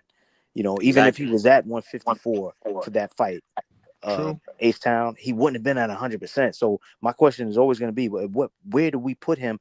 How close to 100% are we putting him? No matter what, because no matter what, he's not there.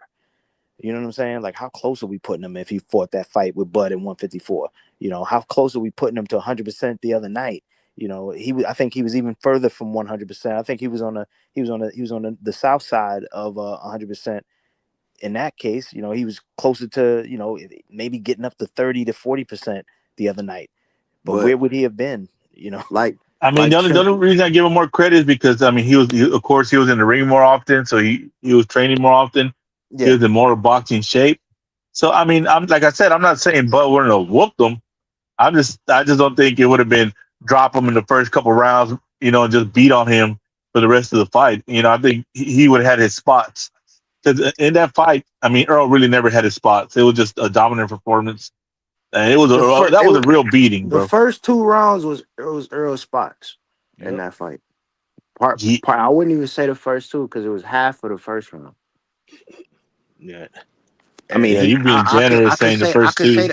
I could say the third. I could say that no. I could say the third round too because EJ tried to come back and bounce back after he got dropped. It just wasn't enough. Yeah, but he was just his footwork was all over the place. He was Yeah. just it was Bro, when you have certain EJ has always had certain habits, even when he was at 100%. He just was athletically gifted until at that point in time, it was kind of like how Boots is, where Boots might make a mistake, but he's so athletically gifted that 95% of the niggas that make the same mistake he make, they can't do the shit he do. yeah, He don't have that in his bag no more. That's not in Earl Spence toolkit anymore. And that's okay. yeah. I think our belief in him and what he hey, was. Trini, bro. Come on, bro. You're just being ignorant right now. That statement was ignorant. No version of Which Spence one? was ever fucking with With Spence. Which one? Bud, he meant to say Bud, but he also said no virgin of Canelo. Come on, though. We all know Canelo was old already.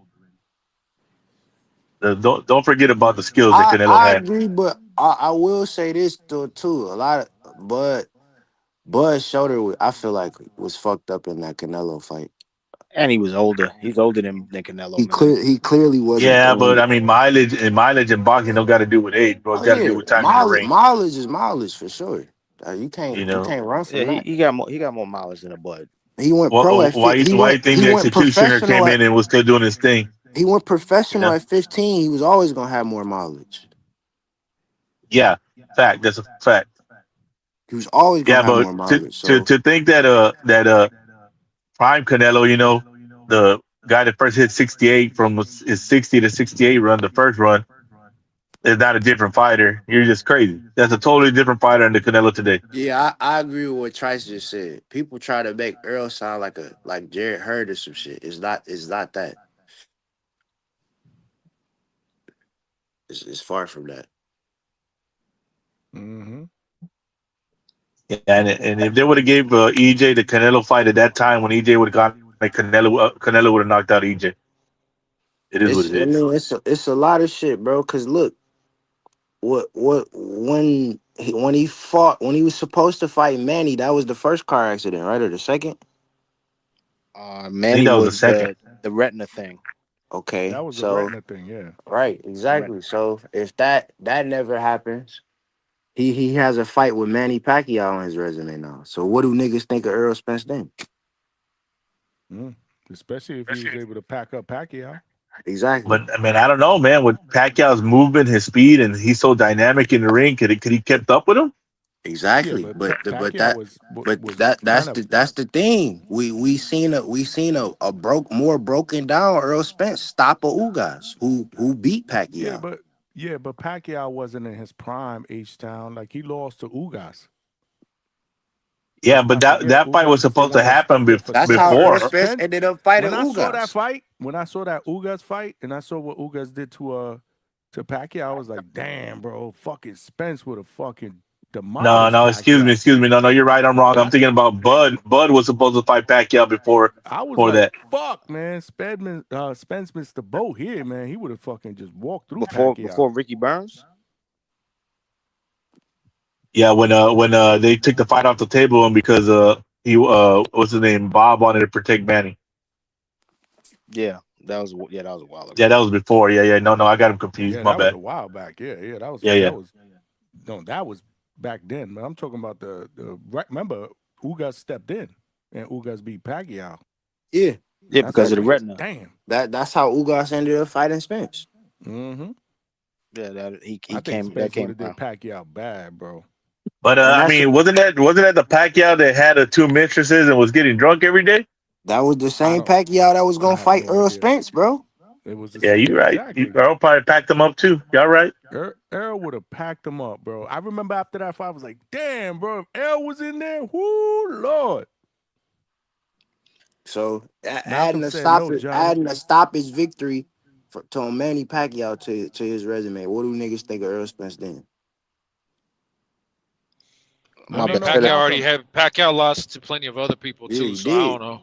No, I but know, but Malcolm. But still, man, it's a name, just bro. that The names name on the count. resume. I don't know. I've never been too big on Spence, bro.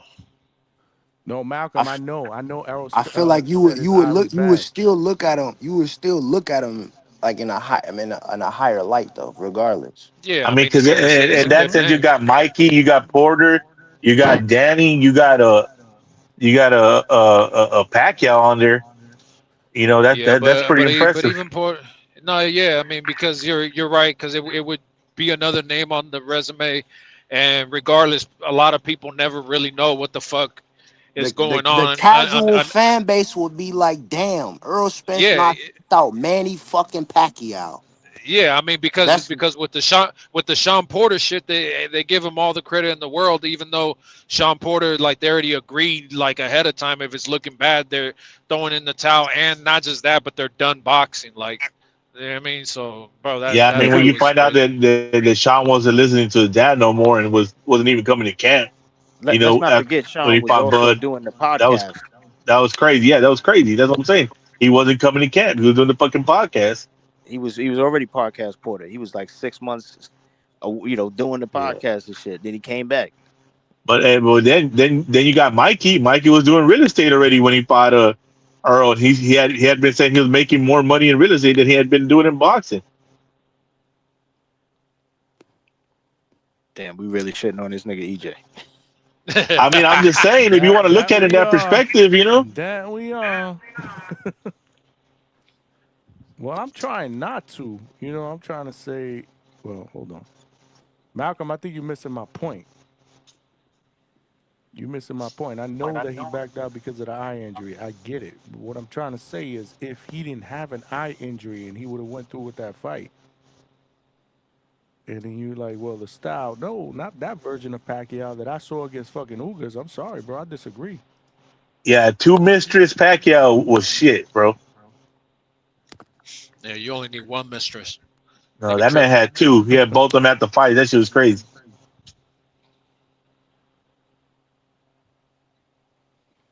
We'll agree to disagree on that one. You know, should have, could have, whatever. It But is what it is. see, this is why when you look at the whole picture, and then it by proxy, it makes Bud resume look weaker. Because you start analyzing all of those fights. You see how we You know what I circle mean? back to the Bud hate? But I mean, But Johnny, hey, that's It's not. Johnny, I It's not told you hate though though. that's what happens. I I that's literally know that's explained what this that shit what was in a gonna happen. nutshell. yeah, Cam. It's That's what I'm not. saying, bro. I mean, by proxy, you just got to go back to that shit. Because if you say this guy, you know, all these fights are questionable, and then this is one of his best wins, of the so-called pound for pound two greatest of all time, because they put him up there with Floyd. Now you're looking kind of crazy.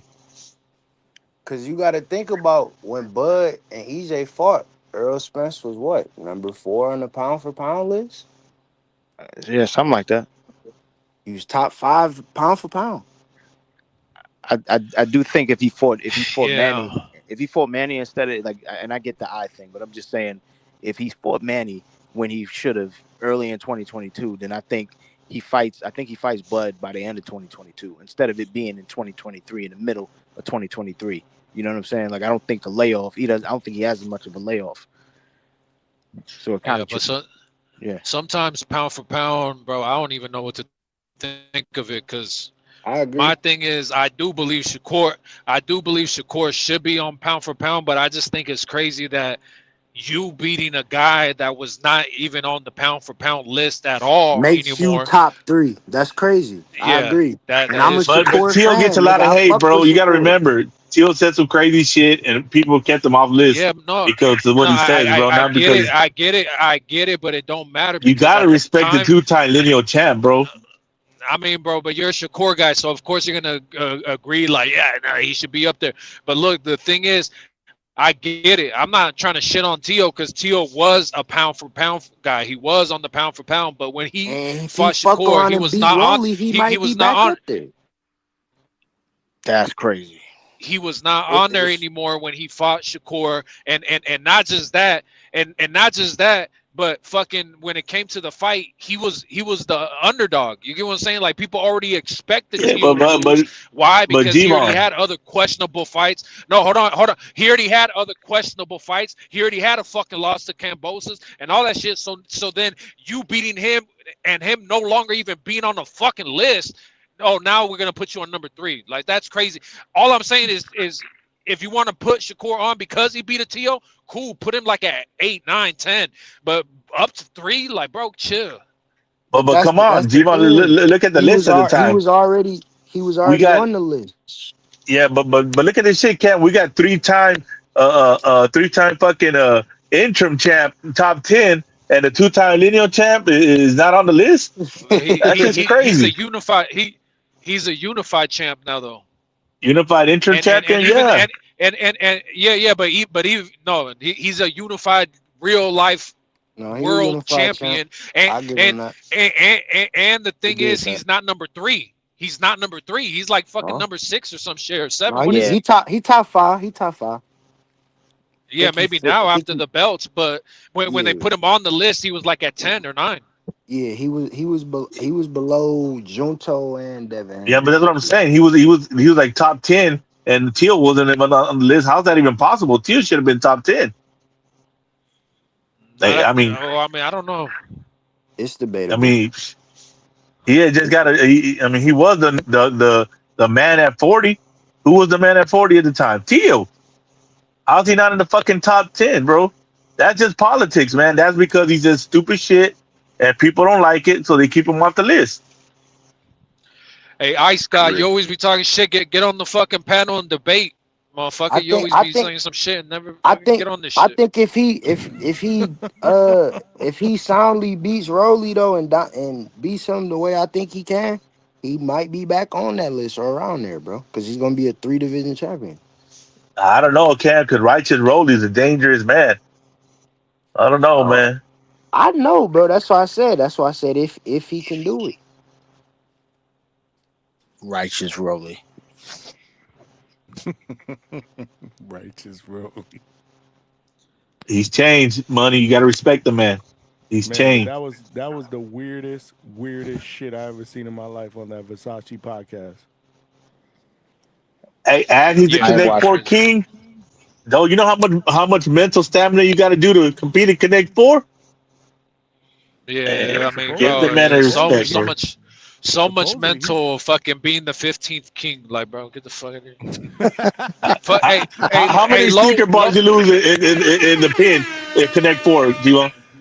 What you Nah, mean 15? He said 6. look. No, I mean he Nah, said look, 7. No, I fuck mean he all that said shit. 9. Cause Lowe's was on some bullshit all fucking night. Anyways, even when he's talking about the, bro, like look, even in the chat right now, right? People are saying that Tio did not look good against Sandor Martin. And what happened with Sandor Martin?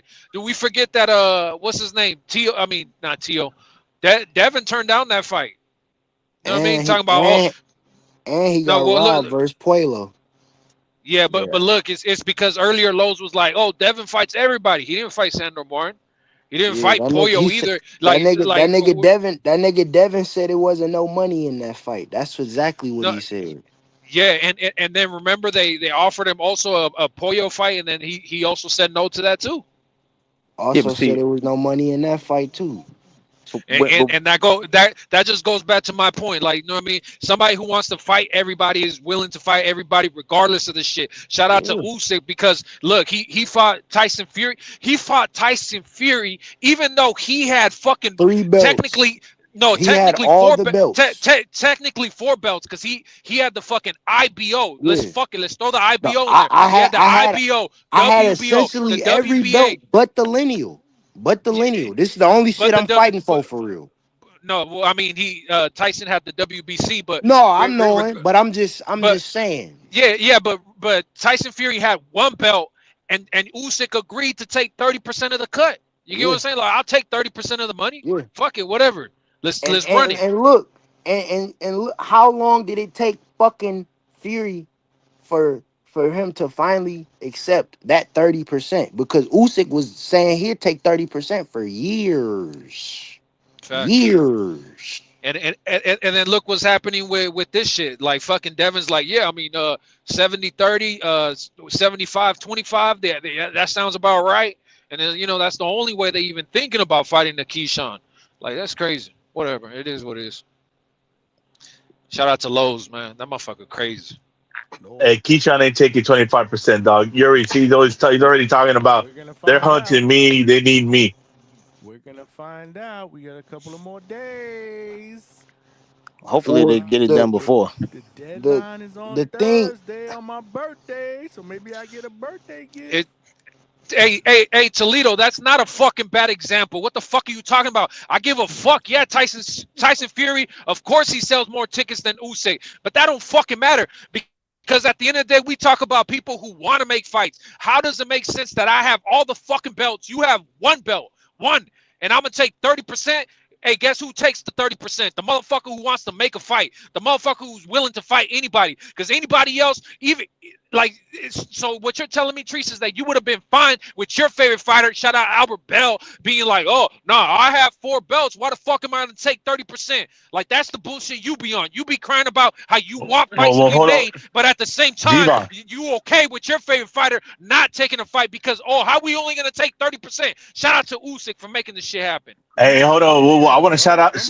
Hey, let me shout out EJ. There's another guy that wants to make fights because that guy, he had all the control and he gave Bud 50% to make that fight. So if Devin ain't willing, Devin ain't willing to give. PBC was notoriously known for freezing out Terrence Crawford. Bro. Hey, yeah, but yo, Cam, like I said, for all the Haniacs, if he gives, they literally only made the fight with Bud when he came to their side of the street. Yeah, but he still got 50%, bro. Exactly. He could because that goes back to what you were saying. That's all EJ. Exactly. Give this nigga what the fuck he asking for so we can make the fight. Stop bullshitting. So let me EJ cook even right here. Let me cook right here, Cam.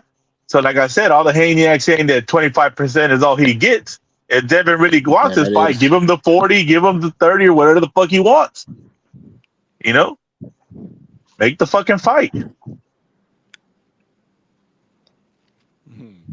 Of course, Kenya would say that. My Yeah, nigga man. Boots Shout out to the people who undisputed make run the about to fights be happen. crazy, Of man. course he would. Of course he would. My Kenya boy was on the Boots fight undisputed earlier. run about to be something, man. He gonna fuck He gonna fuck Josh Kelly up. Yeah, he did the padded thing too. See? We both races. Yeah. Word, what's wrong with y'all? No, bro, I keep, Hey, bro. hey, My hey, look, man's look. got Shout it out to stuck in my shout, head, bro. The Cause he been fuck? saying fucking Padley. Padley. He been saying shout out Saying to my Padley mic all Boots week, because sounds bro, low. bro. That's crazy. I don't know why. My mic sounds low. I can hear you. your mic is super low, Johnny. Your mic, I It don't know. Really? drowns. I don't How know It if the that's just drowns. fuck? me, but to me, Johnny's super Yeah, low. yeah. I Yeah, it thought you were drowns Super trying to low. be out. sexy or some shit, Johnny. I just didn't want to say Uh, nothing. I don't know how. It drowns out, Johnny. I you don't know. like the H-Town, this motherfucker, bro. I was like, hey, Yeah, yo, I this just didn't motherfucker want you to try stop it. this motherfucker Fucking trying to H-Town. whisper to us. I was like, man, nah, man, I'm good. I'm definitely not trying to whisper, man. I had I took don't know how fucking the hell my mic. In my ears, I hear it super loud. That's crazy. salute to y'all boys, man. No I air. gotta figure I ain't this talked to out you in now. a minute, Damn man. it. Another Yo, Cam, but issue. like I was saying, man, if these guys really want to make the fight, man, make the fights, man. Give whatever. If this, I mean, I'm not saying give Keyshawn 50%, but if he wants 35, what 40 But or whatever, give him that's what he what's in. wants. They got it in. They got that in the contract negotiations too. Cause look, it says the 25% or whatever the case may be. But this is how Loma got more than that 25% because nigga, he said I'm worth more than that, and he You got to went argue to that though. Bob. Right, he went to Bob, and I Mm-hmm. want to say Loma got around 45%. Mm-hmm. And that's what I'm saying because you already got Keyshawn on social media talking about like, oh, I know my worth, and these people are chasing me. They need me. You know, he's the He'll get champ, at and least. He gets at he's least his hunting minimum. me. He gets at least what Bob normally gives him. And I mean, I don't know exactly what that number is. I've heard from 500,000 to 1.2. He at least gets that. But as far as it's But you can concerned, get 1.2 to go fight somebody else, bro. That's what he gets in every regular fight. well, You're but fighting remember, he a asked for this. yeah, but you're fighting a so-called star. Again, he So I asked mean, for you want this. star money. He asked for this though. That's the whole shit. So it's going to be on him to walk away. He Yep, petitioned. Yeah, yep. I don't know, man. But like I said, Earl could have let somebody else walk away. He didn't let him walk away. He gave him the money and said, "We fighting." Yeah, he did, and shout out to him because he also gave him that million. He put remember when Bud said let's bet a million. He EJ gave him that in his fee, so that it wasn't a bet anymore. He actually gave him the million. So shout out to him for that. But that was a fight that they was trying to make for a long time coming. This is Yeah, a I this mean, is a but I'm just purse saying, deal. when somebody wants to It's a make a purse fight, they deal. get made. Look at Ryan Garcia and fucking Connor Ben. They want to make a fight, it got made, Ryan man. Like Garcia and Tank. exactly. Why we keep giving other people the out? Ryan Garcia asked for that shit. I can't fake it. That nigga was going back and forth with Tank for a minute before that fight got made. Shit, he made the And Haney fight too. yeah, the only thing I get mad at with Ryan with Tank and shit is like the rehydration and all that shit, bro. That shit. Cause I want to say what Ryan came in on the scales. I think 136 or 135 and a half or some shit. So I if thought he he was did, Yeah, 134.5 there. 135.8. he's 130. You said No, what it's was he? 135 point some shit. All Oh, right, I thought 135 point whatever. So if he I would don't have know the just exact lost number, but that, one. Yeah. right? If he would have lost that point, whatever the fuck it was, it wouldn't have been a rehydration clause on the fight. That's why Tank kept asking him, "Do you fight at lightweight? Are you a 135-pound fighter?" And Ryan could never answer the question. But that goes back to the A side shit. I'm the A side. You gonna sign what the fuck I asked for? yeah, Yeah, man. I mean, But that's if you that's want the what fight, Tank you take the says, but fight. I wonder. That's what Tank says, but I wonder if he would have actually honored that, like make 135 and no rehydration. Like that doesn't even make sense. Yeah, I don't think he would have done it either, bro. That's just Yeah, that's just I, a I agree. It's probably a tactic, but because we'll never know. because regardless because regardless you see Tank said, you see the motherfucker, I ain't stupid. He said the motherfucker big as shit. he said he's fast as fuck, hits hard, he's big as shit. To Tank credit, bro, he has some validity in what he was saying because one of the champions who ended up being at 135, the motherfucker ended up being a 140 pounder after in the next title defense. Well, hey, Cam. Well, like I said, we want to give Tank credit, then we got to give Shakur credit. Because the only two people that Shakur has said, if I got to fight them, I need both of them on rehydration clauses is Devin and Ryan. Yeah, Tank said the same thing about both. he said that. I think Shakur said that about Conor Benno too. Yeah, but Conor Ben is a 160 pounder, so Yeah, he making 147 for Ryan though. that money make you do some things, man. How do you guys hear me now? You sound good. Yeah. Now I sound good. It's like I'm when you not- talking when other yeah. people talking, Johnny. That's when it sounded like it was drowning out. Yeah, that shit is crazy, bro. Because my shit is mad loud.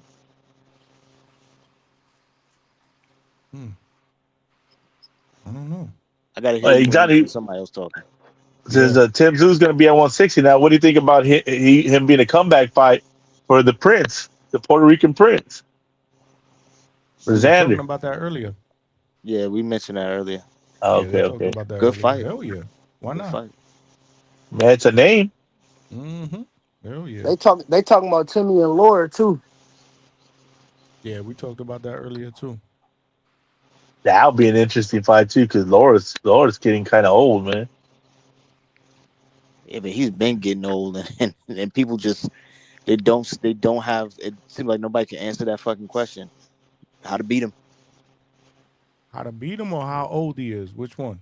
No, how to beat him right? Meaning now, not that he can't be beat, but I'm saying how to beat him now. Like nobody's answering that question. Yeah, nigga got older, but he's sitting down on a lot more punches. Oh yeah. Yeah, for sure. You gonna feel these motherfuckers. Yo, the crazy thing is that this one got Tim back into talks or fighting with contenders and shit. That's crazy. That shows how much power EJ still had in the game. That if you beat EJ, now you're back in talks with the big dogs. Yeah. Oh yeah. Absolutely. What would y'all rate that Zuffa card? What do y'all think? I give it a B. Yeah. Say a B B minus. plus. B. Yeah, I was gonna It's say in the B's, yeah. I thought we were doing numbers. Shit, I gotta It's in go the and figure out a B's. letter. Yeah, I'll I say that. thought it was all right. I ain't had no issue with it. Yeah, fuck it, a B. Hey, why are we talking about the Baumgartner fight? What Bumgarner fight? What Where's she Baumgartner fighting? fight? Shit, Where's she what? fighting? I thought she owed out. I thought she ain't she fighting in Korea coming up or some shit. Oh, but Oh she's shit, not is she? fighting yet. I mean, I know Clarissa Michaela fighting Mira like got in a. 2 weeks, and I don't know nobody give a Michaela fuck Mira about got a that. fight coming up. She fighting Chantel Javon, you Cameron. ain't shit, Javon. I mean, it's Y'all heard She's me? facts though, fighting on Johnny. TikTok. What you talking about? Bro, she's fighting on Zeus. Don't nobody even know what the fuck that is. Who you Is that talking about? even You a talking about network? Or Amanda? is No, Nah, talking about Zeus no Network. Clarissa? yeah, Clarissa. I heard they Oh, I switched thought you were out the talking about fights You too. Amanda. talking My You about the fault. talking I about Guap? ain't she hear You you. fighting talking on about the Zeus Guap? Network? Yeah, man. I ain't hear you. Yeah. I ain't hear you. Zeus Network where all that baddie shit be at. The I fucking heard they took Yeah. all the baddies off the card. Yeah. So basically no, TikTok. I'm Sorry. saying like the the show baddies and shit where all the bitches be No, I tweaking all don't this know the shit. show. Well, it's a I dumbass don't show watch where that shit. I'm aware. I don't watch the shit either, but I know I what the mean, fuck it is. Clarissa is the leader of the Midwest Mafia. You know that, right? I Most don't watch famous that fighter shit in the either, Midwest. bro. It's That a Hey lot of people man. who know about Zeus. I yeah, ain't but gonna that lie. that MVP women's card is one on TikTok. But I heard that they That's what. took all the Yeah, baddies I was That's off what this I saying. thought. Clarissa card. That's the one I thought Javon was talking about. Nah, that's Michaela All I Mira got a fight coming up. All I know is the funniest shit was Tone was right though, because Clarissa, when she got in the ring with she was hanging out Holy hands. with Kristian, right? And fucking Kristian Rock, Blueface baby mama, right? She's in boxing now. And it's crazy that Clarissa tried to tell her stay away from Blueface. You know what I mean? Like oh, you know, stay away from dude. That's what's fucking and it's like, how the fuck are you gonna tell her to stay away from somebody, but at the same time you slap somebody else because you tell them to mind their own business? It's not their relationship. Don't say shit about somebody else's relationship.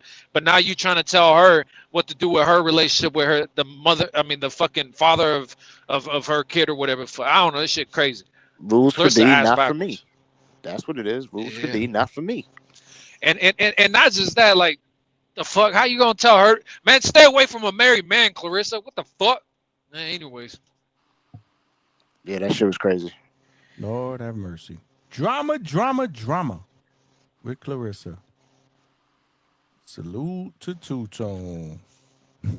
I think Kristian Rock she might fuck Clarissa up. She was sizing Clarissa up too. Yeah, she was. I mean, they almost Clarissa just fought at 165, right? Or what she fought at? That was heavyweight. This one is 160. This one, or 165 or something like that. Dropping down the weight for this one. Oh man, my boy Phil Flexing and Clarissa fan. That man just, I can't believe you said that, bro. What'd he say? Oh, he crazy. Pap ain't married. Come on, bro. Pap is still married, bro. Ask Remy that, Phil. Shout out my nigga Thug and D. Mm-hmm. Wow. Yeah. But yeah, man, I'm about to wrap this up, y'all. We're pushing 5 hours. I gotta get to bed. Yeah, man. So salute to y'all, man. Any last minute words? Make it quick. Yeah, man. I want to say shout out to the Puerto Rican king, Edgar Berlanga. We back, baby. Them hand wraps was nasty work with Shiraz. We need that get back. We know they were loaded. I don't care what nobody said. His wife pointed it out. We know if it would have been Bud's wife to point that out, we would have been having a scandal on our hands. But they want to hate on the Puerto Rican prince. They hate him because they ain't him. Shout out to the new song coming out. We're gonna be bumping it, reggaeton or New York rap, whatever you want to call it. We back on top, baby. I'm out. H-Town. Salute, H-Town. All right, Cam. Yeah, man. Hey, look, the last thing I'm gonna say is shout out to EJ and AJ. Look, I was right about the situation. Dude needs to retire. I said it before the fight. Oh, G-Von, you just being a hater, bro. And it's like, no, the dude needs to retire. And shout out to him for knowing that it's time for him to retire.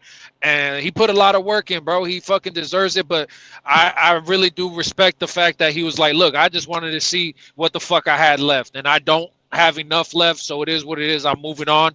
And AJ, same shit, bro. Like, you know what I mean? People over there clowning him because he got dropped. But it is what it is. People forget that people were saying like, look, AJ's done. He's not even thinking about boxing anymore. Like, you know what I mean? Like his mind is elsewhere. He's done. And then he still came back, got into training camp and fucking, you know what I mean? Made it fucking happen. Still got a fucking knockout win. And overcame adversity. You know what I mean? Where a lot of people kind of fold up and like they kind of quit. We seen dudes take knees. Dudes fucking, oh man, I just got fucked up that round. Let me just stay on the stool. Okay, that's it. No, he came out and fucking finished the show. It is what it is. So at the end of the day, look, man, I gotta show respect to both of those guys. Both of those guys on two different directories or however you say it, trajectories, right? But hey, man, both guys just fighters, man. So yeah, man. Shout out to the fighters. Shout out to look, fuck Devin Haney.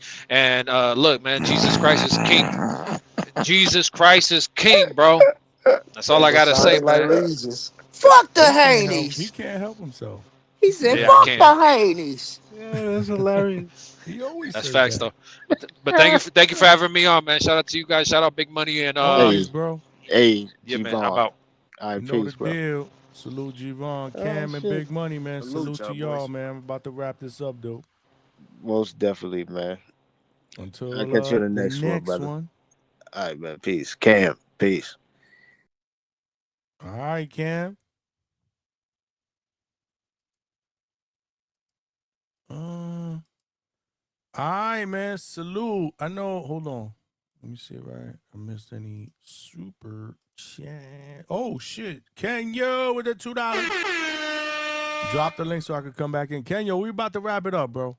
We about to wrap this biatch up, man, because I'm tired, bro. We pushing 5 hours. I got to get up in the morning. You more than welcome to come back on the next show, though. You know the deal. You know the deal. But yeah, man, tonight, amazing show. We talked about all the fights that went down this weekend, man. We had a solid weekend of boxing, man. For real, man. It started on Friday, ended last night for the Zuffa card. And yeah, hopefully I fixed the mic issue, man. Because everybody was complaining about the mic. It's the dudes on the panel. They drown me out. And I don't know why. It's gotta be a sound issue on either the mix or a StreamYard or something. But again, we trying to work through the kinks so that we can eventually gravitate towards Ecamm so we could take Discord calls and X spaces. So I was working on that today, but I didn't have a lot of time because again, today I was working all day, then I had to take I had to do some shit after work with the dogs and the vet. So that took some time. So realistically, I like to put notes together before all my shows. I just put like 2 seconds worth of notes. Like I didn't have the time and I started late. So yeah, the next show we gonna start on time, probably earlier. We got fights coming up this weekend. Let's not forget, man. We got Lamont Roach against William Zepeda, for the vacant WBC lightweight title. Drop the bomb for these brothers. Both these brothers. We got Rey Muyataya defending his IBF lightweight title against Robson Cosensao. We got undefeated Raul Curiel this weekend against Quentin Randall. That card is taking place in Las Vegas on Saturday. It will be streaming live on the Zone and TNT. So this is one of those Zone TNT cards where you're going to see your boy Bud Crawford doing the color commentary, man. And I know he got some criticism. We got Treese's guy, Charles Conwell, against Paul Kroll, undefeated. Yeah, man, we got a good solid fight card on Saturday, man. We're gonna see if we either do the live fight chat or the immediate post-fight reactions. I do know I got plans with wifey on Friday and during the day on Saturday, so we will figure it out. We'll figure it out, man. But salute to all the others sent super chats, contributed in the chat, man. You guys absolutely cooked. You guys come with the energy, as always, man. All the panelists that jumped on, y'all was cooking tonight as well, man. Y'all the real champions, man. The champ is here! The champ is here! The champ is here! Yeah, we got Dylan Capetillo on that card as well. Undefeated prospect, Joel Ariarte. He's on this card, who's 10-0. My man, Jurgen Hovhannissian, the heavyweight, undefeated. He's on this card. Yo, this is going to be a solid card, man. I can't wait. This is the only big card of the weekend. Saturday, August 1st is going down, man. We'll get into the weeds of this on Wednesday and Thursday, but we got a show tonight, so we got to figure out what we're going to talk about. Hopefully on Thursday, we could talk about Devin Haney and Keyshawn Davis, signed, sealed, and delivered. Again, they did ask for an extension until Thursday, so hopefully shit gets squared away even before that, and we could talk about it. Toledo Treese, yeah, I like Idiarte as well, man. He legit. So yeah, let's look at the poll, man. We got almost 100 votes in, and who had the performance of the weekend? Tim Tszyu, unanimous decision victory over Errol Spence was 38% in the lead. Then you had Berlanga's TKO over Stephen Butler. That was 33%. Hitchens, UD and Jab Fest was 23%. Great performance by Hitchens, man. I mean, I get it. I get it, and I did want him to push for the stoppage as well, but he totally dominated, man. He did some beautiful things. And then Anthony Joshua making his return, his KO over Kristian Prenga, only 6%, man. So the winner of the poll at 38% performance of the weekend was Tim Tszyu's unanimous decision victory over Errol Spence Jr., who proceeded to retire after the fight, man. Tough, man, because like I said, we talked about Errol Spence. I'm a fan of Errol, but, Tim did his thing. And on top of that, Errol needs to just walk away, man. One of the greats in our era, man. So salute to him. We'll be talking about him. But, yeah, man. Like I said, man, hit the like button, man. We still need about, 22 more likes, man. Come on. That shit is a 2-pack of ass. Let's go, man. We got people up in here that probably haven't hit the like button. Hit the like button on the way out. And definitely, if you're not subscribed to the channel, please do so. And if you are, text somebody, tell a friend, and tell a friend. We are close to getting to our next goal of 4,000 subscribers. So let's get it, man. I need everybody's help, man. We are cooking here, man. This is what it's all about at the Hangout spot, man. Good laid-back boxing talk, man. We got panelists. We talk that boxing shit. The chat be cooking. This is what it's all about, man. DHS, man. We doing big things in 2026, and we growing, man, together, man. But on to the next one, y'all. Salute. Appreciate the love and support. As always, man, this is your boy Johnny signing out from the Hangout Spot Live, and I'll talk to y'all on the next show tonight, man. Let's get it. One.